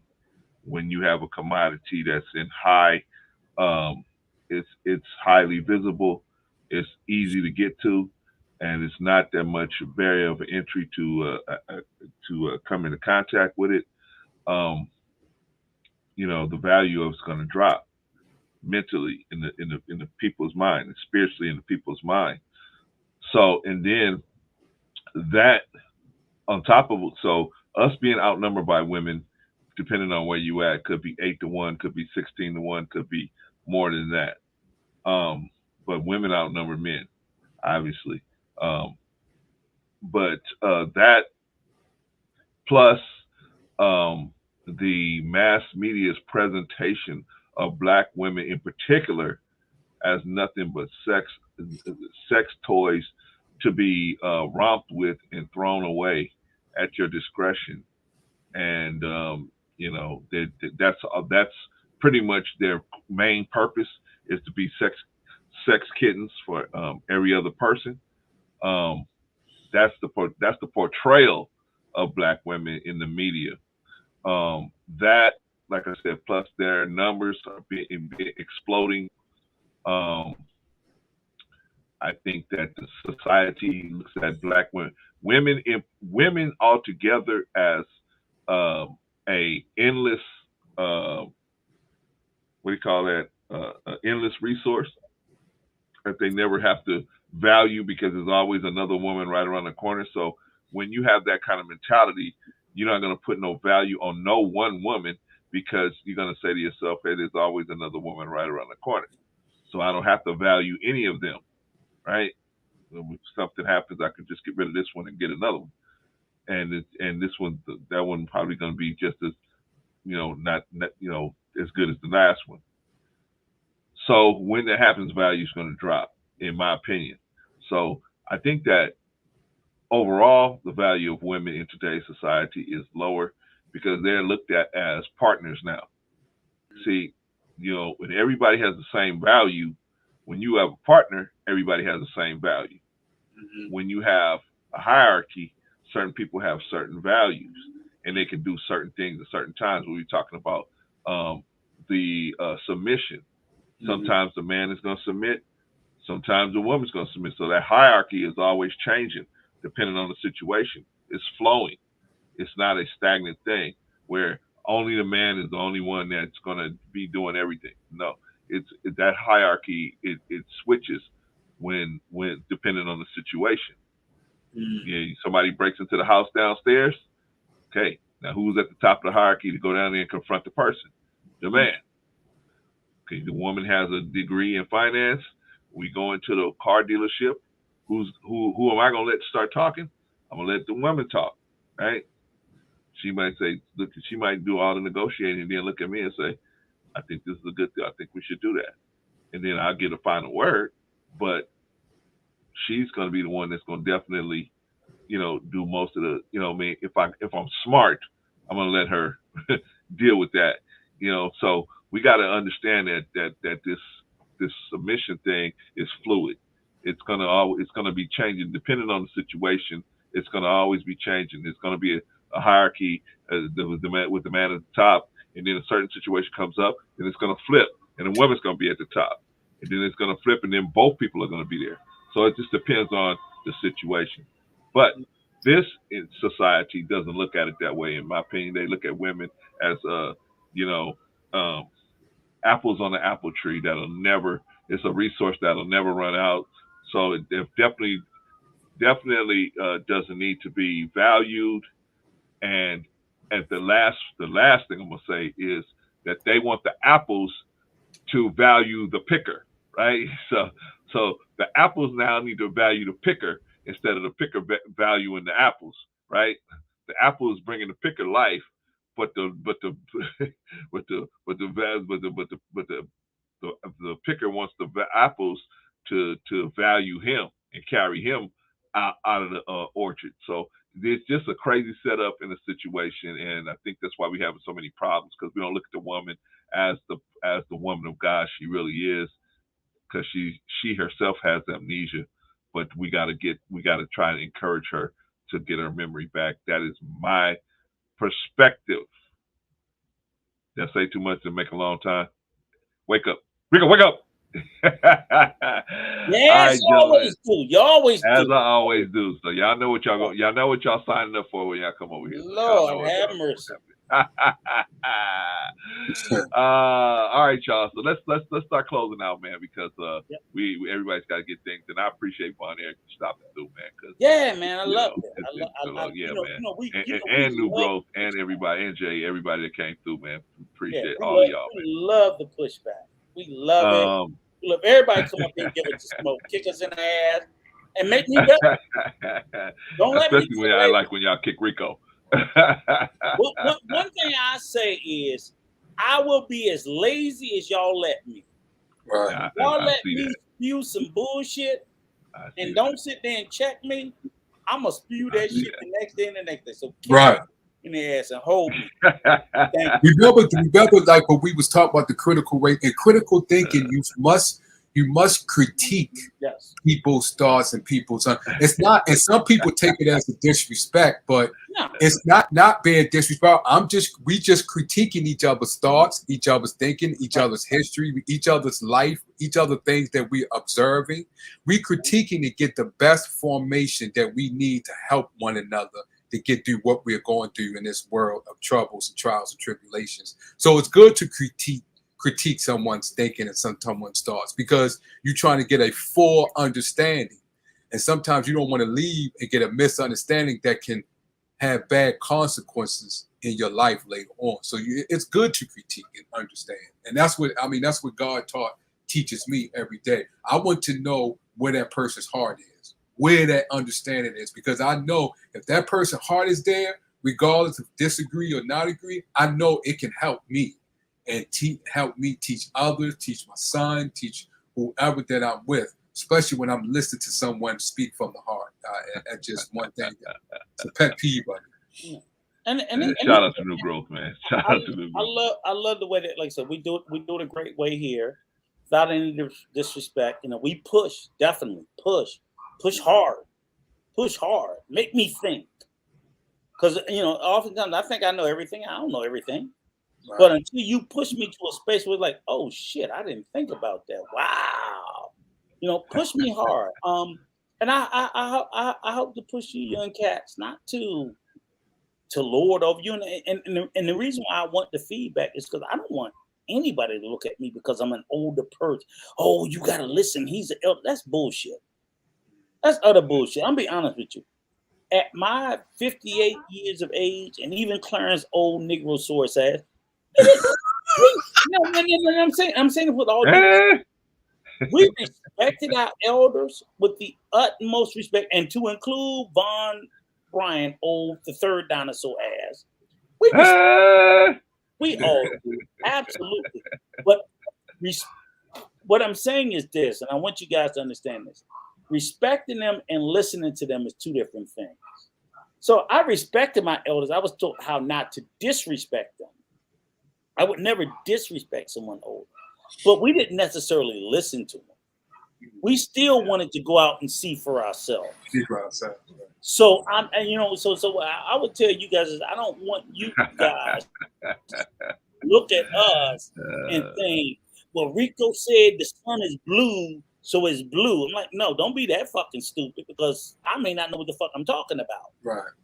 Go say, okay, just be like, okay, Mr. Rico, yes, sir. And then walk away and he's like, this old motherfucker don't know what he's talking about. I know and then go look it up. No, let me say this. No, Rico, let me say this about Rico. If you ask Rico for his advice, take it. He's typically spot on. If you ask him. Now, if you don't ask him and he get them libations in him, you on your own. You on your own after that. You gotta think about it. I think that first, New Growth. I don't know what you talk about. Country. We country boys. I don't even know country boys compared to who. So I ain't gonna even go there. But I just think that like people like Brother Rico, Von Brian and Brother Clarence, and I think that everybody has information and everybody have things that we can learn from. I was just thinking that. And Brother Rico, yes, you're older. We should look up to you because what you've been through, your ups and downs in life. We have not, a lot of young people has not experienced, but at the same time, we should be students to our younger generations because it's things they could teach us due to the generation has changed. Right. But the foundation, no matter what, the foundation goes to every generation, even though the generation may change. The foundation is solid. So, but you, Brother Rico and Brother Clarence, been through a lot, ups and downs, trials and tribulations. Y'all know women because y'all experienced. We should listen to you. Now, should we may take that and use it? That's a different story. We may not use it, but we should listen and try to understand. Even though we may not understand, it's going to come important in our life. We're going to say Rico and Brother Clarence was right. But a lot of times that's what we did when we was kids. Oh, Daddy don't know what he talking about. Right. Then later on, Daddy do know what he. This Mommy dude is a did know genius. what he talk. This It's dude just is that, a genius. right. Oh my God. It's just that we just haven't experienced it. I was able with the power by God, who I love with all my heart and soul. I was able, my grandmother told me, sit down, watch the news. Ever since then, that's all I've been doing. Information, I don't care who it is, who talking. I want to know about that. I'm listening. But it was something that it was instilled in me as a young adult, as a child, which God grew in my spirit. And I'm like that to the day. I don't care who it is. I want to know. Oh, that's what you, how do you, what did you go through? Oh, because I need that. Because I might have forgot when I was young, and it may be a remembrance what I need to help me or to teach my son. So that's what we need to understand. When we hear that person, you may not need it right now. It may not be something that you need in your life because what you're going through right now, but keep it in you because it will be something later on that you will need it. Yeah, show, man. That's your last word, and shout out to you and young Von Eric. I'll tell you again. Let me just take a moment to say, I love the story of, I don't want that, I'm not going to dwell on it because I don't want to get into your personal. But I love the story that you told about how you came into your son's life, and that's just those are the stories. Again, like I said, I hear all this trash in our community, but I don't hear stories like yours because nobody don't want to talk about that. Right. It's boring. Right. It's boring. You did the right thing. Right. It's not salacious. You ain't beating up the baby mama. No, right. You're just telling the story like, hey, I want to get my son. I got my son. Right. You're not. I didn't hear you say anything about beating up the baby mama. I ain't hear you say nothing about the baby mama because that's irrelevant. Right. It's about you being a father and and as a father, like, what benefit is it when you going to beat up your son's mother? Because he's got to hear that. He don't want to hear that. He don't want to tell her. Right. Exactly. But these cats don't get that. They don't get that. It's like, look, I just want my son. Because most of them freaking don't.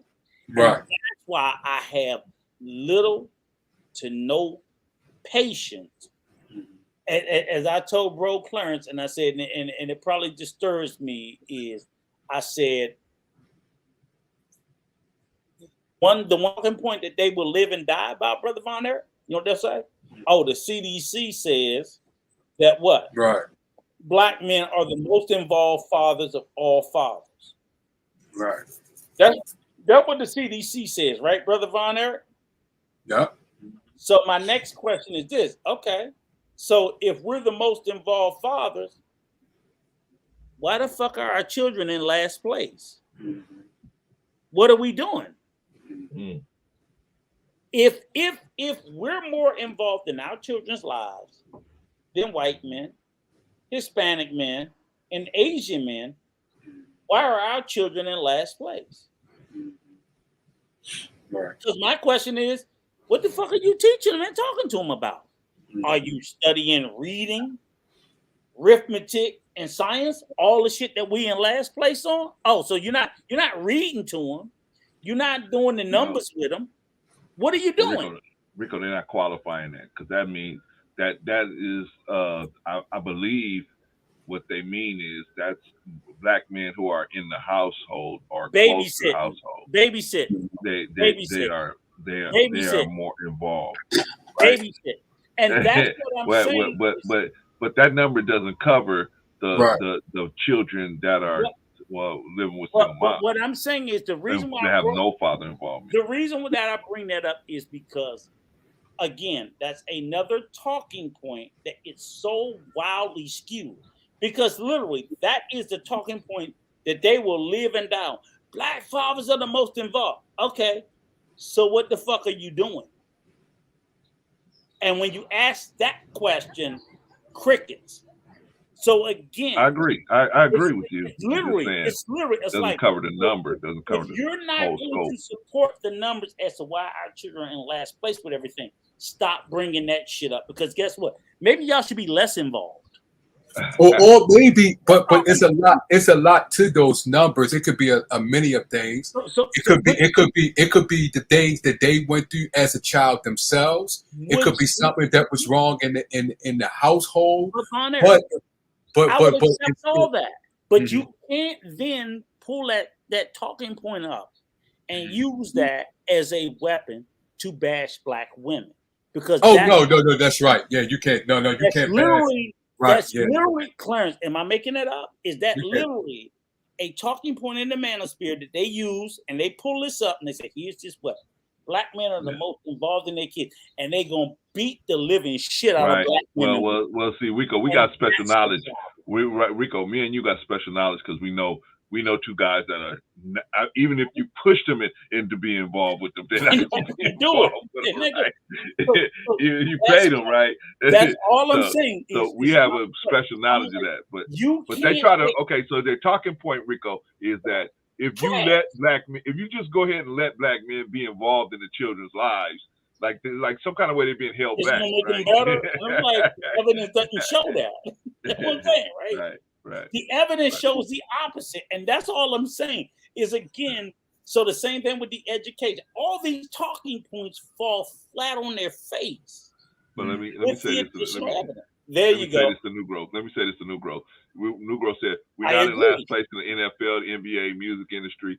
We focused on the wrong things. Well, see, I agree. What happens is this is the part that you don't see. Not you personally, New Growth, but us as black people. You see LeBron James, You don't see the army of white people that's behind him that's making millions of dollars off of him, right? You don't see that army, that little army, maybe 4 or 5 white guys, the publicist, the speechwriter, the insurance adjuster, the agent, the lawyer. You don't see that team there that's making millions of dollars off of him. They were able to push him out like he's the guy. But in actuality, like you guys were talking about earlier, when you have a child, right? And these white people go to these AAU games or these football games, summer league football games, and they can build their whole career on your child. They build their whole career on your child, right? So that's what. Let me bust your fucking head open. I'm gonna go back. I'm gonna bust your head open because I'm gonna go back to the video. Because again, and I wish I could remember this young sister name. The 14-year-old doctor. Yeah, what about her? You remember the young sister's 14-year-old doctor? Yeah, 13 actually. Where's her army? 13. Where's her army? You know who her army is? Her mother and her father. But that's what I'm saying, Rico. That's my point. I get it, right? I know you're saying the same thing. But see, do you see what I'm saying? The saying is, I'm going back to what Brother Negro said. It's like, this is fucking ridiculous. Right. I'm talking to the audience. The NBA, the music, and I'm talking to the audience too. But that has a lot to do. Army. That has a lot to do with this. And what I'm saying, everybody in the community, all the white folks that can eat off that shit, is going to support it. But that has a lot to do with the girl. That has a lot to do with the black girl that's going to medical school. But that has a lot to do. That has a lot to do. Her army was her mother and her father, and until we fucking get back to that, right? But that's like Marcus. Hold on 1 second, Marcus. You're right. Rich Paul is the Bronze Agent, but right. Rich Paul makes a. I mean, if you were to put Rich Paul in the room with other guys, all the people in the NBA and the NFL's agents, they would be a small minority. That's who would be wait a minute, who would be a small minority? When you talk about the black agents versus the white agents. But that's the thing. Hold up. That's the thing. That's the thing. Rich Paul didn't make LeBron James. Right. Well, they've been together since they were 15 years old. Since they was young. LeBron James made Rich Paul. Rich Paul did not make LeBron James. Rich Paul was just another nigga from the south side of Cleveland with a high school fucking diploma and nothing more. Then LeBron James put him in a position for him to be better because he would not have been in that position if his best friend wasn't LeBron James. And LeBron James, I'm not fucking with y'all unless that's it. Well, we can. And he I got can see, other clients behind that. yes. I can understand. I can see where you're coming from. That it was LeBron James' talent will That put them made in a Rich Paul. position, put them in a position where they can excel. But that doesn't take away from how smart he was as a young child. I'm talking about Oh Rich yeah, Paul. yeah. Because He went and did I'm not work. taking that away. No, I'm not taking that away from LeBron here. Well, okay, He but went I'm just saying, as far as the talent that he has a talent within himself, he is a very intelligent brother, just like LeBron. LeBron has a That's basketball. irrelevant to We're the not situation. disputing the talent. We're disputing the opportunity. There you go. And that's what I'm trying to say. That's what I'm trying to Hell, get I'm to. as smart as fucking That- Rich Paul, but I ain't never gonna be given the opportunity. Fuck that's what we need to focus on. Okay, I got you there. I got you there. But you said the NFL, the NBA, as far as black people is and focus on, and that has a lot to do with the society. Just like in Malcolm X film, when he was a little boy and he said, "I want to be a lawyer." What did the white guy say? Oh, black people can't do this. Black people can't do that. That's a society issue that they implemented into the society. That was 84. Into the black community. But one thing that we have to recognize. If you're out there, 84. Come on back in, man. One thing that we have to recognize as far as what we've been saying the whole time. Yes, it's a lot of black people in the NBA and the NFL and a lot of these in the music industry, but a lot of them do not have the understanding as far as the contract, as far as history, as far as what things that you go through. LeBron James learned that as a young child, as a 13, 15, 14 years old, and not just him. His deport Maverick, all of them learned this at a young child. It was just on LeBron James' talent that they progressed themselves due to his talent in the NFL. But listen, Maverick could have been a successful businessman in the shoe industry because he went to Nike and learned. Rich Paul would have been a successful agent because he went to the CAA and learned. And he put himself, he's a smart individual. It just happened that they all grew up together with LeBron James. But my point is, Von Brian, let me ask you a question. Do you think that if you lined up all the agents by race, do you think that you would have the same number of black agents as white agents? If they was allowed us in the society, yes. No, I didn't ask you if they allowed us in. I'm talking about right now. If you went over there right now and said every NFL, MLB, and NBA agent needs to come out here and line up, and whatever race you with, stand next to that. Do you think that whites would outnumber the blacks? Yeah, due to society, yes. Okay, that's all. You can't just with that question, but you just can't say. See, this is what happened. We're saying, well, this is because it's a lot of whites. We have to take into account the reason why. The reason. We just can't just say it and without the reason. We know the reason why. Okay, so but let's not just say, well, let's just make sure that we say that though, along with that you don't, because Rich Paul and Maverick and the other business person would have been successful without if they didn't go to LeBron. Wait. There's a lot more qualified people than those guys. They just no. I'm not saying, and the reason, yes, it is, but you know why they don't excel? It's because of the society. A lot of it has to do with the society that we live in, the racial society. Now, could has a lot of black people succeeded? Just like with the Ravens quarterback, with him and his mother doing. They don't even have an agent. And he's getting ready to sign $1 billion contract. They ain't gonna do that. They just suck. Lamar Jackson ain't that good. Knock it off. They don't even have. But okay, but we can. I'm just okay. I'm gonna let 84 come in after. I'm just saying. Look what his mother and him are doing.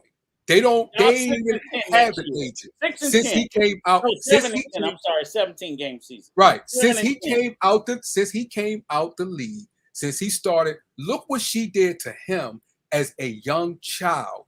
Okay, since ball, he was come in on, football. 8-9. 8-9. I'm gonna Okay. be generous. But we're not gonna get it. I'm not getting into that. Go ahead. Y'all I'm gonna getting miss the into playoffs. Go ahead. Go ahead. I'm just getting into Go hold up. ahead. I could give you a lot of points. I could give you this guy was an ex I forgot his name. But as far as what the Ball family. Look at what the Ball family did. Look what Are you LeVar Ball serious? did as Are far you as serious? Are you Yeah, man. yes. Let me Von Eric, before you defend that position, let me let 84 come in and drop whatever he's gonna drop real quick because I don't Even know. Clarence in LA can't defend that shit. But go ahead. I can't let me do that. I can. Let me do that. I do it next. Hey, I would have did a better job than Come on, 84. Risa Come on, or Vaughn 84. calling you Pretty Ricky. 84, come on and save him. Save him, 84. Come on, 84.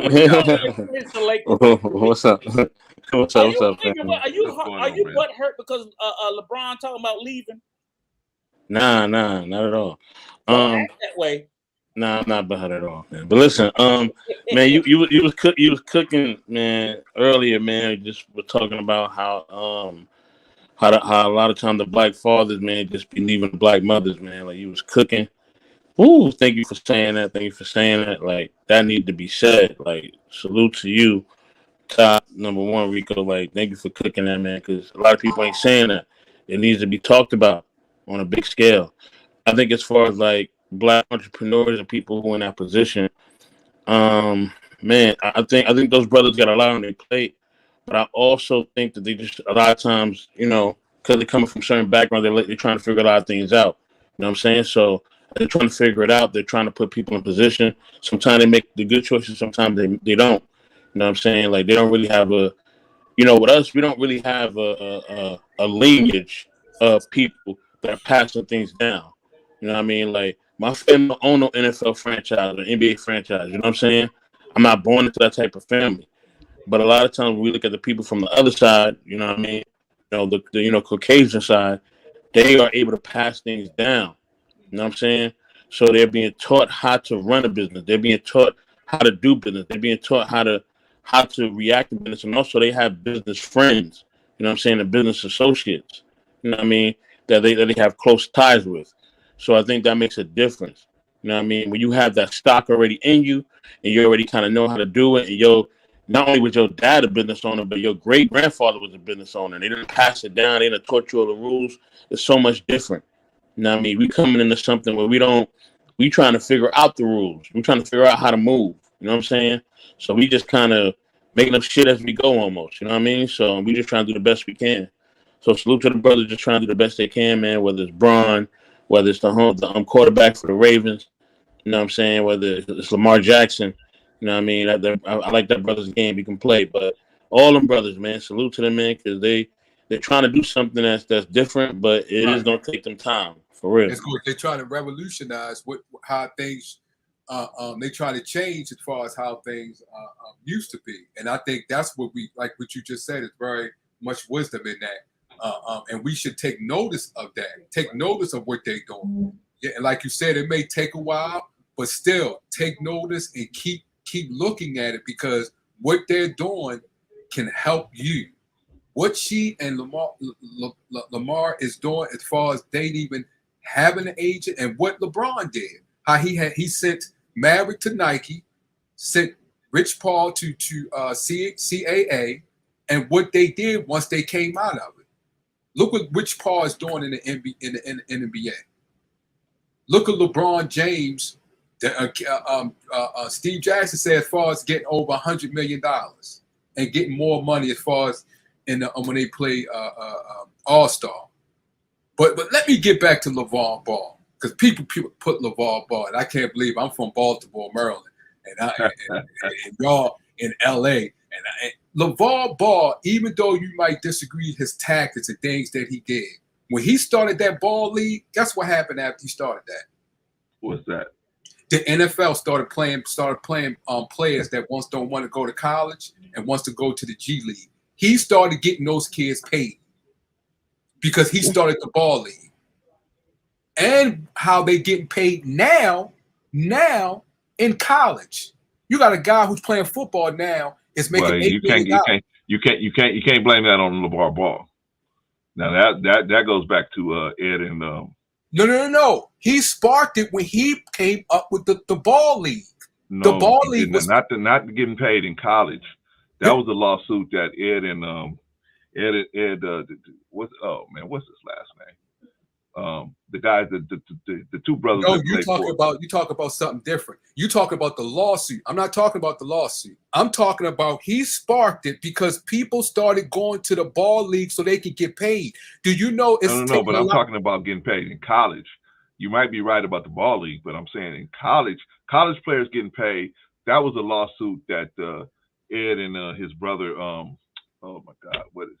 Right, you talking about? Look at it business wise. If people go and play in the ball league, the college people are going to miss out on money. That was the thing. I get you. Right. I get you. So that sparked it because people wanted to get paid for their image. And now they getting paid for their image. If you notice, once they start getting paid for the their O'Bannon image, brothers. The O'Bannon brothers. Yeah, the O'Bannon, but you're talking about UCLA. Yes, but that was something they was going back and forth with, but they still wasn't getting paid.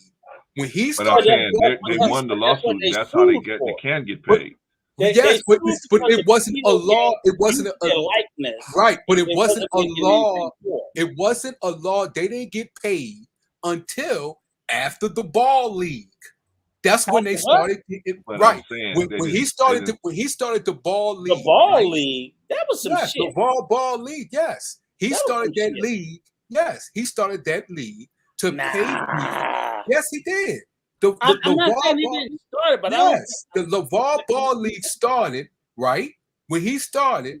Okay. If you want to get the information, I get it. You're talking about a lawsuit that the college people still did not. Even though the Bannon brothers won, the college people still wasn't getting paid. But Von Eric, that was it took time to get started, brother. It wasn't getting paid right away. They had to structure everything to put it together. Von Eric, that's not. Hold up. Let me finish. That when you're saying destruction and stuff like that, no, they did not do that.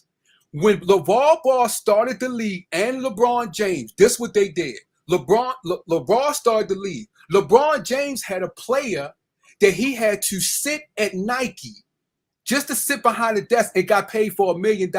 He got paid $1 million because the college people would not pay. That right there sparked it all. They was like, hold up, wait a minute.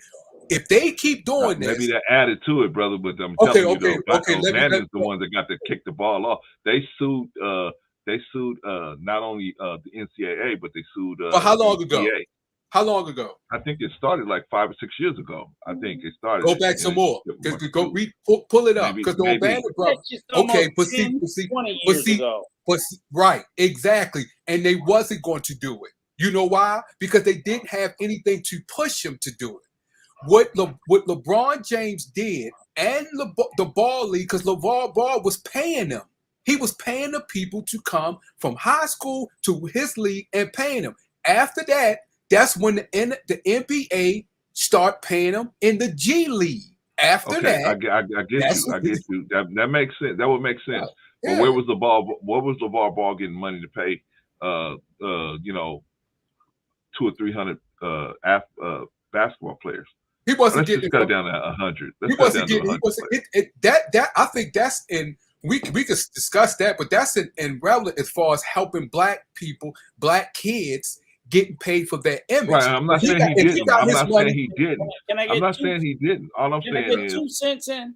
Okay, go ahead. All right, go ahead, man. Okay, so let's be clear.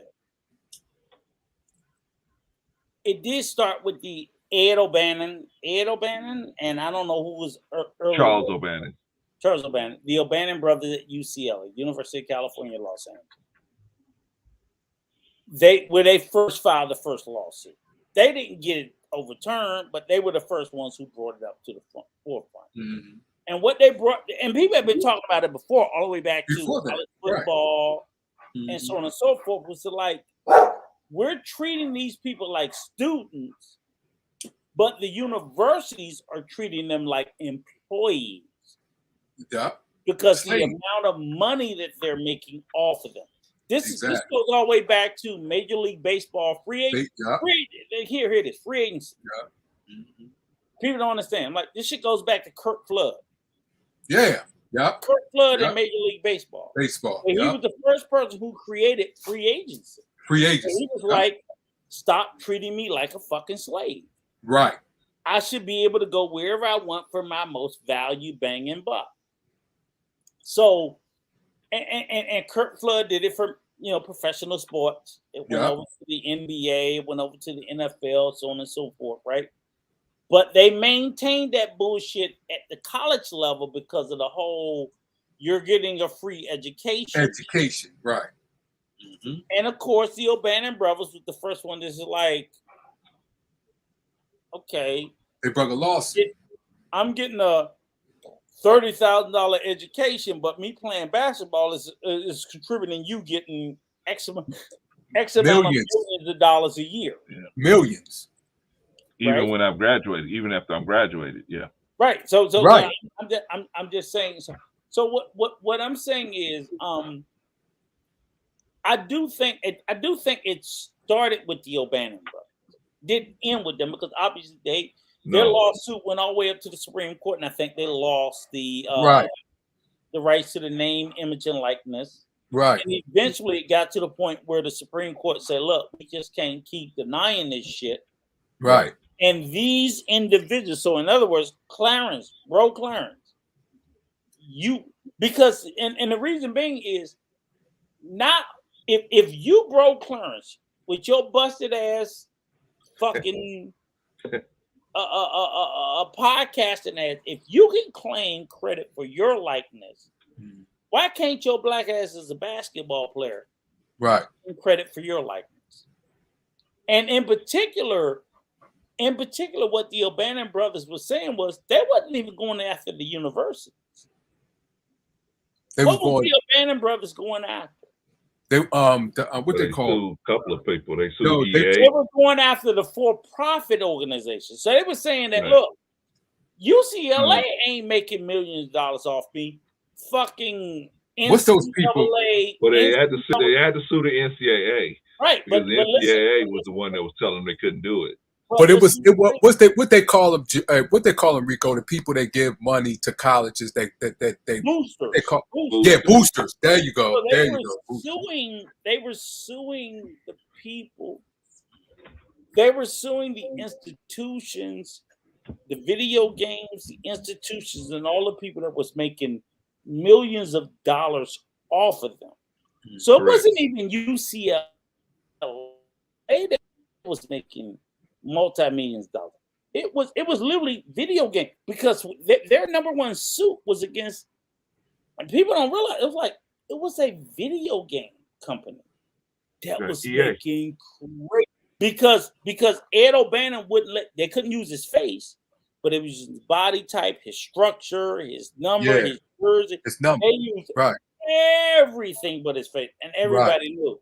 Oh, that's Charles and Ed O'Bannon. And he's like, and figure this why I say when it comes to name, image, and likeness. And then when you say went to the Supreme Court, they knocked it down. So this is where how important he was wrong. Right. No. They did knock it. But listen to what happened though.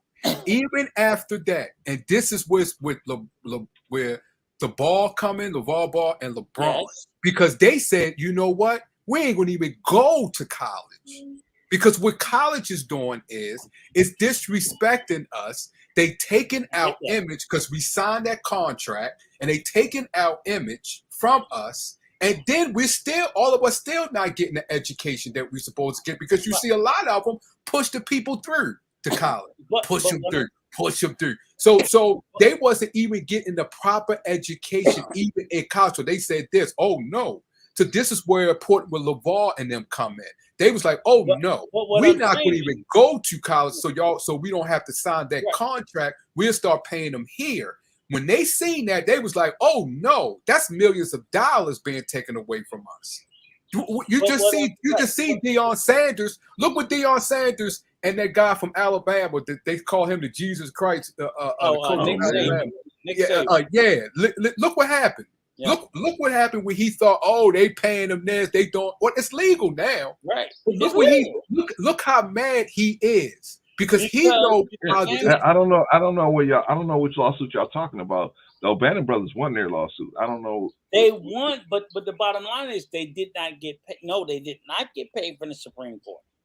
They won their lawsuit. The NCAA was ordered to pay the plaintiffs $42 million in fees and costs. Who? The NCAA. The Supreme Court said the NCAA had to pay $42 million. They sued against EA Sports. I don't see anything about EA right here. Let me pull it for you. Let me pull it for you. Oh, they must have lost. Okay, so they must have lost against EA. Yeah, and won against the NCAA. Yeah, because the NCAA was the one that was stopping them from getting paid. Could not pay, right?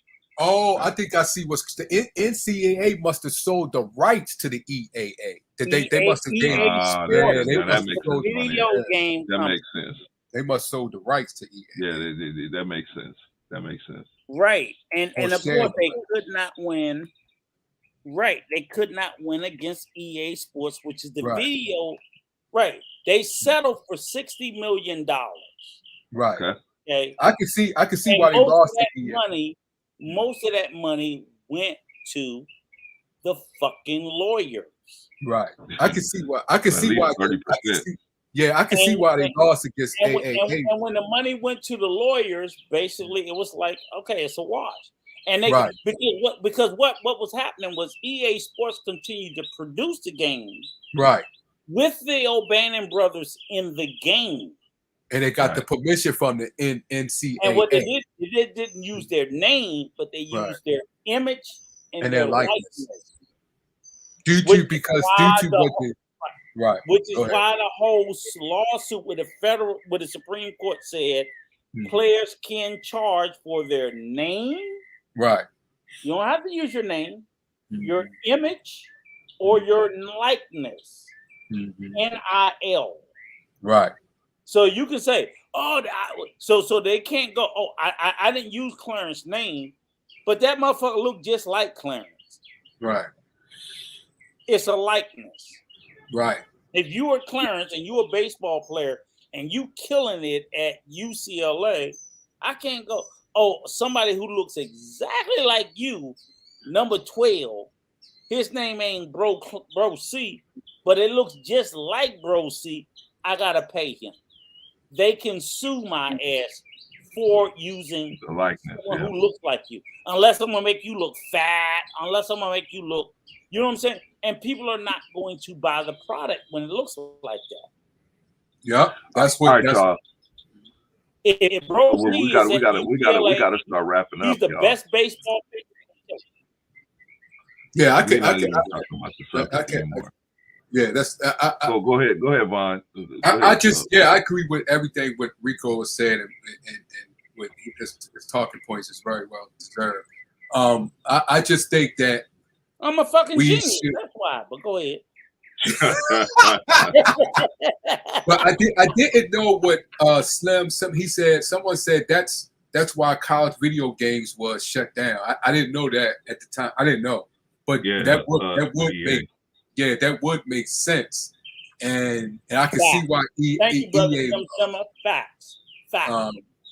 I can see EA. I can see why they lost against EA because EA went through the NCAA to get the likeness. So I can see why they lost against that. But that right there, it happened all of that long ago. That still, only thing I'm just saying is we need to learn from that.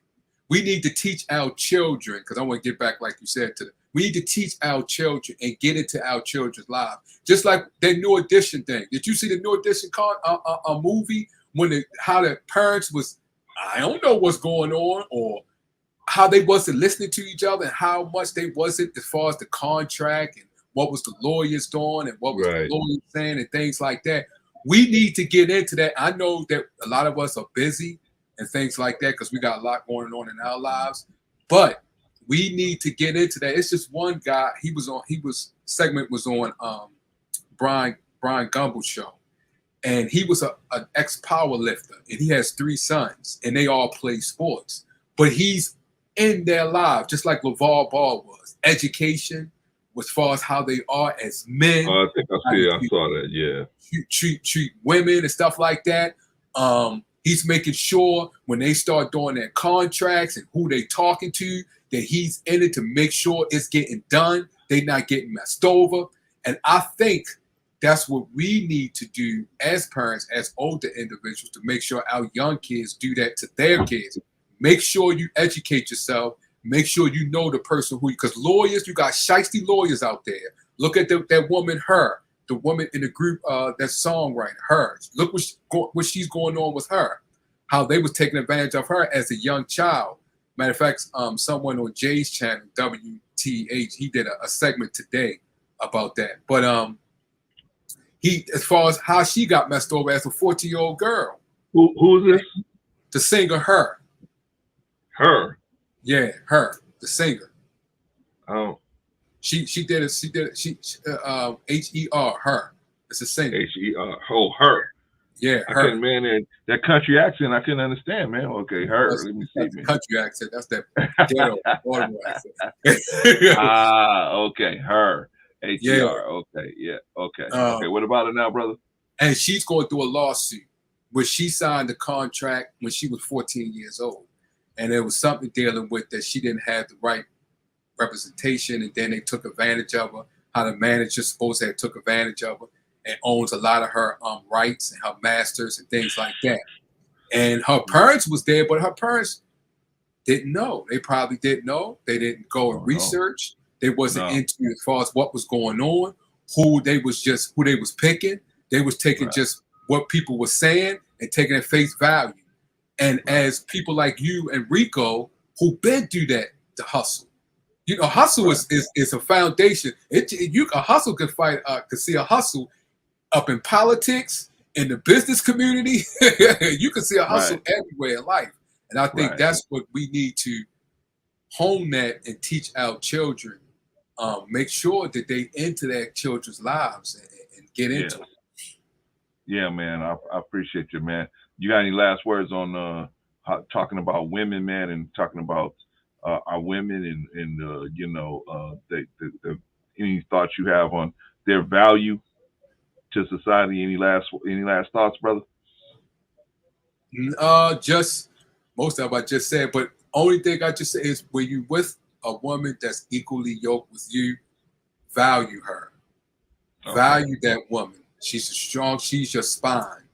Value that, because when you down, she picks you up. Don't just respect her mind, body, and soul.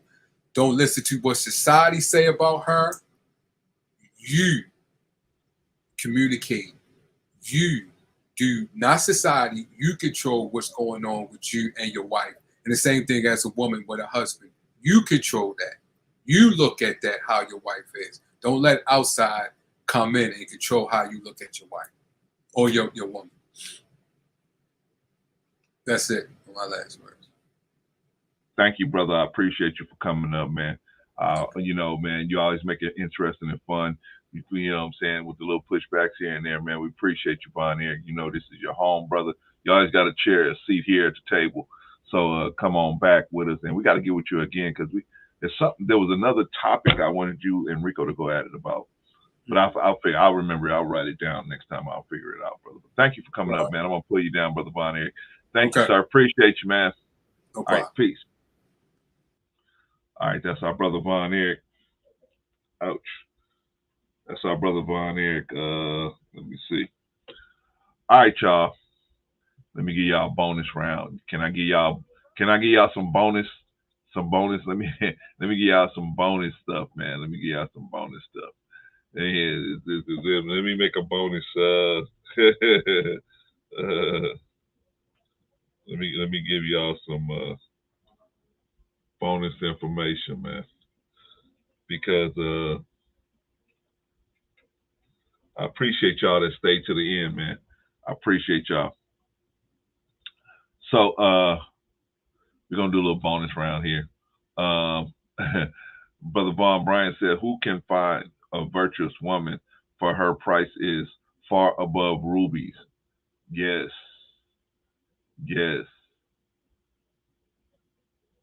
Now y'all gotta stay with me because I'm gonna get a little fluid. I'm gonna start talking about the black woman in a kind of a way that some of y'all gonna get simp sick, right? You gonna get not seasick, but simp sick, right? But I'm just gonna be telling you the truth. Women in general, man, they should be valued more because they bring a lot to the table. But the black woman has a value for us in the black community. She should have a high esteem. She should have a high place among us as black men. But is that the case? That's what I was trying to get to today, is get us to see how we think of black women in the world. How what is the reality out on the street that people think about black women, and what is that versus what we should think, and how do we make the transition, right? That's what I was going for. We never quite got there because I understand everybody feels a different way about black women, but in reality, we know a reality of how this world thinks about black women. They look at them as sex objects, pretty much, number one. You know what I mean? They look at them as sex objects, number one. Then they look at them as leeches on the society, number two. And now, unfortunately, they got us to believe that. They got us as black men to believe that. They said, look at them. They got all these baby daddies.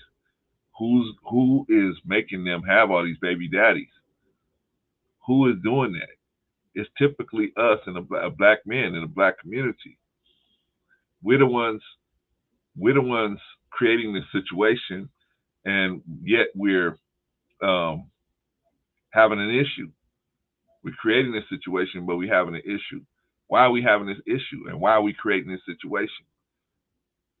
If a woman has 3 children by 2 baby daddies, she's this awful evil person, right? She's this awful evil person, man, that doesn't deserve no man, no time to wait, no wait, right? Just throw it to the government and let the government take care of her. Well, you're gonna take care of her irregardless, right? This is something that we all got to work on, because ultimately you're gonna pay for it in your taxes. Somebody got to pay for WIC. Somebody got to pay for Section 8. Somebody got to pay for it. This money don't just come out of the sky. It's coming from your taxes. It comes from your tax dollars, right? Everybody, I mean, this money don't just fly out of nowhere.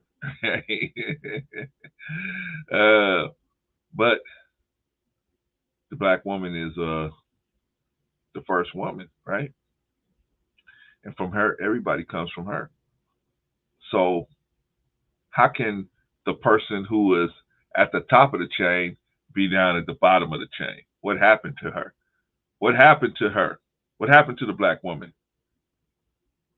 She was hit in the head. Hit in the head. What do you mean she was hit in the head? She was hit in the head. I mean, she was forced to accept a foreign teaching that's foreign to how the way her mind works. She was hit on the head and left on the side of the road for dead. That means nobody came to tell her who she was. She's got amnesia. She don't know who she is. She thinks she's got power by ramping up a body count, ramping up her body count. In history, throughout history, the most valuable thing about a woman was her chastity. That's been standard for men throughout millions of years, right? The chastity of a woman. Her chastity is very important.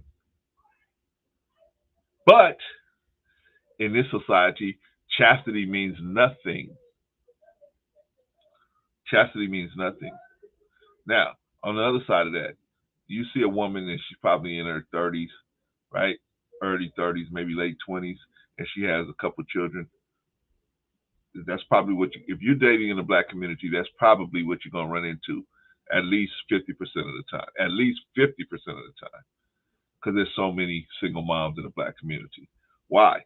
Because a lot of these women have tried to make a life with someone. They stepped out on a limb and tried to make a life with someone and it didn't work out.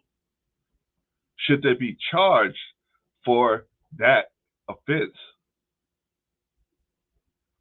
Sometimes them trying to get in and trying to set up a life with somebody, they had a child with this person.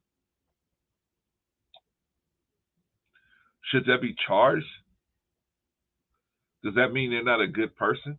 Does that mean that no? We've all made decisions. We've all got involved with people and didn't find out until we were too deeply involved to realize that this was a bad decision. Have we not? Come on, somebody, talk to me. I know it's only two of y'all in here. So come on, y'all, talk to me. Or one of y'all. Talk to me.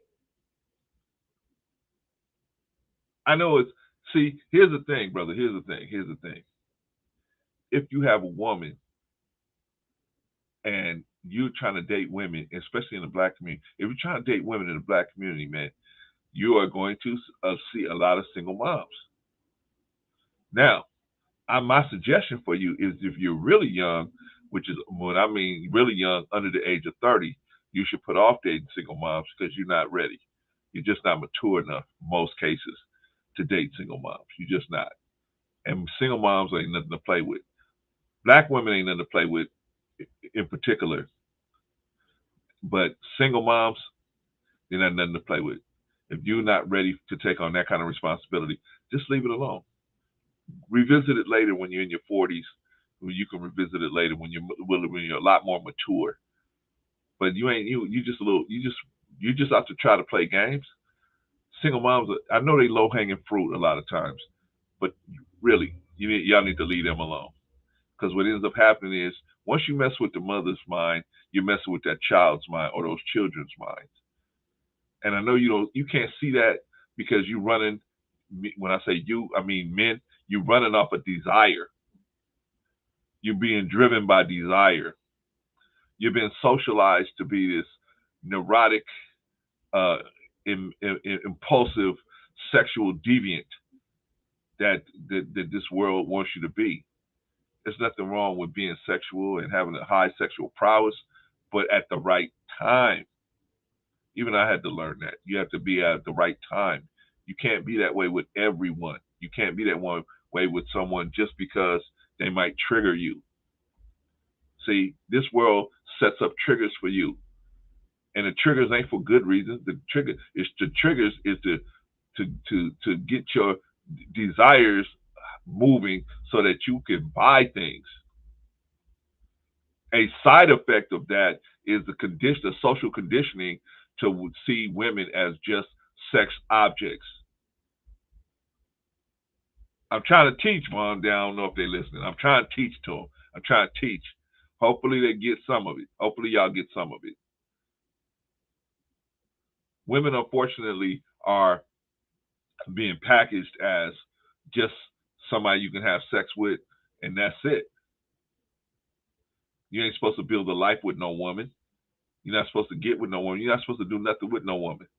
Except, but most men, you ain't even nothing without a woman. Right?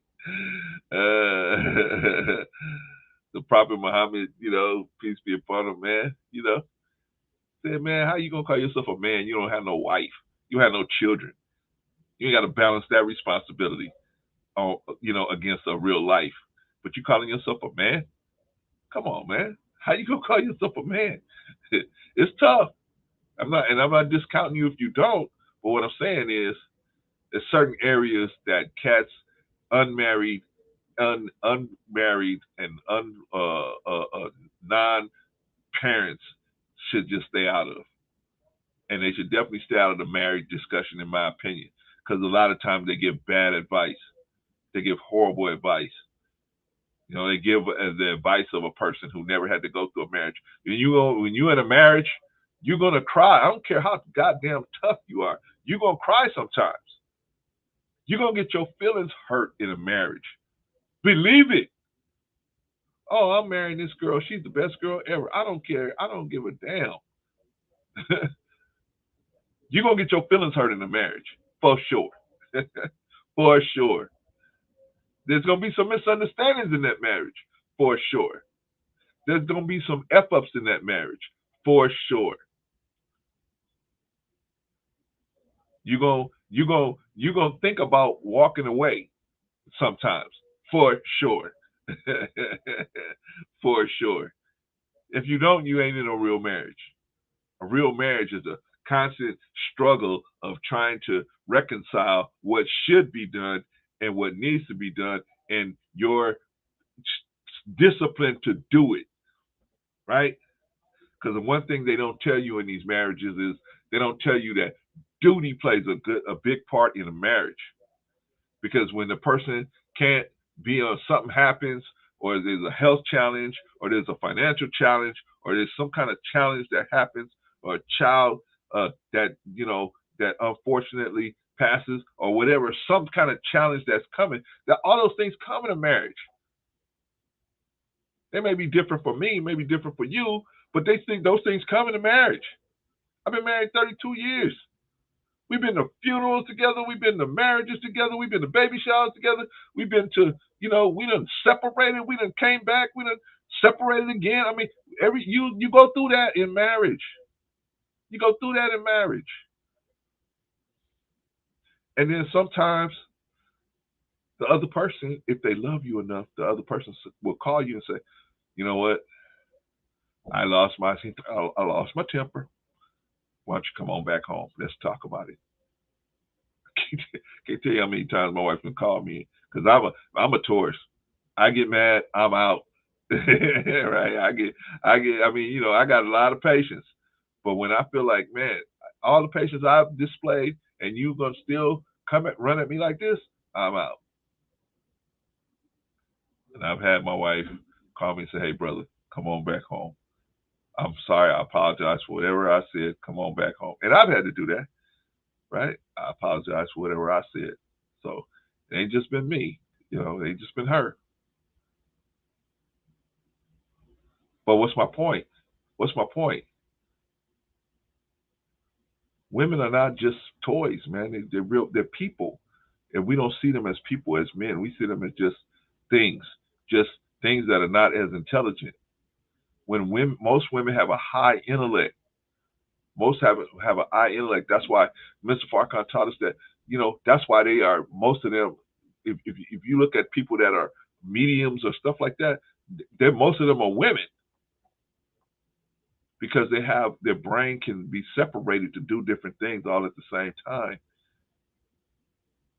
You don't hear me. You don't hear me. You don't hear me. We don't know how valuable these women are. They are very valuable. Now, is she out of her brain? Yeah, sometimes. She was hit over the head.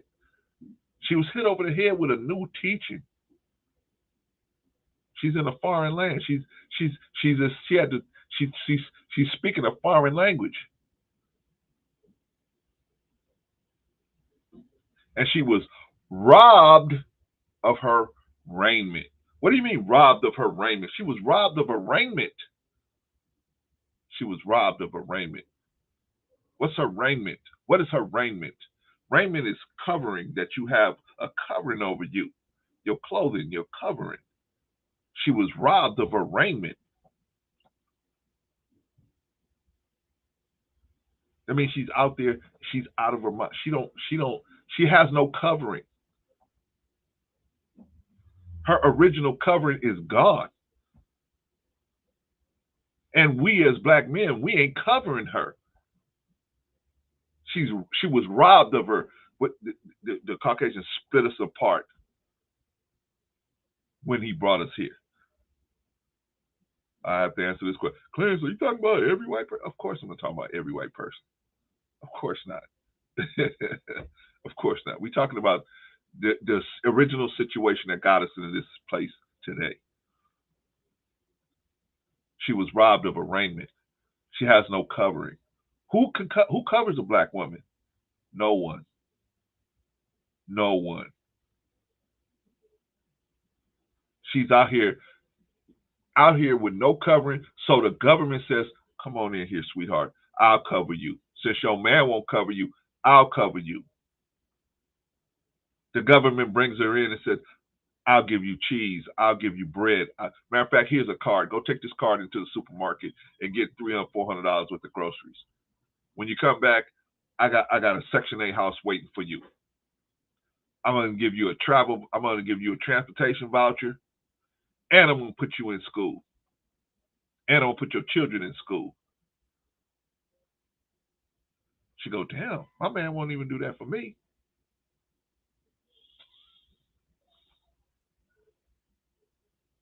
And then you know what we do? I was just going there, Vaughn. I was just going to go there. We as black men, we will resent her for going to get cover for wherever she can. Wherever she can, she's going to go get cover for them children. Why? Because the woman has the survival instinct.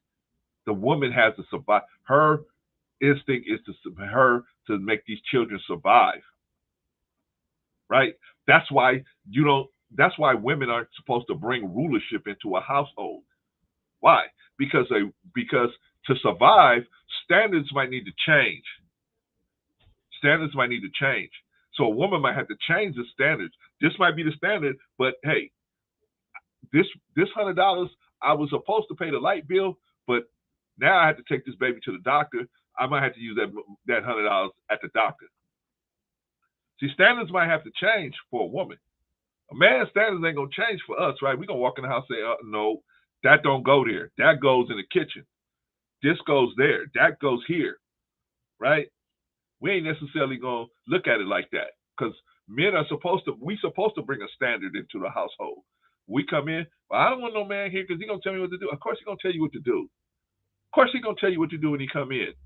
That's his job. He's supposed to come. You got a strange man. If you got a man that comes into your house that you dating, that has gotten to know you and feels like he's trying to build something with you, why wouldn't he come in and try to set the standard for you? Of course he's going to do that. Of course he's going to do it. Now the question is he a righteous man? Or trying to be righteous, trying to practice righteousness? Is he practicing, or is he just out there? He's telling you a whole bunch of stuff to just get. So you as the woman got to figure that out. You as a woman, you got to look for more than just a good body, a Boaz. You got to look for somebody who got character. You got to look for somebody who got character. Right? Peter was a great soldier. Peter and Paul were great soldiers for Jesus. But they had character issues. They had character issues. Come on and talk to me. Talk back to me. They had character issues. Jesus always had to keep working on their character. They always had to keep doing things to work on their character. Because they had character issues. You got a man? They were good-hearted. They were good-hearted and good-intentioned men. And that's what you want. You want a good-hearted, good-intentioned man, but they have enough humility to be able to realize and recognize when they're moving in the wrong direction, and they can be corrected. I'm not saying you correct a man out in public. Hey, fool, you parked in the handicap spot. You don't do that to your man. Put your man over to the side and say, brother, I think you parked in the wrong space. You might want to move it before we get a ticket. It's not what you say, it's the way you say it, right? So we both got a lot of work to do on both sides of the aisle, right? We got a lot of work to do on both sides of the aisle. I just want us to start looking at the black woman as something more. Yes, she is beautiful. Yes, she has. She is rhythm. The black woman is rhythm. The Elijah Muhammad told us in the illuminating book, as Dr. Khaled used to say, the illuminating book, the message to the black man in America. He said, "Do not stare at the black woman's movements because they are hypnotic." He said, if you watch the black woman move too long, you're going to be hypnotized. He said, don't stare too long. Some of us stare too long, right? We got hypnotized. Yes, master. Oh, you want to buy a car? You want me to buy you a car, master? Yes, master. He said, don't stare at the black woman's movements too long because they are hypnotic. Why is she hypnotic? Why? Why is she hypnotic? Huh? Come on. Because she comes from the earth. She comes from the universe. She's the mother of the universe. Right? When she moves, she is motion. She is motion. But we don't think this about the black woman, do we? We just see a sister on the BET Awards shaking her behind with hardly no clothes on, right? There's a time for sex. There's a time for sex. There's a time for it. But there's also a time for when we're in front of the public, man. We should be looking at our woman, and so in a certain way, so that because if you don't look at, let me tell you something, brother. If you don't look at your woman a certain way, nobody else will. Nobody else will look at the black woman that way if you don't. But Claire, she got all these problems, and she talked back to me, and she did it. That's okay, brother. Just get you somebody who will do what they're supposed to do. Brother Bond say, they claim they want Boaz, but instead they settle for broke ass, stupid ass, dumb ass, and beating your ass. That was pretty good. That was pretty good one, Bond. I got to give you that one, man. That was pretty good, man. I think you should start writing for who's still on? Conan O'Brien? Is he still on? That was pretty good. Yes, sir. They claim they want Boaz. But why? The question, Vaughn, is why are they settling for broke ass, stupid ass, dumb ass, and beat your ass? Why? Why are they settling for these men? Because they've been hit in the head. They've been hit in the head, and they've been robbed of their raiment. And they were left on the side of the road for dead. They were hit in the head. They got amnesia. Vaughn, they don't know who they are. She don't know who she is. That was pretty good, huh, Anderson? She don't know who she is, right? But that's my point, Vaughn. Why don't they feel like they can do any better? Risa said, as a female, because we're dumb. Well, not all of y'all, Risa. Some of y'all need. But the point is, we are not. See, we as men, we could remove those type of women from the selection process by denying them access to the selection process, period. And those type of women that select those type of guys, they'll be gone. They'll be gone because nobody will. But the problem is we got the real simps that will actually still have sex with these women, promote their lifestyles. I mean, when I say these women, I'm talking about the type of women that's too lazy to check the character of men. They're too lazy to check anything else about the man. Just say, oh, okay, well, here's a man. I got all these children. I should be lucky that a man is even coming my way with all these children. No, not necessarily. Not necessarily. Not necessarily. But I understand. The sisterhood has been made to feel like they're worth nothing. They're worth nothing. And they think that a few guys on the internet saying all of the stuff they say about sisters, that's the whole group of black men. That's not all of us as a group. That's a small minority of black men. But here's the problem. Here's the problem, Risa. Here's the problem. Unfortunately, black women have been conditioned to consider desirability in a man money, access to resources only, and physical prowess only. Character's not important, right? Especially when they're really young, maybe 25 or less. They'll think, oh man, you know what? Character ain't important. As long as he have me in that Hummer, I'm cool. As long as I'm in a nice house with a pool, I'm cool. I'm living this life, opulent lifestyle. I'm good. I'm good. So they don't check the character of the man. A lot of these dudes are bisexual. They live in double lives, but they don't check. They don't check. Then when all this stuff blow up, because you know how men are. Men are not as smooth. Women are smooth. Women are smooth. They know how to play your own fallacies against you. They know how to play you against yourself. They make you think like you're the man.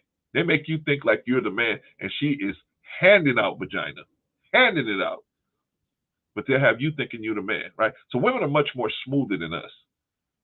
Men, I don't care how good of a game a man is running, at some point it is going to bust apart sooner or later. I don't care how good a man is, how smooth he is, how many years he's been running. Eventually his legs are going to get tired and the thing is just going to fall apart, right?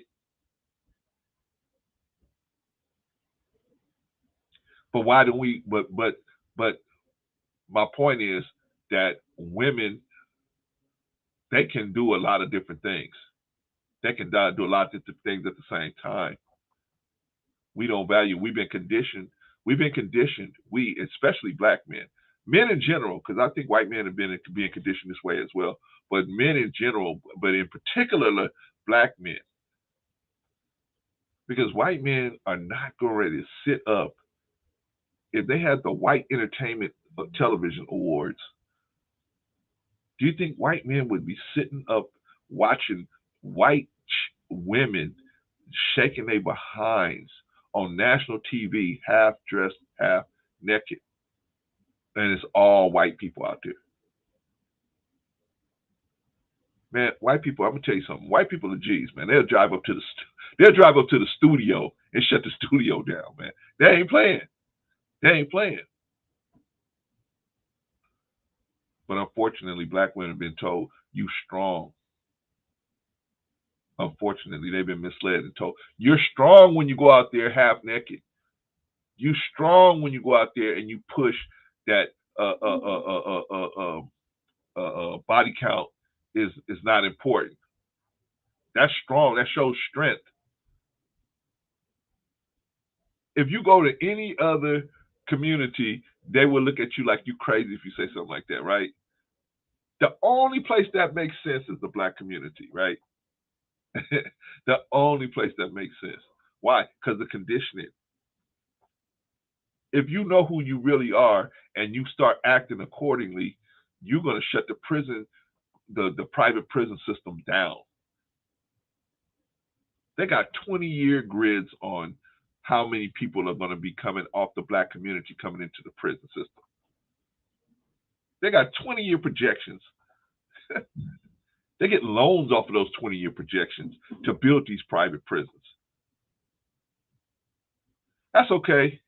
You guys go get Chaotic or one of these other, or Candace Owens or one of them other people to come in here and prove me wrong. Tell one of them to come over here and bring me wrong.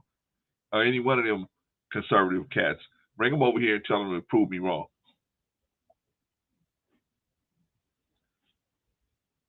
Sometimes they even got 50 years projections. But we could shut the private prison industry down if we just looked at the black woman and said, you know what? Let us have grace for her. Let us have grace for her. I know she's out of her mind. tearing up the little chicken shacks because they ain't getting the right amount of ketchup and doing different stuff like that. But those are the minority. Most black women are really good women. Most black women, all they want is a family, a good job, a family, and they just don't want to struggle too much. They already got to struggle through childbirth, right? They got to wrestle with the death angel through childbirth. And when they wrestle with that angel, that baby comes out and they hear that cry, she get a new name, Mother. She gets a new name after she wrestled with the death angel.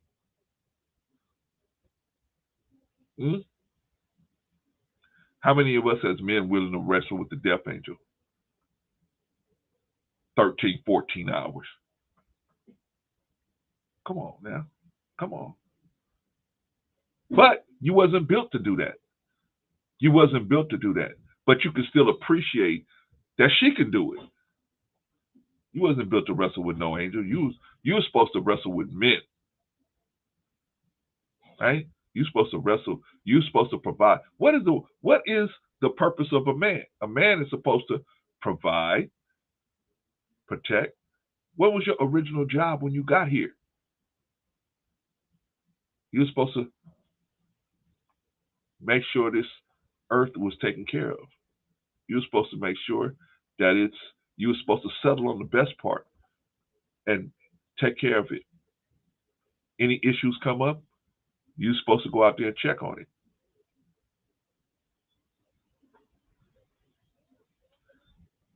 The God said, hey, like I said, when I go back to the beginning, the God said, hey, I don't want to have to keep putting men together. I don't want to have to keep putting men together from dust. That's not an efficient use of my time. Plus, this man, he's after my image and after my likeness. I want him to be able to, let me give him immortality. How can I give a man immortality? I got to give him a wombed man. I got to give him a wombed man. Give him a man with a womb so that he can get together with the wombed man and say, let us make man in our image and after our likeness. Huh? So he gave you the woman. He gave you the woman. And your woman, you don't realize. Some of y'all say, well, ain't no man gonna do I want a man. If I call the police, I want a man to show up. If I call the fire department, I want a man to show up. And women ain't built nothing. Women ain't built no skyscraper. Women ain't built no skyscrapers. I want men. You're right. You're right. The women didn't build none of that stuff. But who gave you the men? How did you get the men? You can't have men riding on that fire truck unless somebody laid down and gave you that man. Come on, talk to me. We're just doing mathematics here. We're doing mathematics here. You can talk all you want. You can talk all you want. You know, Chinese, man, they got tired of the Huns. The Huns came in and just would decimate them. And the Huns would give them about 6 months, a year to build up everything, and they would come in and decimate them again. That's why you got a Great Wall of China out there. I think it's about 1,500 kilometers. But why did the Chinese even do that? Because of the Huns. The Huns kept coming in and taking everything. So finally, one of the Chinese, they got a great idea. They said, hey, this is what we're going to do. We need soldiers, man. We need warriors. Girl babies, we just going to murk them. A baby comes out as a girl, we're going to murk that. We just going to only have boys.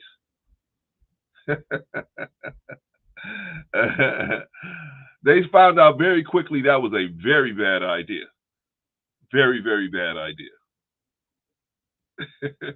Very, very quickly they found out. Wait. We need to revisit the whole let's murk the girl babies thing. We need to revisit that. Ay, ay, ay. How do you feel about black women? Do you feel like they welfare queens, single moms, or pull on society, unworthy of the love of a man of good character? That how you feel? Well, brother, I don't feel that way. If they're willing to step, thank you, Vaughn. I do too, man. I do too. And we're not saying they perfect. I'm definitely not saying they perfect. I'm married to one, and I can definitely tell you she ain't perfect, and she can definitely tell you I ain't perfect. But when you marry someone, you're taking the good with the bad. The problem is you don't see how bad the bad can get until the bad gets bad. That's the problem. That's the problem. But if you got a sense of duty and you got a sense of duty and respect for the other person, then you know what must be done. You know what must be done. It's no question what must be done. I married you for good, for better, or for worse. For better or for worse. Something in your control that you are unwilling to do, that's something that needs to be sat down and talked about. But something out of your control, an illness, a death in the family, something just out of your control, you're supposed to cut and run on somebody just because something happened out of your control? No, we owe it to our spouses to at least try. At least try. Give it our best effort. We're supposed to leave everything, man, in a marriage, you're supposed to leave everything on the floor. You're supposed to, if you got to leave a marriage, man, you're supposed to leave it. They're supposed to drag you out of there. You're supposed to leave it on your back. I did everything to try to make this work. Huh? That's how I feel about black women, man. We got to do everything we can to try to make it work. I know black women have been they've been misled so long, man, they don't even see it as being misled. They think they get good information. And then on the other end, they're not getting the results they want. They blaming us as black men. We are the victim. It's the perfect crime. It's white supremacy's perfect crime. It's a perfect crime. Because they have subtly got us all fighting against each other, and they got their hands behind their back. And they can just sit back and watch the whole melee.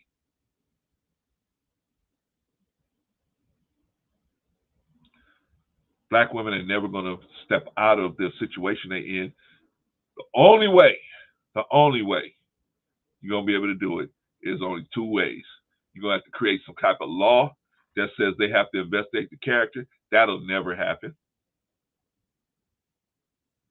Or the only other way is we are going to have to deny them access to the selection process. I mean, the sexual selection process. That is the only way they are going to understand that. I mean, those of them that are unwilling to recognize that they need to improve some things.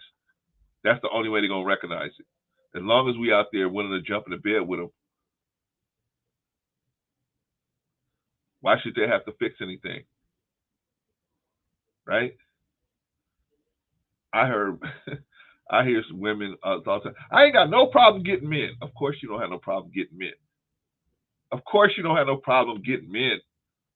I'm out here in Los Angeles. There's a street called Santa Monica Boulevard right now. There's grown men with wigs and high heel shoes on. They ain't got no problem getting no man. Of course you ain't got no problem getting no man.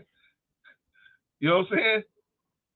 Most men have such low self-esteem and high sexual energy that they're not willing to distinguish between, what is a real female and not a real female if they're interested in real females. And some guys are not interested in real females. When I say real, I mean females born as women, right? Some guys are not interested in those type of. So that's cool.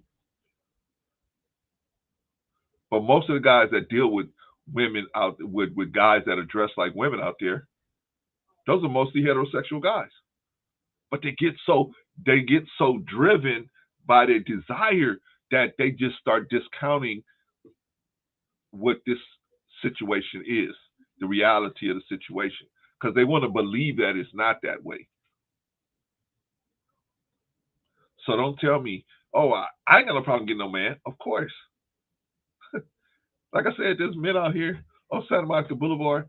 They getting men. They got a wig on and some high heel shoes and some clothes like girl clothes on, and it's men stopping and picking them up.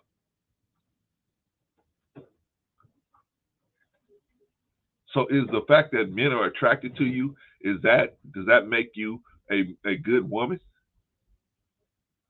Not necessarily. Men are always going to be attracted to what they consider attractive women, desirable women. Vaughn said that's a whole different show. That is, brother. We'll get into that later. And I mean no disrespect to the Alabama community. I'm just talking, just telling the truth. Huh? So desirability doesn't necessarily go hand in hand with being a good mate.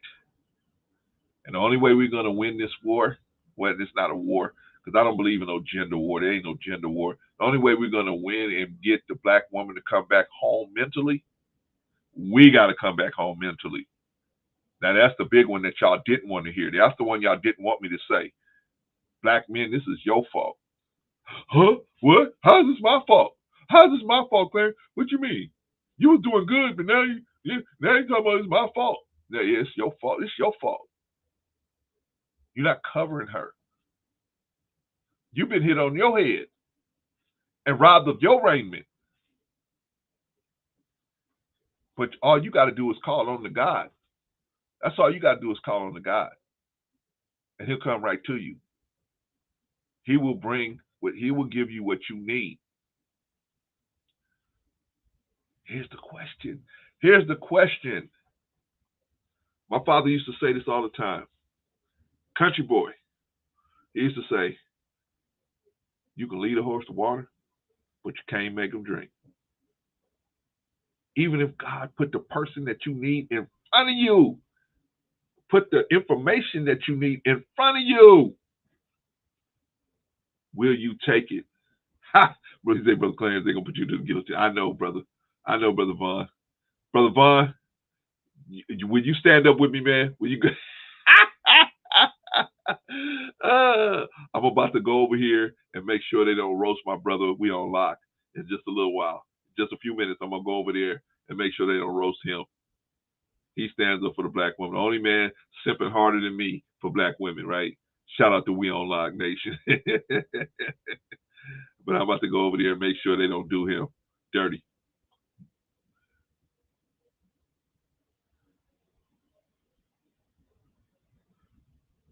But we have to get it. We have to get our minds back.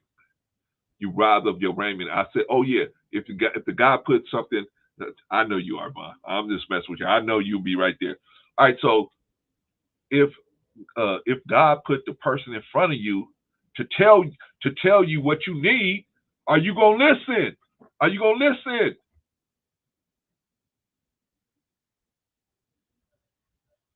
Man goes on a voyage, prays to God. God, please watch over me. Please watch over me on this voyage. Make sure I get out of it okay. Man gets on the boat, goes in the boat. Boat goes down in a bad storm. Boat goes down. Boat is going down. Starts sinking. They send one boat, right? And one boat comes out. Hey, come on, get in the boat. No, I'm waiting on God. God is coming. God is coming to save me. I'm not getting in your boat. That's a little tiny boat. I'm not getting in that little boat. Come on, man, get in the boat. No, I'm not getting in that boat. That's a little tiny boat. I'm not getting in that boat. Man said, okay. Goes away. Another boat comes. Hey, man. The ship goes down a little further. Hey, you need to get in this boat now. Not getting in that boat. My God is coming. I prayed on God. God is coming. God is coming. Not you. God. God is coming to save me. But hey, I got a boat right here. You can get in the boat, and then I could, take you over. No. No. Man in the boat said, okay. Goes away. Boat goes down a little further. Barely a little bit of the boat left up out of the water. Another man comes. Hey, I'm the last man coming. Ain't nobody else coming after me. Get in the boat. No, no, no, no, no. God is coming for me. God is going to save me. What you doing? Get out of here. God is going to save me. He said, no, no, you understand. I'm it. I'm it. Final call. This is the final call. That's it. There ain't nobody else coming after me. That's it. Nope. I prayed God. God's going to come and save me. Man said, I'm sorry for you, brother. And he left. Boat finally goes down. The man drowns. Man goes to heaven. As the story goes, he asked God, why you didn't come and save me? Why you didn't come and save me? I was out there all them times, and one boat came, and I had to tell him to get out of here. And another boat came, I had to tell him to get out of here. And another boat came, and I had to tell him to get out of here. He said, why you didn't come and save me? He said, who you think sent the boats? Who you think sent those boats out there for you? See, sometimes we don't, because we're out of our mind, we don't recognize help when it shows up. We don't recognize help when it shows up.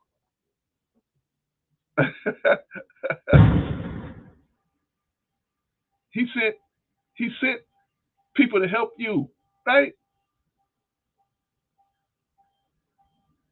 Right?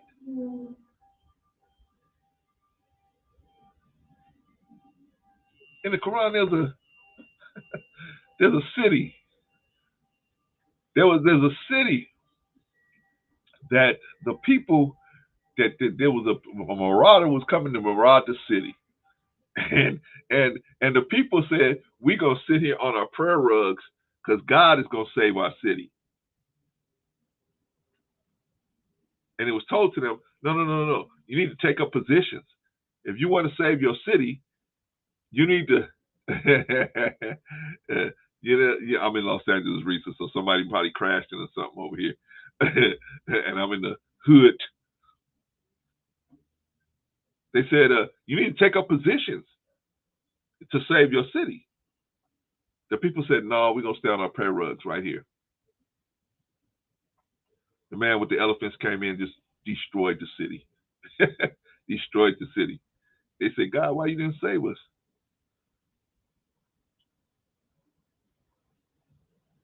I let you know these people were coming. I let you know these people were coming. You know what I'm saying? You know what I'm saying? God ain't gonna directly get involved in our affairs. If God had to get involved in every person on the planet's affairs, how busy he would be. But God can't show no difference to nobody. So that's why you got principles. You got principles. Not God getting involved with you. Not like the movie Oh God, where he's talking to one person. And no, not like that. You got principles. Principles. That means these principles will work for anybody who's willing to have the discipline to use them and apply them. Poor, rich, black, white, green, yellow, red. These principles will work no matter who you are.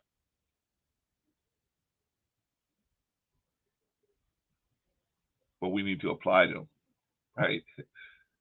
But when you hit over the head, you don't recognize you think your tormentor is your God, and you think your God is your tormentor. I'm getting too deep for y'all. I'm getting way too deep for y'all. And you take your enemies for friends, and you take your friends for enemies. You take good teaching for trash, and you take wickedness for a friend. Why? Because you lost your raiment. You lost your raiment. You've been hit over the head. You don't even recognize who's who anymore. Right? The sons of God came to present themselves before God. And who also came with them? Right? Because they didn't know who they didn't even know who they was chilling with. They walking down the road, they meet this dude. Hey, what's going on, man? Hey, what's happening? Cool. Oh yeah, man. Hey, I like your gear. Yeah, I like your gear too. Hey, where you guys on your way to? Oh, we on our way to see the Lord. Oh, you are? Me too. Hey, can I kick it? Can I roll with y'all? Yeah, come on with us.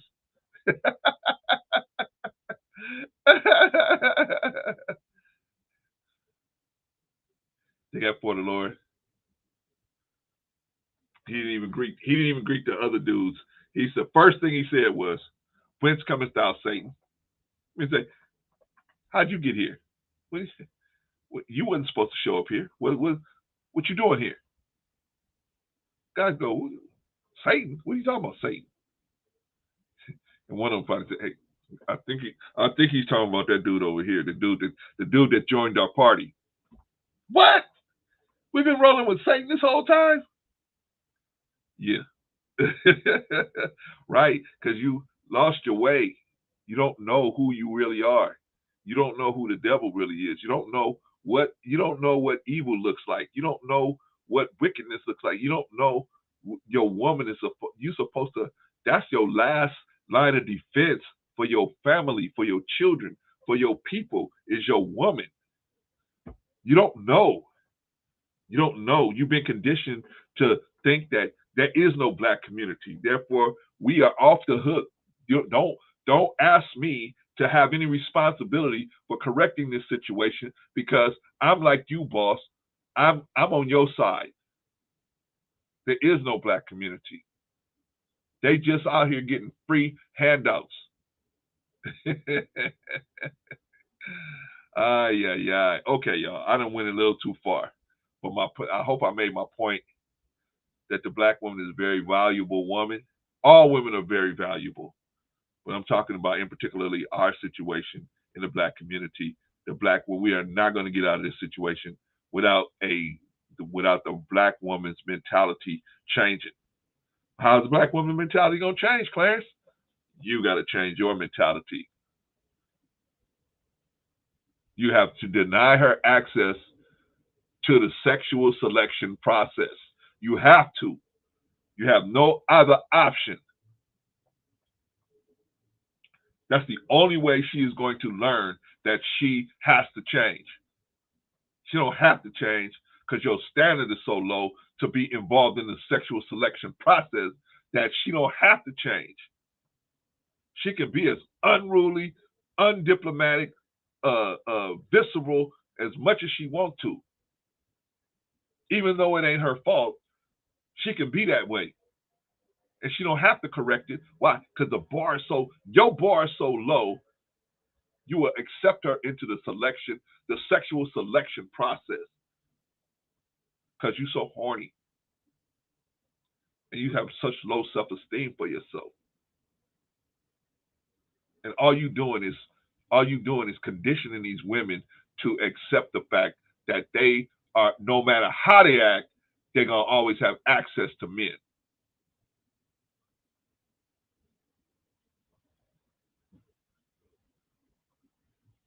It's unfortunate, man. It's unfortunate. But I'll finish this up. Y'all, because I didn't mean to stay this long. I got to go over here and make sure my man we on lock ain't gonna get beat down. So, but I got to go over this. But anyway, you see a black woman out there, man, just say thanks. Just understand for her. You see black women out here, they walking on the streets, they doing all this other stuff, dancing on BET Awards and all the other crazy stuff they doing, man. You got to understand, it's not their fault. It's our fault. It's our fault for allowing them to participate in the sexual selection process. It's our fault. We got to stop it. Brother Bond said, where are you going, Brother Clarence, so I can follow? I think I'm going over to Black Man Unfiltered. I think when I was over there with on We On Lock's page, Black Man was struggling to try to get him to come over there. So hopefully he goes over there. He said he would go over there for a little while. So I don't want them to jump on him. I want to be there if they jump on him. We On Lock don't even know I'm going over there. But I saw that they would, Black Man Unfiltered invited him at least 2 or 3 times. So I figured they really wanted him over there. And then We On Lock said he was going to go over there. So I don't want my brother to stand alone out there.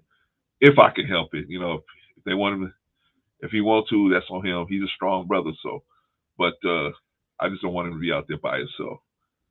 You'll be there, Marty. Okay, cool, fine. So you can dip in when you get a chance.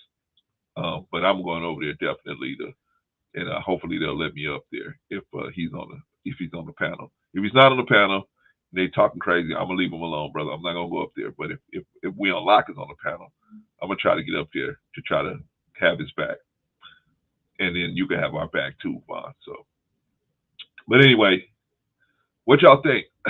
Rita Neal said, this is a good one. See, can't wait to see your second half of this. I know you got to go. Yeah, I got to go. I can't leave a brother out there. Just like Rita, if I knew you was on a panel somewhere, I wouldn't leave you out there. I would definitely shut this down and come and make sure that they did you right. So, yeah, I'm gonna go over there and see what's happening. Let me do the rundown, y'all. Let me do the rundown real quick. Hopefully, I said some words that encourage us to look at the black woman. This is a little different. Give her some deference, and look at her to try to see what we can do. Ain't what she can do. And we don't have to look at what she got to do to fix the situation. What we as men can do to fix the situation. A kind word,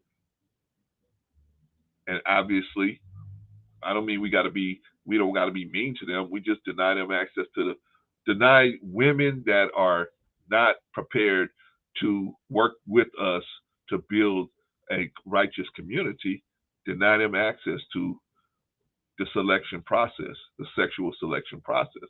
That's all I'm saying. Stop simping for them and having sex with women just because you get yourself all horny. If you need to figure out another way to deal with that. That's easy for you, Clay Clarence. You got a wife. You can always do this. Yeah, I know. But trust me, my wife ain't always open for business. Sometimes she's not open for business, right? I got to figure out something else to do, right? Read or whatever. Whatever, right? Sex ain't the only thing out here, bro. Especially when you've done so much work. Brother, if my wife would come here and tell you, boy, Brother Clarence has a nice body of work. 32 years, you don't get people hanging there with you with 32 years. You know what I'm saying? I got a nice body of work out there. Brother Vaughn said, just so you know, We're gonna be like Shadrach, Meshach, and a bad Negro. Yeah, man. You could be the bad Negro, man. I'll be Meshach and Shadrach. Okay, y'all, we got to get out of here. We got a brother. We got to go and help stand in the line of fire for. Okay, let me do the rundown real quick. As always, the chat is the most valuable player. The MVP of the broadcast is the chat. The chat is the MVP. The chat is always on point.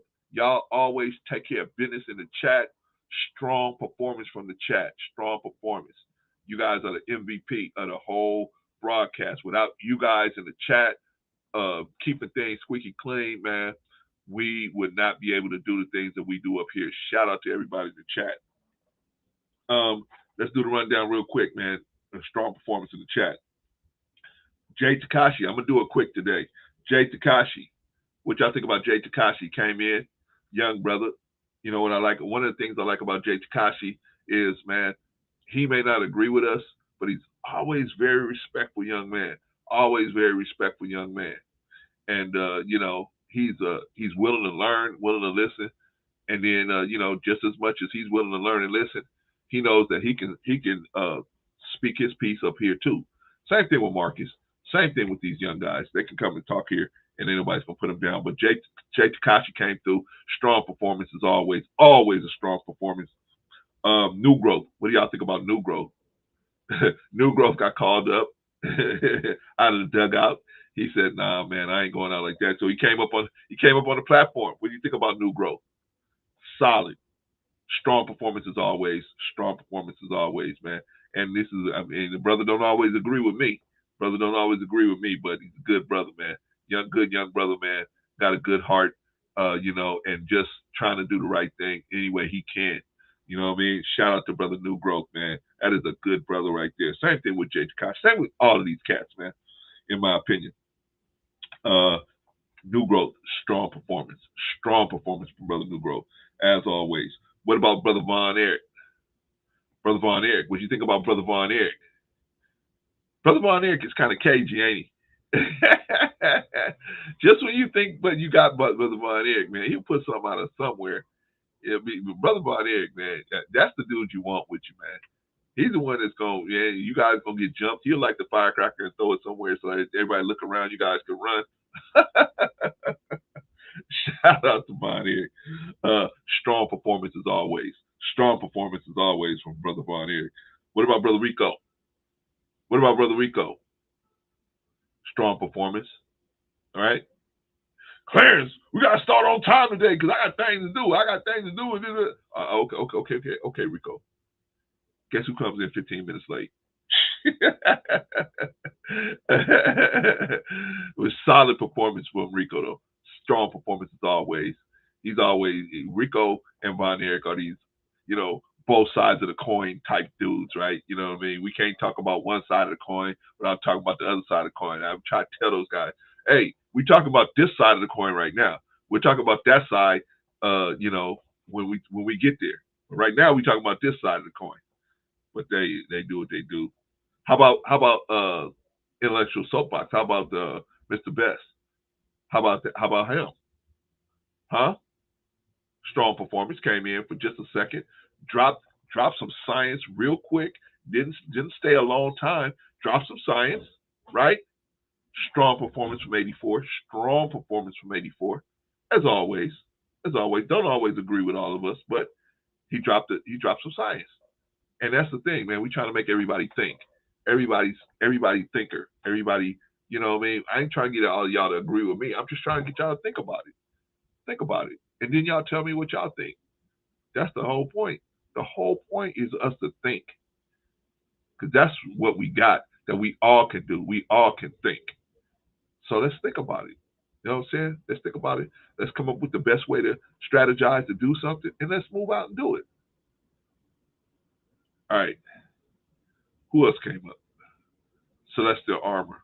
The girl in blue in the thumbnail looked like she is on a set of an adult video. You are so right, Celestial Armor. That's exactly where I got that thumbnail from. But that's the way the society looks at black women, unfortunately. Unfortunately, that's how they view them as the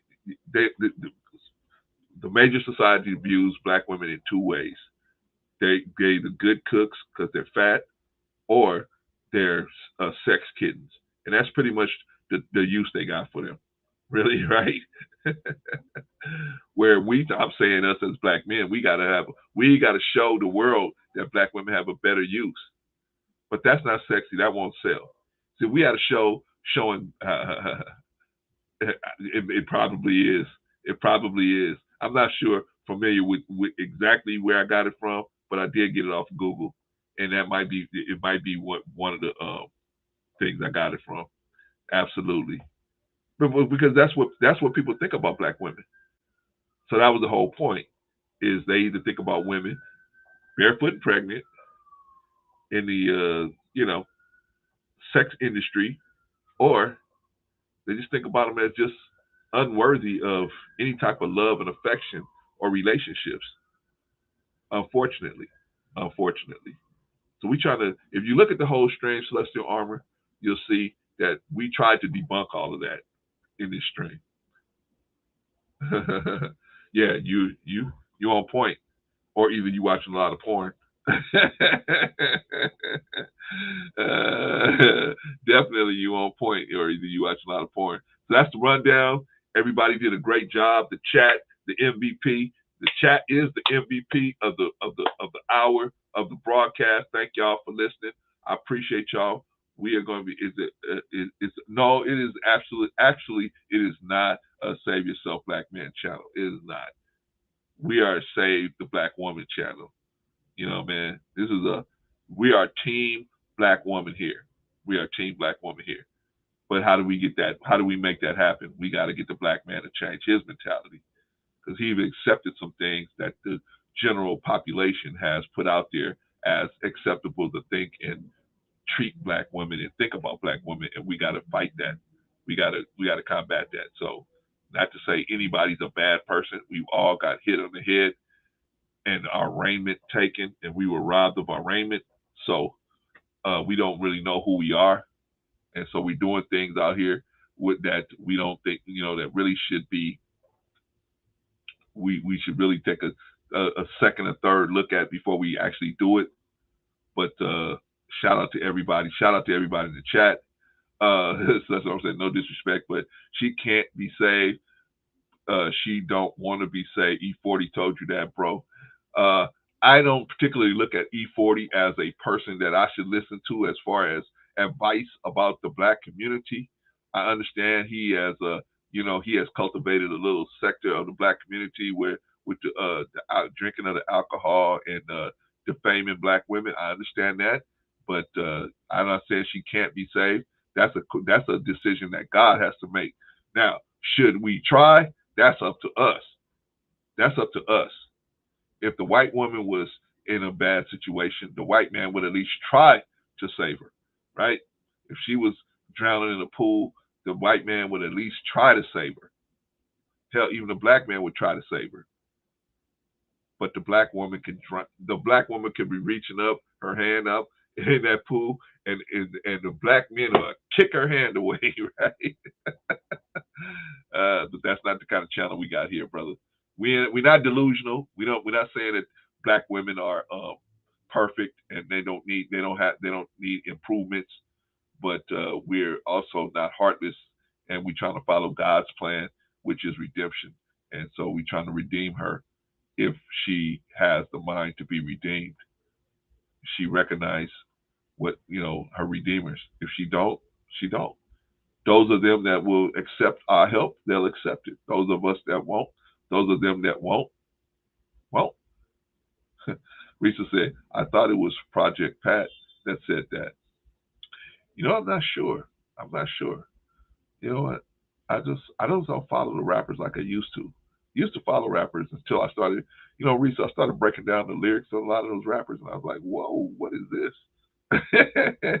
I was like, this is what I've been listening to for all this time. Holy smokes. Yeah, I can't listen to this kind of stuff no more. Especially when I started coaching basketball and football and stuff. And I have children in the car with me. And I was like, hey, yeah. And then I'll be like, what? Can't have this play. I can't have this playing. Can't have this playing in here with these children in this car. Oh, holy smokes. All right, y'all. Celestial Armor say both E40 and Project Pat said it. Yeah, we got to be careful what we listen to. Yeah, especially with the children in the car. When you by yourself, you can break this stuff down, right? But you don't want to have it on your mentality too much, right? Because there's a lot of negative energy about black women, a lot about black people, period, right? But because it's dressed up in music form, it's like Elijah Muhammad said, it's hypnotic, right? My brother said, "Who is E40?" And should I live my life based on what he said? I don't know, Vaughn. You know, man. I'm definitely not going to count E40 as somebody who I need to be listening to. But hey, y'all, we gotta go. We gotta get out of here, man. There's a brother I gotta go and try to make sure that he don't get they don't tie him to the railroad tracks. So I gotta get out of here. All right, y'all. We'll see everybody on Thursday. Good job, everybody. Let's have another great stream on Thursday, and we'll see y'all then. Peace.